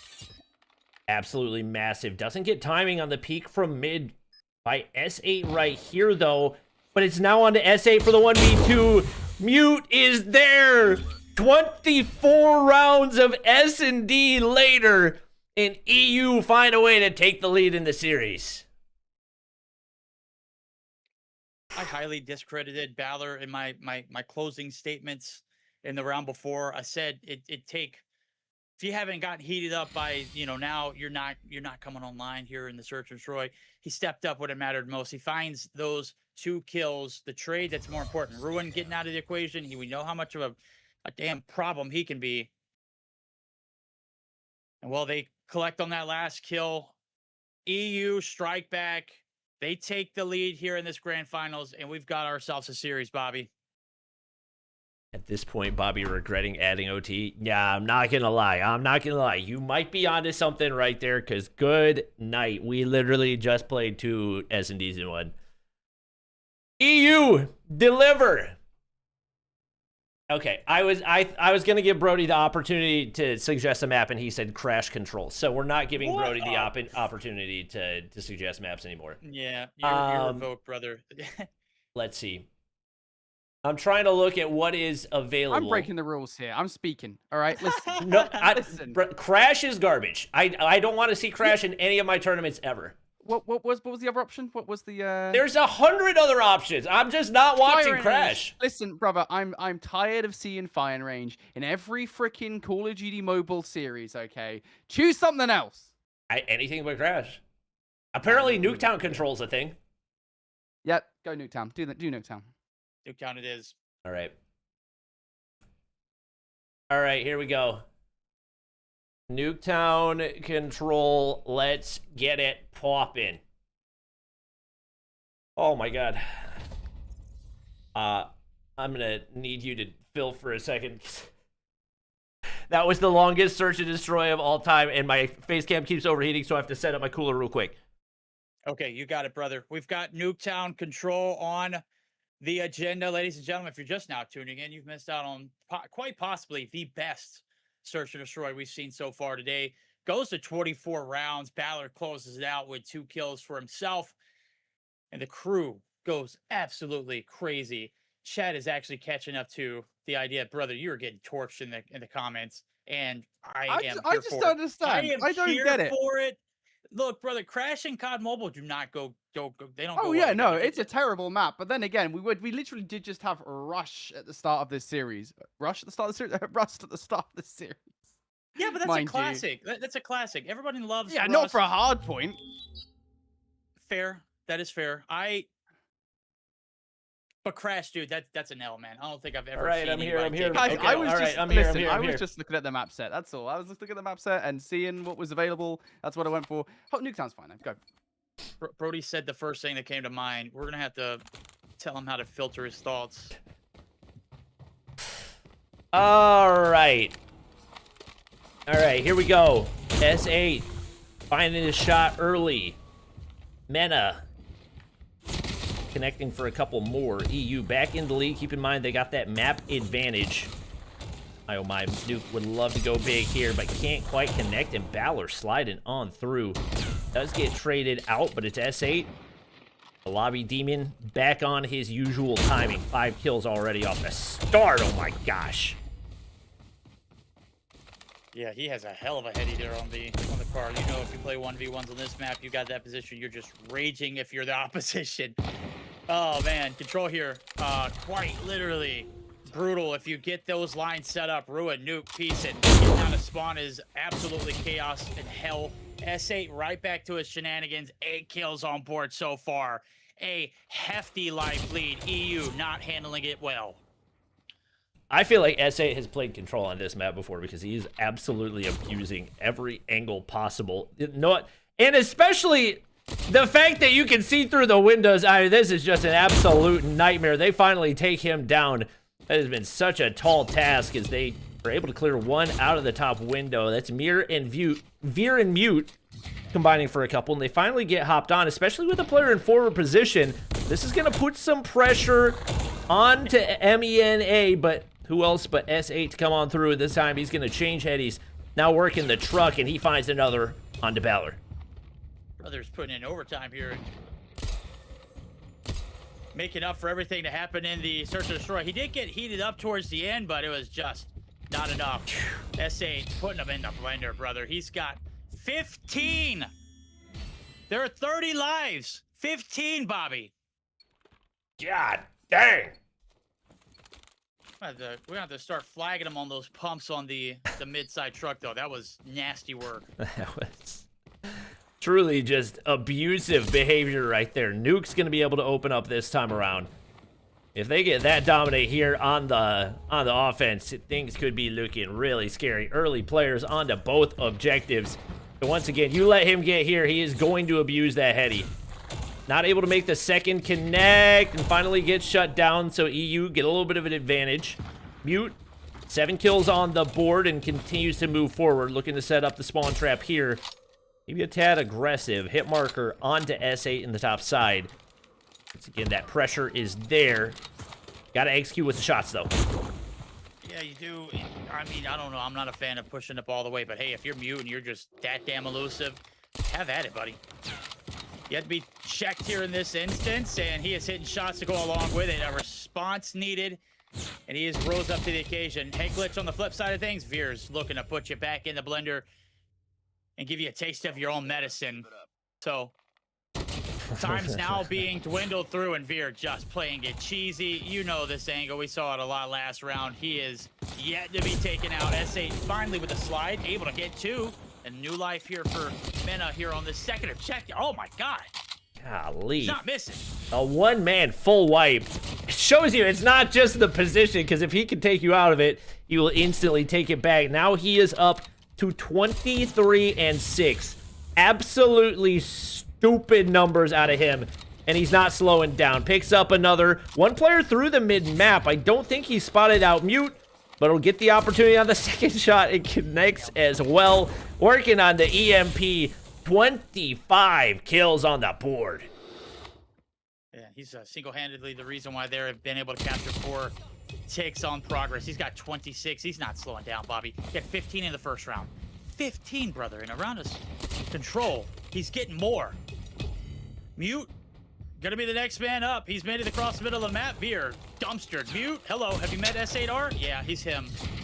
He is absolutely him. Ticks, progress collected. Now it's all on the B, 11v8. EU had just not had an answer to SAR, who has absolutely abused you here in this one.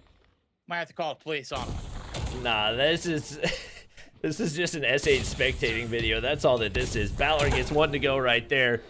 Let's get traded out by Ruin. He had a bit of a slow start. I believe was at 4 and 10, now up to 10 and 12.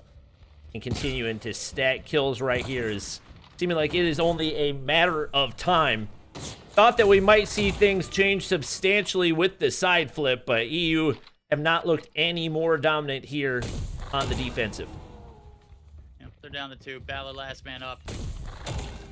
1 tick, 2 ticks, 3rd tick. Done. GG's. Control. We concede. EU. No response to SAR. As you mentioned, this is a spectating video for him. And man, I don't know how many times you've changed his perspective. You haven't needed to. He found 15 in the first round. He found 16. Let's see if he can do it even better here in the next. And he's already starting off hot. It's not even like you have the option to not peek him. He will find you wherever you are, and he will hunt you down. He's a very particular set of skills that make him a nightmare on a map like this. Mute doing his best to give his team some hope right here. Flying through the middle of the map, finds a shutdown onto Ruin. Takes out S8 as well. First real control that they've seen on the offensive side. Will the reinforcements arrive? Veer makes his way to the heady. Trying to find a second to take down Nuke right there. Woo! And who else but S8 to slide through the mid-map and blow it all up. Yeah, he must have played this map a few times. I think Brother so. is cheesing all these spots. I mean, look. Really just been an absolute nuisance. I'm sure they're going to have nightmares of this guy in this matchup. They got the grand finals bound. They beat this team once already, but man, SAR just in a different league right now of his own. First second progress locked in on A. You're collecting a little bit of double time. You've cleared S8 for this time. He's only died 12 times in 3 rounds, and well, he's probably died more here in this one that he has all together. Veer with a quick 3-piece. This should be some free time for EU. This is a very winnable round. We've not seen a lot of objective capturing being prioritized, at least between these two teams. And Veer just leaves 1 kill completely on the table right there. Does manage to clean things up onto Ruin. Now Nuke looking to push on through, and this vehicle might explode. Veer's going to be able to get at least 1 kill before it happens. And SA slides through for yet another 3-piece. Right as it looks like there might be a glimmer of hope for this EU squad. Just absolute dominance out of S8 as he cannot seem to miss.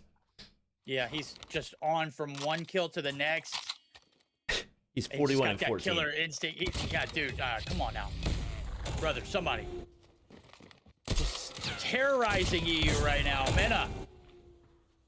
11v7. EU can get the job done here. They've got A progress coming through to contest his end. The hit marker for Fear is not good. He is going to be able to collect some time. 16 seconds on the clock. You can still do this if you're EU. Nuke from across the map, able to shut down that player on B. Ruin going to be able to eliminate the progress. And Balor able to find the kill there. This might extend the round. Yeah, they get the capture over on the B side. Gonna require a little bit more precision on the defense. Unfortunately for EU, S8 is back on his godheady. Means any attempt right here to do any type of capturing is gonna be instantly met with the Peeker's advantage of death. See what they can find. You can blow up the vehicle, you can take him down, but obviously no nades, no tacticals, no operators. Not really any easy way to do it. They're hoping for an overextension, and men are going to stay at home. Mute finds one onto Nuke right there, but once again, S8 in this spot. Just going to continue to abuse you.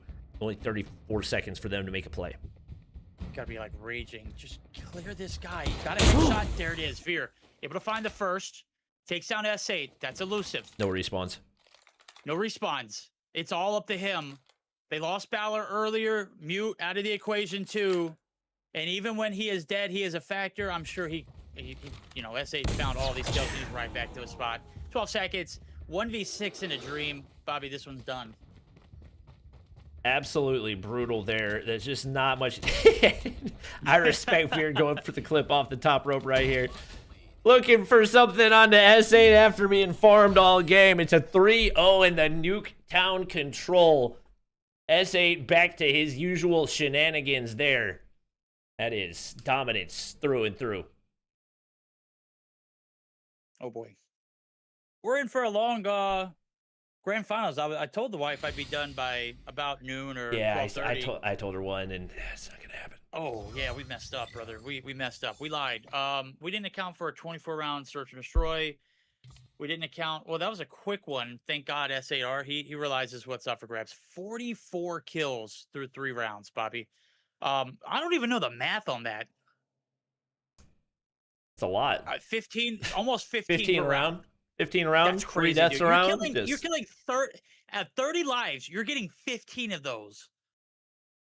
That's brutal. I mean, how do you even fight back? Yeah, you don't, as evidenced by what we just saw. Not much you can analyze there. That is just pure dominance through and through. And once again, that's a guy that I think has been #1 on the leaderboards 5 times before. And we are playing shipment, as she's asking, correct. Shipment hardpoint. This might be a long one. This might be a long one, or it might be a short one if S8 keeps playing the way that he's been playing.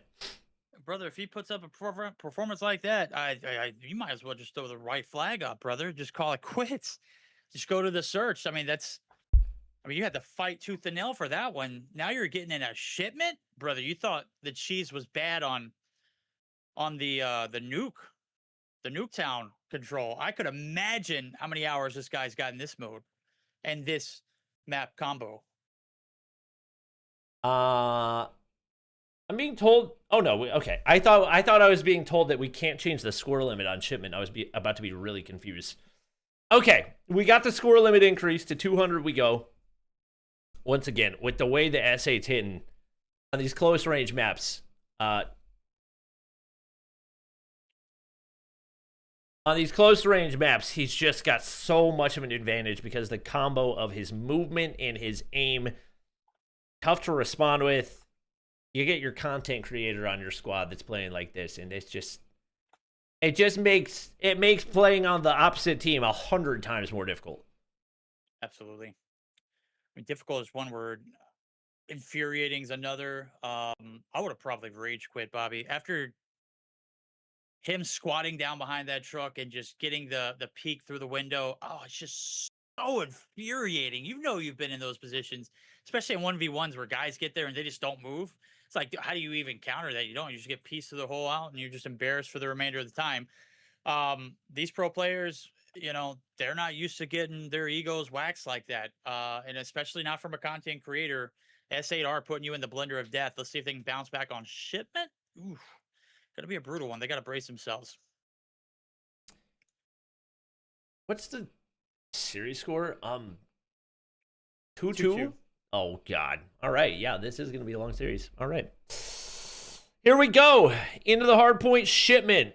Veer making some last-second changes. I wonder if he saw that it was shipment and said maybe we need a little bit more of an aggressive loadout here. Waiting for him to ready up.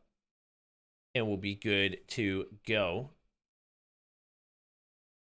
Once again, thanks to all of our players for competing. Thanks to you guys for watching. So everybody just helped made it happen into map 5. Still got at least one more after this. You know, I didn't think I'd come a day where I'd be casting a hardpoint on shipment. I know we've seen 2v2s here. It's a great map to grind camos out. Obviously, it is a classic and a staple in Call of Duty Mobile, but a race to 200, here we go. Usually this map is like just absolutely ran rapid by streaks, and well, no streaks here. It's Valor who's off to a hot start. Hill's gonna be occupied, and well, it's all about playing your life, and man, there is nowhere to hide here in P1. No, not at all. S8 doesn't get off to quite as hot a start right there off the opening, but able to get 2 off the backside right there. This might take a little while. We're at 5-5 as the scoreline off the start. It is pure chaos. I know once we get to some of the later hard points, you'll be able to lock in bigger stretches, especially if you're hitting those opening shots and abusing some of those headies, but man, P1 just a bloodbath. And the way they're moving on this map too, I don't know if you're watching the mini map, but they're moving so quickly. They're moving so fast. Of course, off the spawn, it's so easy to get from point A to point B in the middle of the map. You win your gunfights, you take the time. S8 and Nuke and Ruin all combining for a team wipe. This is the most time we've seen collected consecutively. But 19 seconds altogether for the first. EU putting their money where their mouth is early on, playing the objective to a T. PDX or Ruin and Crew got the advantage here for the setup on New. That's going to be quickly spoiled. Oh my god. S8 made the switch to Locust and has not missed a beat. He's on an 8 spree now. One slides through. Looked like he may have gotten stuck a little bit right there, and Ruin's going to get shut down as well. Now it's EU stacking some time on the objective. Valor making the switch on over to the Tundra in hand. He can't seem to find anything there, but fortunately for him, his teammates are getting the job done. For the time being, Veer holding down the hard point, but Nuke slides through for 2. Yep, there it is. Feeds lighting up. S8 just not missing, brother. Oh my god, the 360 no-scope right in your face. He's flicking. Hit marker. Tundra is back to its dirty business, and it was short-lived.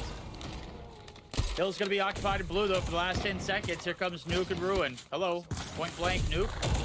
Able to get the hit marker. Ruin able to finish him up. So, the wombo combo of the 2.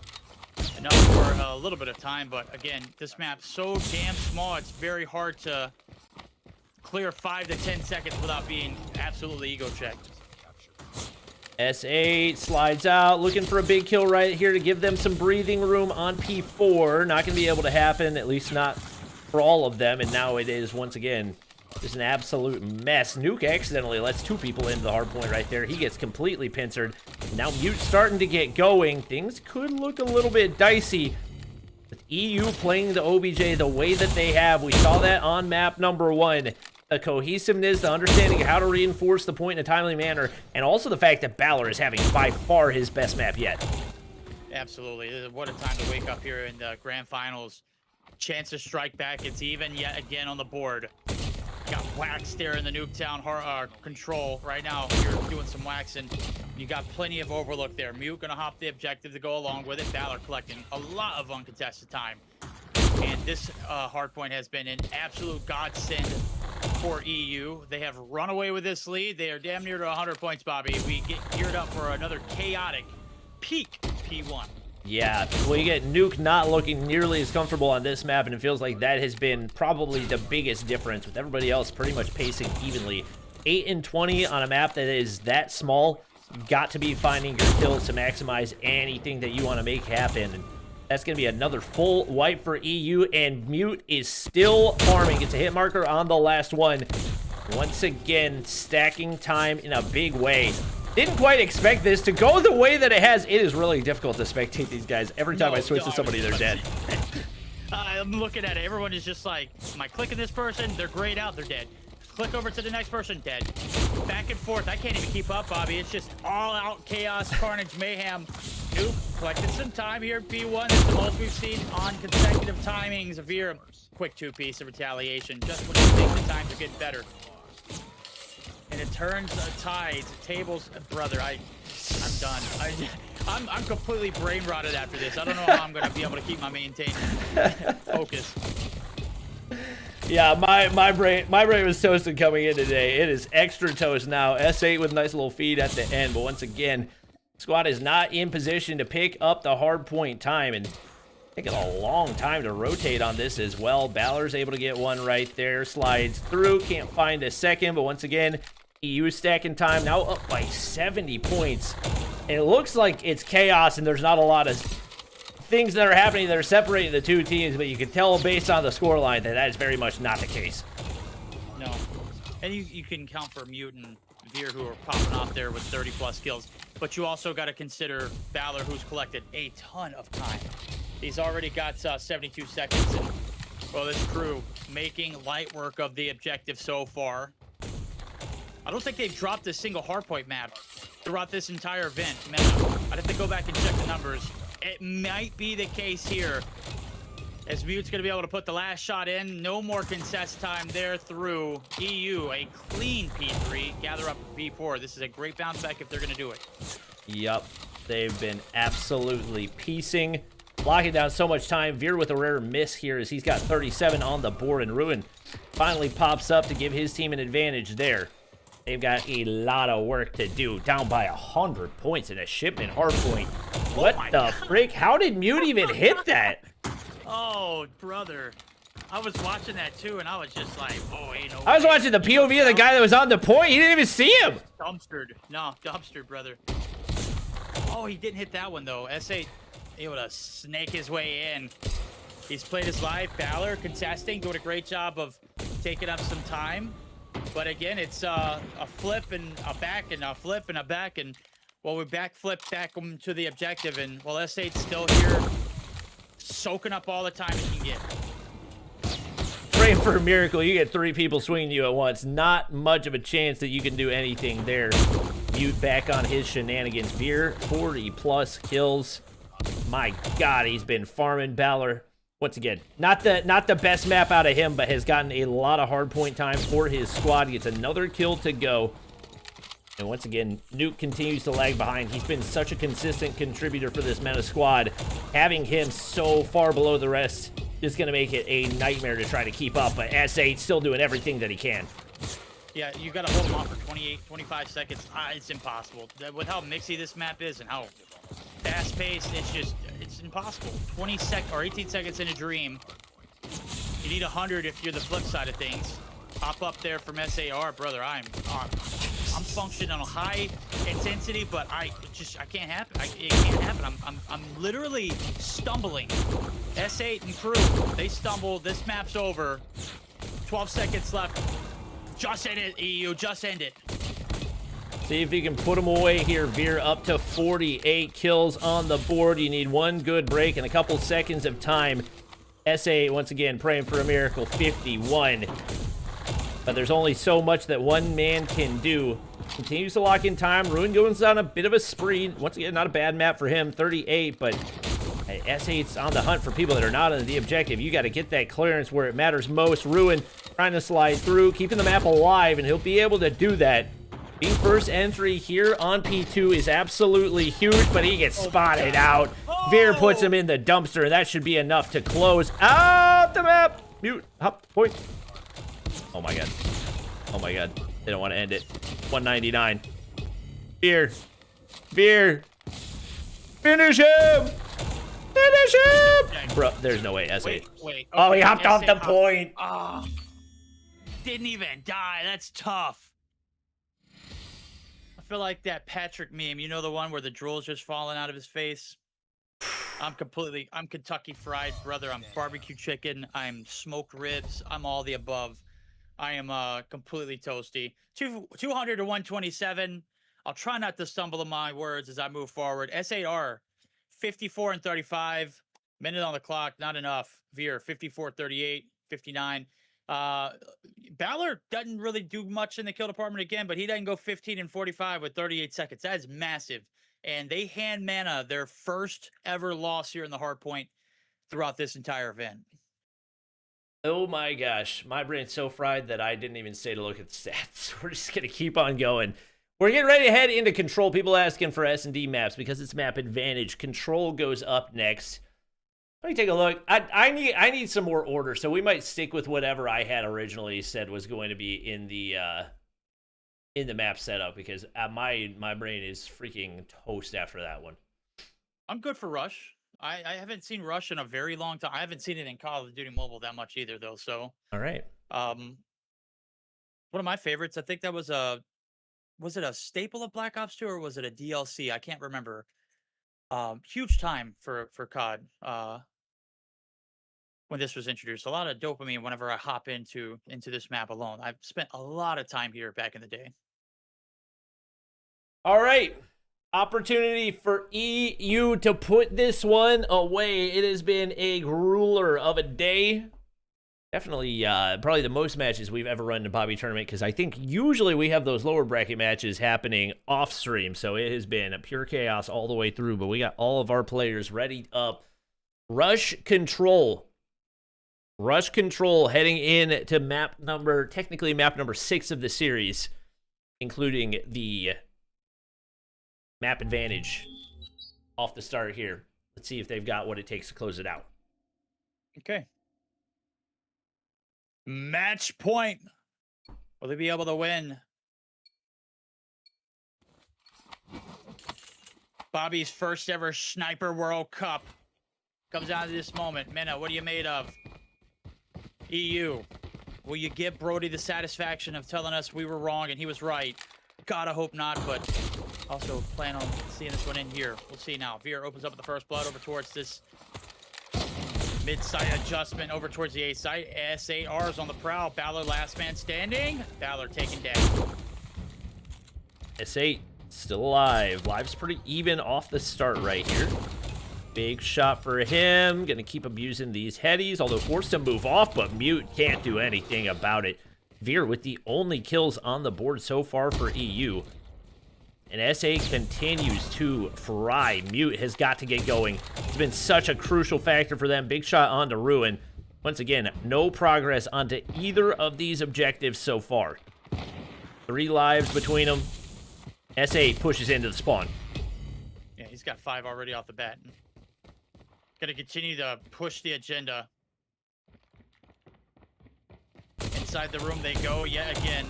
Paintball interior. You're getting painted red. Veer finally starting to get things a-rolling. Mute getting up some space through on the backside, looking for the wrap. No one's here. Nuke able to slip the seam, takes down Veer. No one's watching that site, and Mute trying to get the revenge. Takes too much time. Ruin there to get the trade. 5 life lead for Mena. Off to a good start here. Definitely seems to be a more defensive-sided map, especially with how many headies you got on these objectives, but SA, probably a reason that it's looked as defensive-sided as it has. He gets a couple more shutdowns. Now looking for Veer to stop that objective capture, and he's able to do that as well. So now 6 lives up. And once again, EU just struggling to get to the point. Veer spotted out right here. S8 has to push up, and he's able to shut down the hard scope. 6 lives up. You have got to have a god tier hold, and Mute is there to get it started. Oh, he's got one more to deal with. Hits the shot. Nuke, sit back to the spawn. This should be a complete capture. 14v10. Harder objective to count now. Minute 28 on the clock. 13v8. You got to brace yourself for impact, and you got to traverse around what is quite literally the hardest part of the map to get to. And you only have a minute to do it, so Mena done their job so far. Veer trying to reel it back in. S8 plays the audio cue right there. That's going to be a freebie. 5 lives down. It's got to be one perfect push, because they're going to be respawning right in front of you, and you got to connect for every shot possible. Nuke there for the shutdown, and that should be the end of the round. Only 3 lives, and Balor not going to be spawning back in at 2 and 10. Not what you want to see for the opening round. Yeah, man. If you manage to win this one, drinks are on you the next time you're all out and about. 2 lives remaining. Mute with a dream. Mute finds first. can't hit the follow-up. It's all down to him. 37 seconds left to go, 1v8. Veer ain't spawning back in either. He goes 12 and 10 through the opening round. Admirable effort, but now it's on Mute to put the finishing touches on the round. Nuke says, "Not today, my friend. Not today." How many kills did S8 have that round? 13. You know, kind of average round for him. Yeah. Ridiculous. 13 and 7 for him, by the way. So nothing to scoff at. About a 2 KD, but we've seen better rounds out of him as well. We'll see what they can do on the offensive side here. Once again, it looked to be a very defensive side of map, especially with how far in that one objective is. Mute gets through. He's looking to stop the capture and is able to do it onto one, but not able to deal with Ruin, and you still got to deal with S8 on the prowl on the outskirts. Ruin staying alive, continues to move upward on the objective. This has been a phenomenal start right here. A lot more success than we saw out of EU to get things started.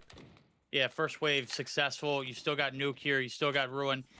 They're putting on work, and the goal here is to create as much time as well as not a lot of lives to spare. 2 minutes and 18 seconds. You got literally an eternity, it feels. But the harder portion of this map to traverse, which route are they going to take? It looks like it's going to be the wood site. Veer getting blasted. S8's cleared the path. They're already on the bus. Bobby, this one. Not close. Balor. We're just going to dance. We're not even going to shoot. I ain't even mad at that. S8 looking for a pick. Can't seem to find clearance onto the point and can't get a shot to connect there either. A couple rare misses out of him as EU will stay alive in this round for the time being. Ruin continues to push up right there. Keeping the lives equal. Still 2 minutes remaining in this one as well. So not going to be easy by any stretch of the imagination, but doing what they can with what they've got. Fear really bringing the boomstick here in this one. Lively going to be back in the hands of EU. They're going to continue to press forward. Ruin able to trade him out, so what map control you had is going to be back to a minimal. Balor absolutely blasted off that. Veer off spawn's going to be able to piece on through. Nuke's up top. Nuke's got control. Nuke's looking to push you back into your spawn, and he's going to get dealt with, so Nuke's all over the objective for the time. Where's Mute at here to contest?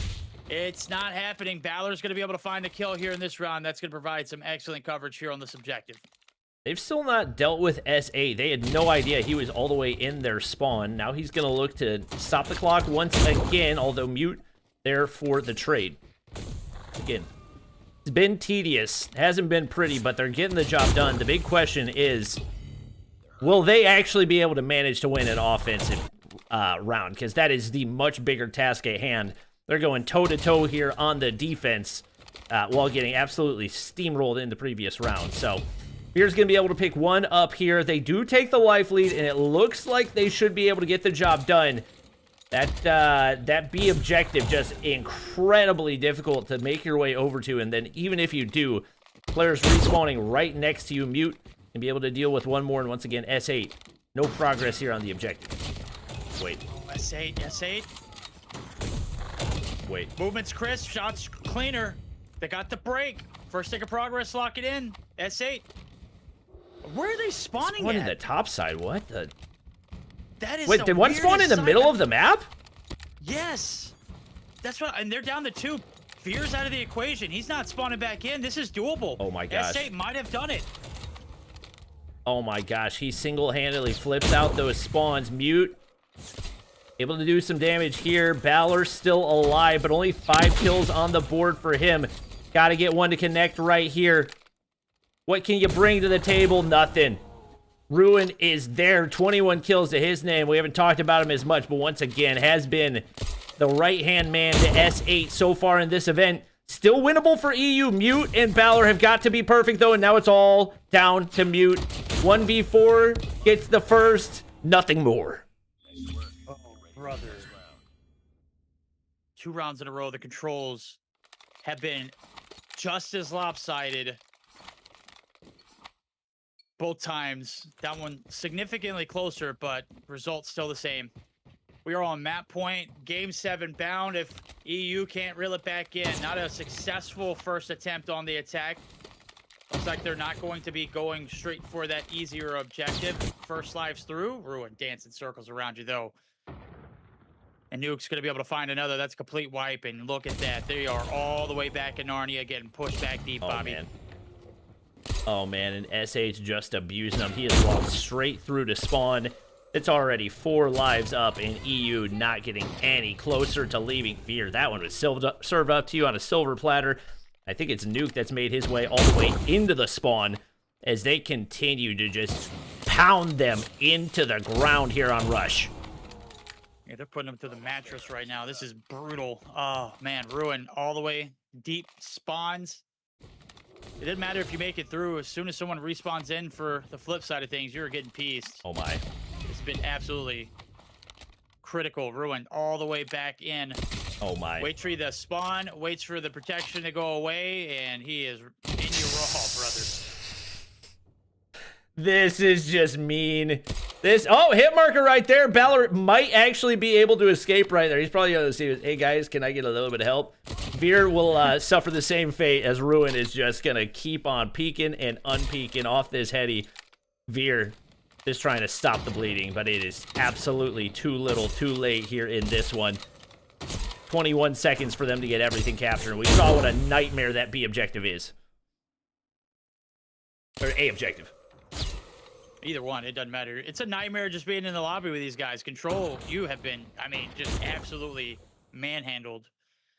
Taking B. And, well, hell, 15 seconds, man, just tap out. They've got you in the chokehold. You found your way on towards this site. Balor still got some fight in the dog lab. Sass shut down. Veer, last man standing. He is in the obstacles room, and brother, he is just waiting for the cavalry to come back through. 7 life lead. Not as drastic. How as is this only a 7 life lead? What the heck? I was just looking. I was like, how is this only a 7 life lead? Significantly closer than we painted it out to be, but we just watched Ruin do some pretty atrocious things to you. So. Okay, wait a second. Once again, the tougher task is going to be getting B captured, but they've already got 2 ticks of progress there. They've got players pushed up. EU can actually win this. What in the world am I witnessing? There's only 2 lives separating these 2 teams now. Mute picks up another one. Mute picks up another 2. And now they've got the spawn trap in play from this side. And there's no easy exit. You can play TDM here.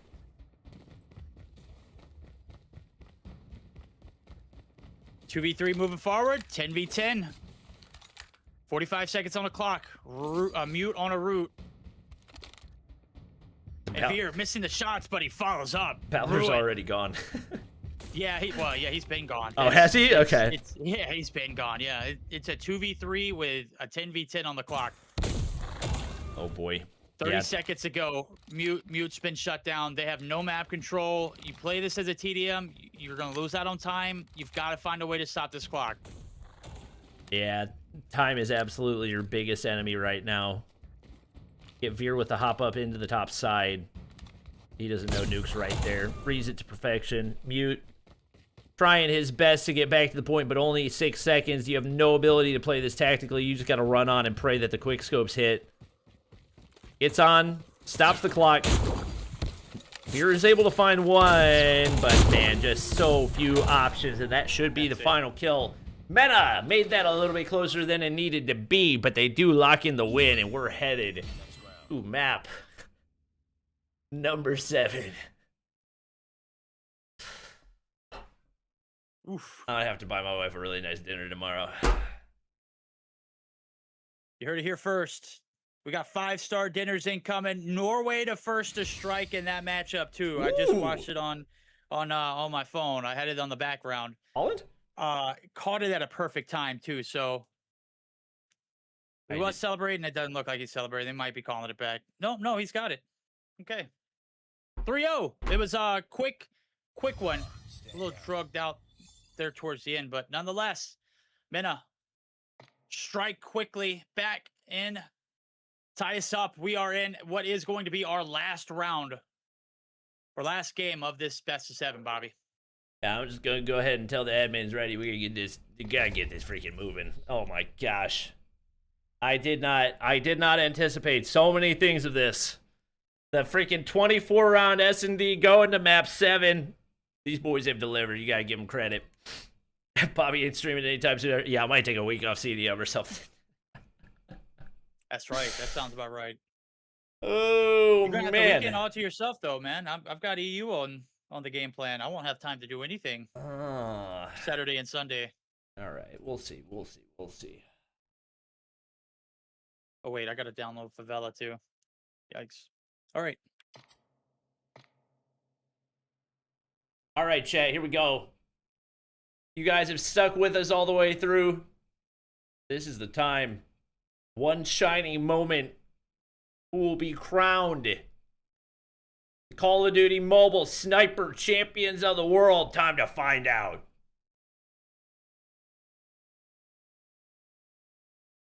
Scores 3-3. Do or die.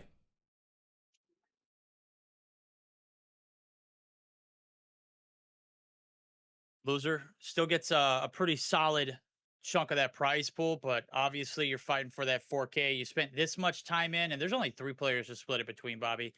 That is going to be a massive payday. Well over $1,300 for each person in this winning affair. Usually you divide that by 5, and it's still a chunk, but man, it's gonna feel awfully nice to line your pockets with that kind of dough. All right.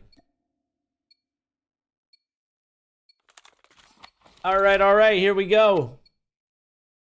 See who's still got something left in the tank. MENA, find the... We got the bomb. We've lost the bomb. Brutal. I didn't leave, so I might be stuck. I didn't leave either. We're too old for this, Bobby. We don't have the reaction time. So Yep. Yeah, we're completely chalked. And whoever said that in chat, streamer can't handle 5 hours of a streaming. Brother, come on. Do you know what it's like to be screaming your lungs out and locked in for 5 hours straight? Casting 5 hours, very different Casting. from casually playing the game for 5 hours. Those are two very different experiences.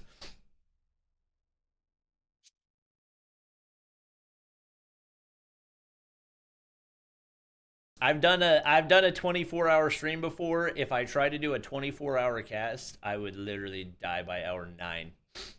Yeah, hell, I'm hanging on by a thread here, Bobby. And we've seen some rather quick series too. Imagine if all of them had gone to a map 3. Whew. Yikes. We'd be I wouldn't be able to talk for the next few days. No, 100%. I'll go ahead I and mean, say that was this. what was it? 2022 champs or whatever. My voice is literally gone after day 1. That's where I Oh, yeah, learned I how to believe it. pace myself in casting. Exactly. Got to set a good foundation. I luckily built a good tolerance for my voice. As amount of shouting I've done, it's able to handle all the damage, but my higher registry is completely chalked. All right. See if Ballard can add enough here for EU to take the S&D, or if S8 will continue his reign of terror. To be honest, in the Hacienda, it was Ruin that was really giving him problems. And S8 with a bit of a slow map there, so we'll see if he can maintain his regular dominance even here in the S&D. It's all about scrambling and finding positioning here early on. You see Veer took a route. He just couldn't find the jump up. Oh, he's going to spot the lead. Gets the first. Ruin. Shut down 2. Quick topside control goes massive. S8 now on a 1v3. Minute go on the clock. He does have bomb, but man, he's got to clear out just so many nasty angles. Oh, And he spotted Veer. He spotted Veer, yeah. just such a tough shot to hit, because if you miss, then you are 100% dead, and he keeps jiggle peeking right there. Waiting for the opportune moment, and there it is. Great patience out of him. One to the left. That's going to be Mute. Probably his toughest task in this 1v3. And unfortunately gets a hit marker right there. Mute's able to get away, and now reads Balor on the pinch. What is Balor looking at? But get my man a map. What? He was completely lost right there, and now an opportunity for S8 to clutch up, but Mute right. puts him down. Get ready for the next round. Okay, we're gonna let him slide here. This is one of those maps you can get lost on if you haven't played it consistently or in a while. I'm not sure what Valor was looking at there, but maybe he was just looking to stay alive. He's trying to blend into his environment. Brother was sticking out like a sore thumb. That is certainly bangable. S8 denied. Mute. Able to shut down what could have been a catastrophical start. Veer. Found the leak last time around. I don't know if he's going to be as lucky. As you can see, he's already getting contested up top. Ruin with a pick, but Veer's there on the backside. Third kill on the board. And now another Mena 1v3. Nuke looking for something on that low ground, but just so many angles that you got to worry about here. Veer's going to spot him out and put him out of his misery. 2-0 lead for EU here. They get off to a hot start. Yep. Keys to success here in this series has been the search and destroys. They made you fight tooth and nail the last time around, but you won. You won a hard point too, which was crucial because you have been bodied in the controls. Right now they're delivering. EU able to make it 3. We're straight out wide open pushing it on this left wing, and let me just tell you, it is so damning. Valor finds the first blood. Valor finds a second. He was taking in the sights in that first round. Now he's taking sights on you, and, well, he's not missing either. Another chance in the S8 1v3. No success here so far, but once again, good start to it. Knows that Balor's got to be somewhere close on this site. Hit him with the movement, but misses the shot, and that's actually an ace for Balor. We saw him have a big hack in the yard earlier today. Not as much success through the later maps. Big performance right there to get EU a 3-0 lead. Hell yeah. Let's see you talk about that, Chet. Gets the 1-2 off the rip and the third to follow up. Valor, he's the man to shut down on here. I think he believes he's in danger, and you certainly are. Gonna have to force it back up top. Wait for the cavalry to come through. He's gonna be dealt with this time around. Ruin's gonna get all the close into your spawn too, and does spot one, doesn't hit the shot, and Mute's gonna be able to stay alive. Bomb's gonna go down nonetheless. 40 seconds here for the retake. Ruin sitting back and waiting. S8 taken down. Veer gets a 2-piece right there. Chance once again, but Ruin's looking to spoil! Veer goes big as once again. EU come out in the clutch and take the round. Now 7 kills on the board for Veer. Looking like they could pave the way to a quick win here in the S&D.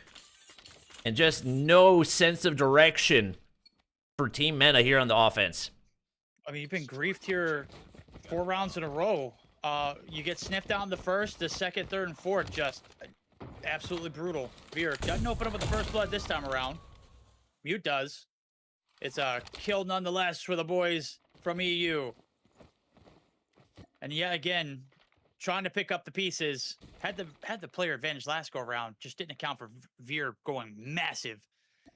See if they can do it here in the middle of the map. S8R's got the topside control. Looking to peek on out through.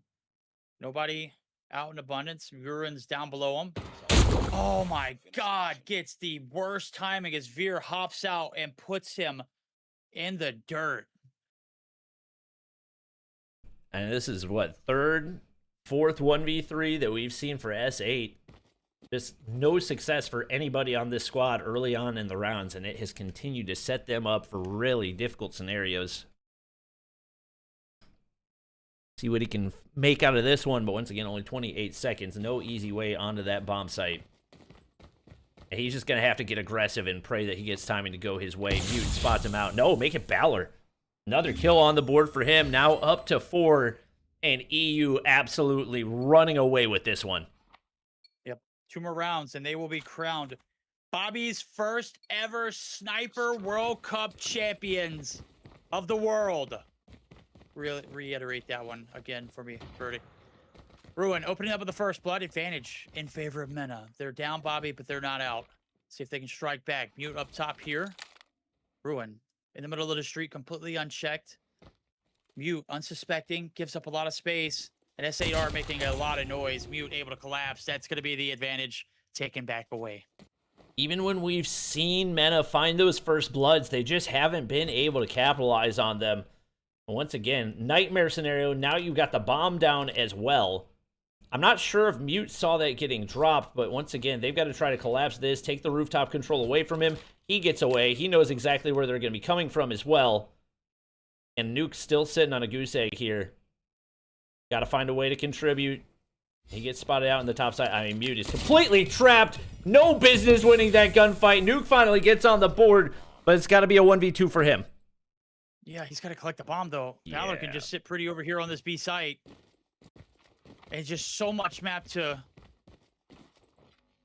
collapse on. You've got to collect, and you've got to stick, or you've got to take down Valor. Let's see what he does.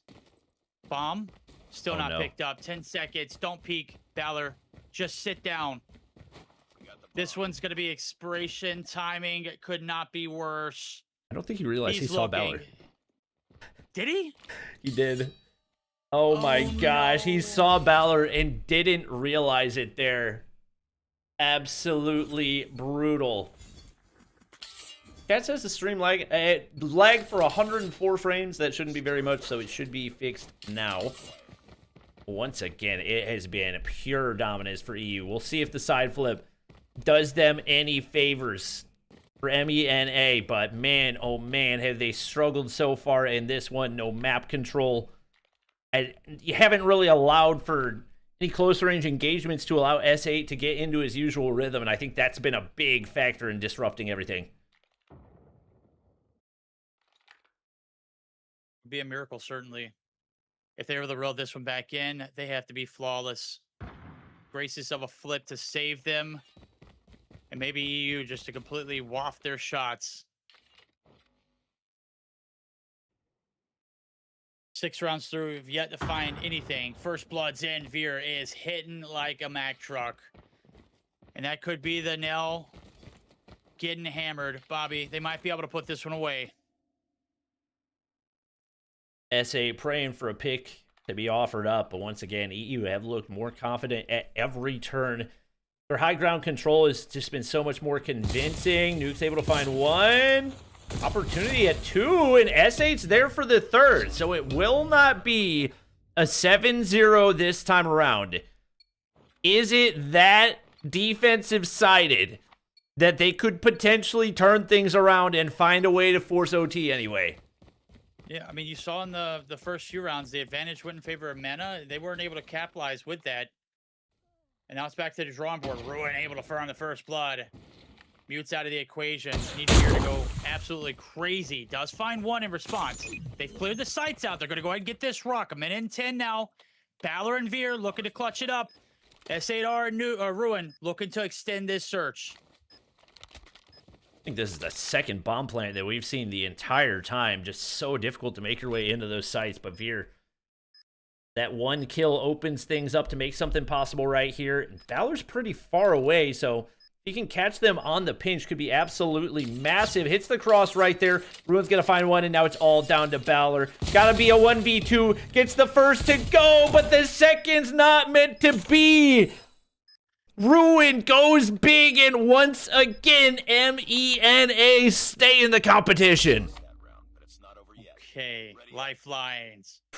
Valor hits the first, which was impressive.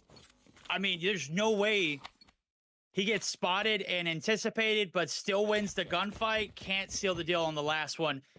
Round is a loss. EU not able to put it away. Mena able to stay alive.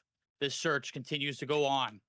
You'd think the further they go into this one, the more hope that you're allowing Mena to come through. You've seen the flip, the momentum switch. That one the closest way of putting it out of its misery, but close, no cigar. First bloods, not yet a factor. S8 on the flip side of things. Valor trying to hit the wall bang. S8 not successful on his shots either, so right now they're at a drag. When will the reinforcements get here? S8's on an island by himself. Yeah, he's got to be the one that opens things up to get at least one and slow down this initial push. and keep abusing that heady. And as long as he's alive, it's just going to be a nightmare to try to get in. But Fear executes, finds that first blood. S8 there for the trade, but does that mean they get into sight? They do. And now it's down to Nuke. The last hope for Mena to stay alive in this competition. It's got to be a 1v2. Only 3 kills so far in this one, and he's going to take the low ground position, but I don't think they're going to expect this. Playing really tight around the corner right here. Did he make noise? That's the question. And a massive one at that. Misses the opening shot. They know exactly where he's coming from. Tries to hop over the top side. Mute puts him down.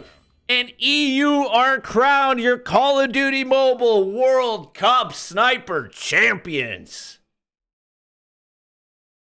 What a hell of a day, Bobby. 7-2 victory. EU, do it all here in the Search and Destroy. They said, we're not going to 24 rounds this time around. You guys worked enough. Our job is done. And what a way to end this event. Man, oh man, Brody. Your boys came through. Yes, they did. I actually genuinely mean it when I was saying I was being facetious. Back in the beginning of day number 1, I said EU were going to take it all. And not a single part of me believed that. Like, I had no idea that EU was going to win it. But honestly, I'm so glad that they did. Their Search and Destroy in this grand finals was immaculate. Even Balor, who we talked about at the start of the day as being somebody that needed to step up, showed up to this grand finals and proved he had what it takes to hang on this team. But also a massive shout out to Veer, and in particular Mute, for showing up. We know that Veer is a monster with a sniper rifle. We knew that he was going to be a demon in this tournament. I think we kind of knew that Mute would be pretty good. I don't think we knew he would be this good. Everybody in that team verdict showed up to this grand finals. No, absolutely. It was a monster of a last game. Of course, you got pieced into control. Really didn't have any answers for SAR when he was on his stuff. But the hardpoint was the biggest difference there in the shipment. Big flip map. You don't win that one. This game in this series is done in 6. We're not even getting to that map 7. Yeah, 100%.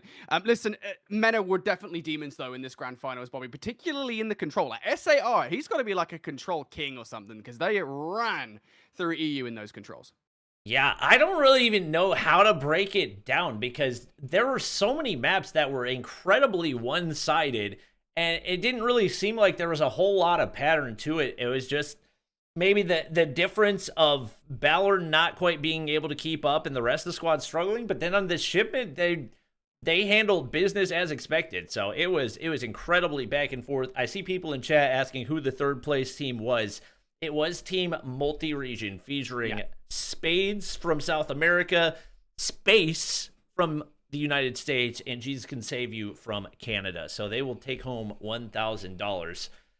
The credits across the board. It was an absolute blast to watch all of these teams.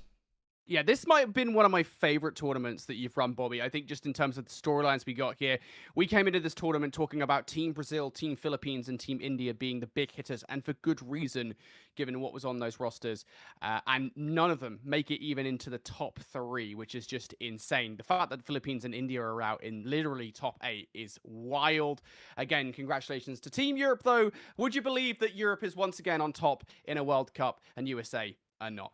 Shocking. Absolutely shocking. All right, with that said, wait, we've got one more thing to do, because somebody ran their mouth yesterday. Someone said something they shouldn't have said. Someone said, if this thing doesn't happen, I don't even remember what it was. Was it if EU win? Was it the European game? No, it was if Europe beat Philippines. I didn't think the Philippines, statistically speaking, the Philippines should not have lost that game, okay? I made a bet.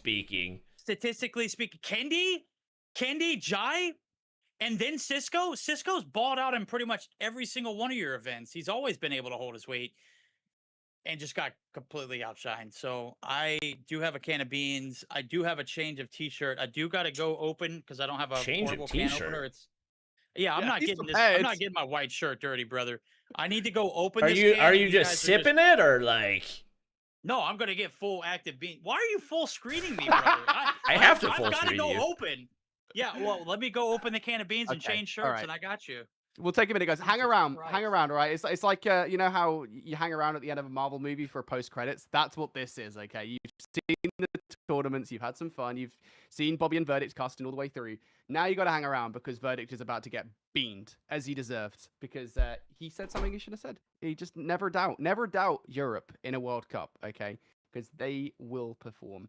With that said, we'll take a moment while we wait for Verdict to say thank you to everybody for watching today's broadcast and yesterday's broadcast as well.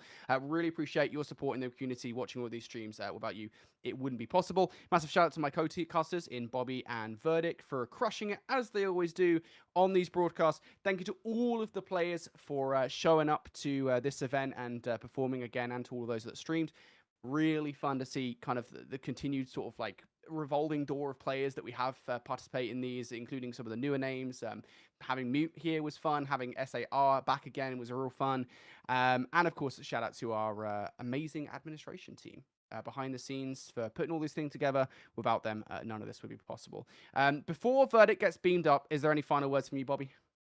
No, I appreciate everybody that helped make this possible and all the players for being good sports. Obviously, in these situations, we got people all over the world. There's going to be factors that we can't control, but I appreciate everybody always coming back and making things fun. But you guys, anybody that is still here, you are here for one reason and one reason only.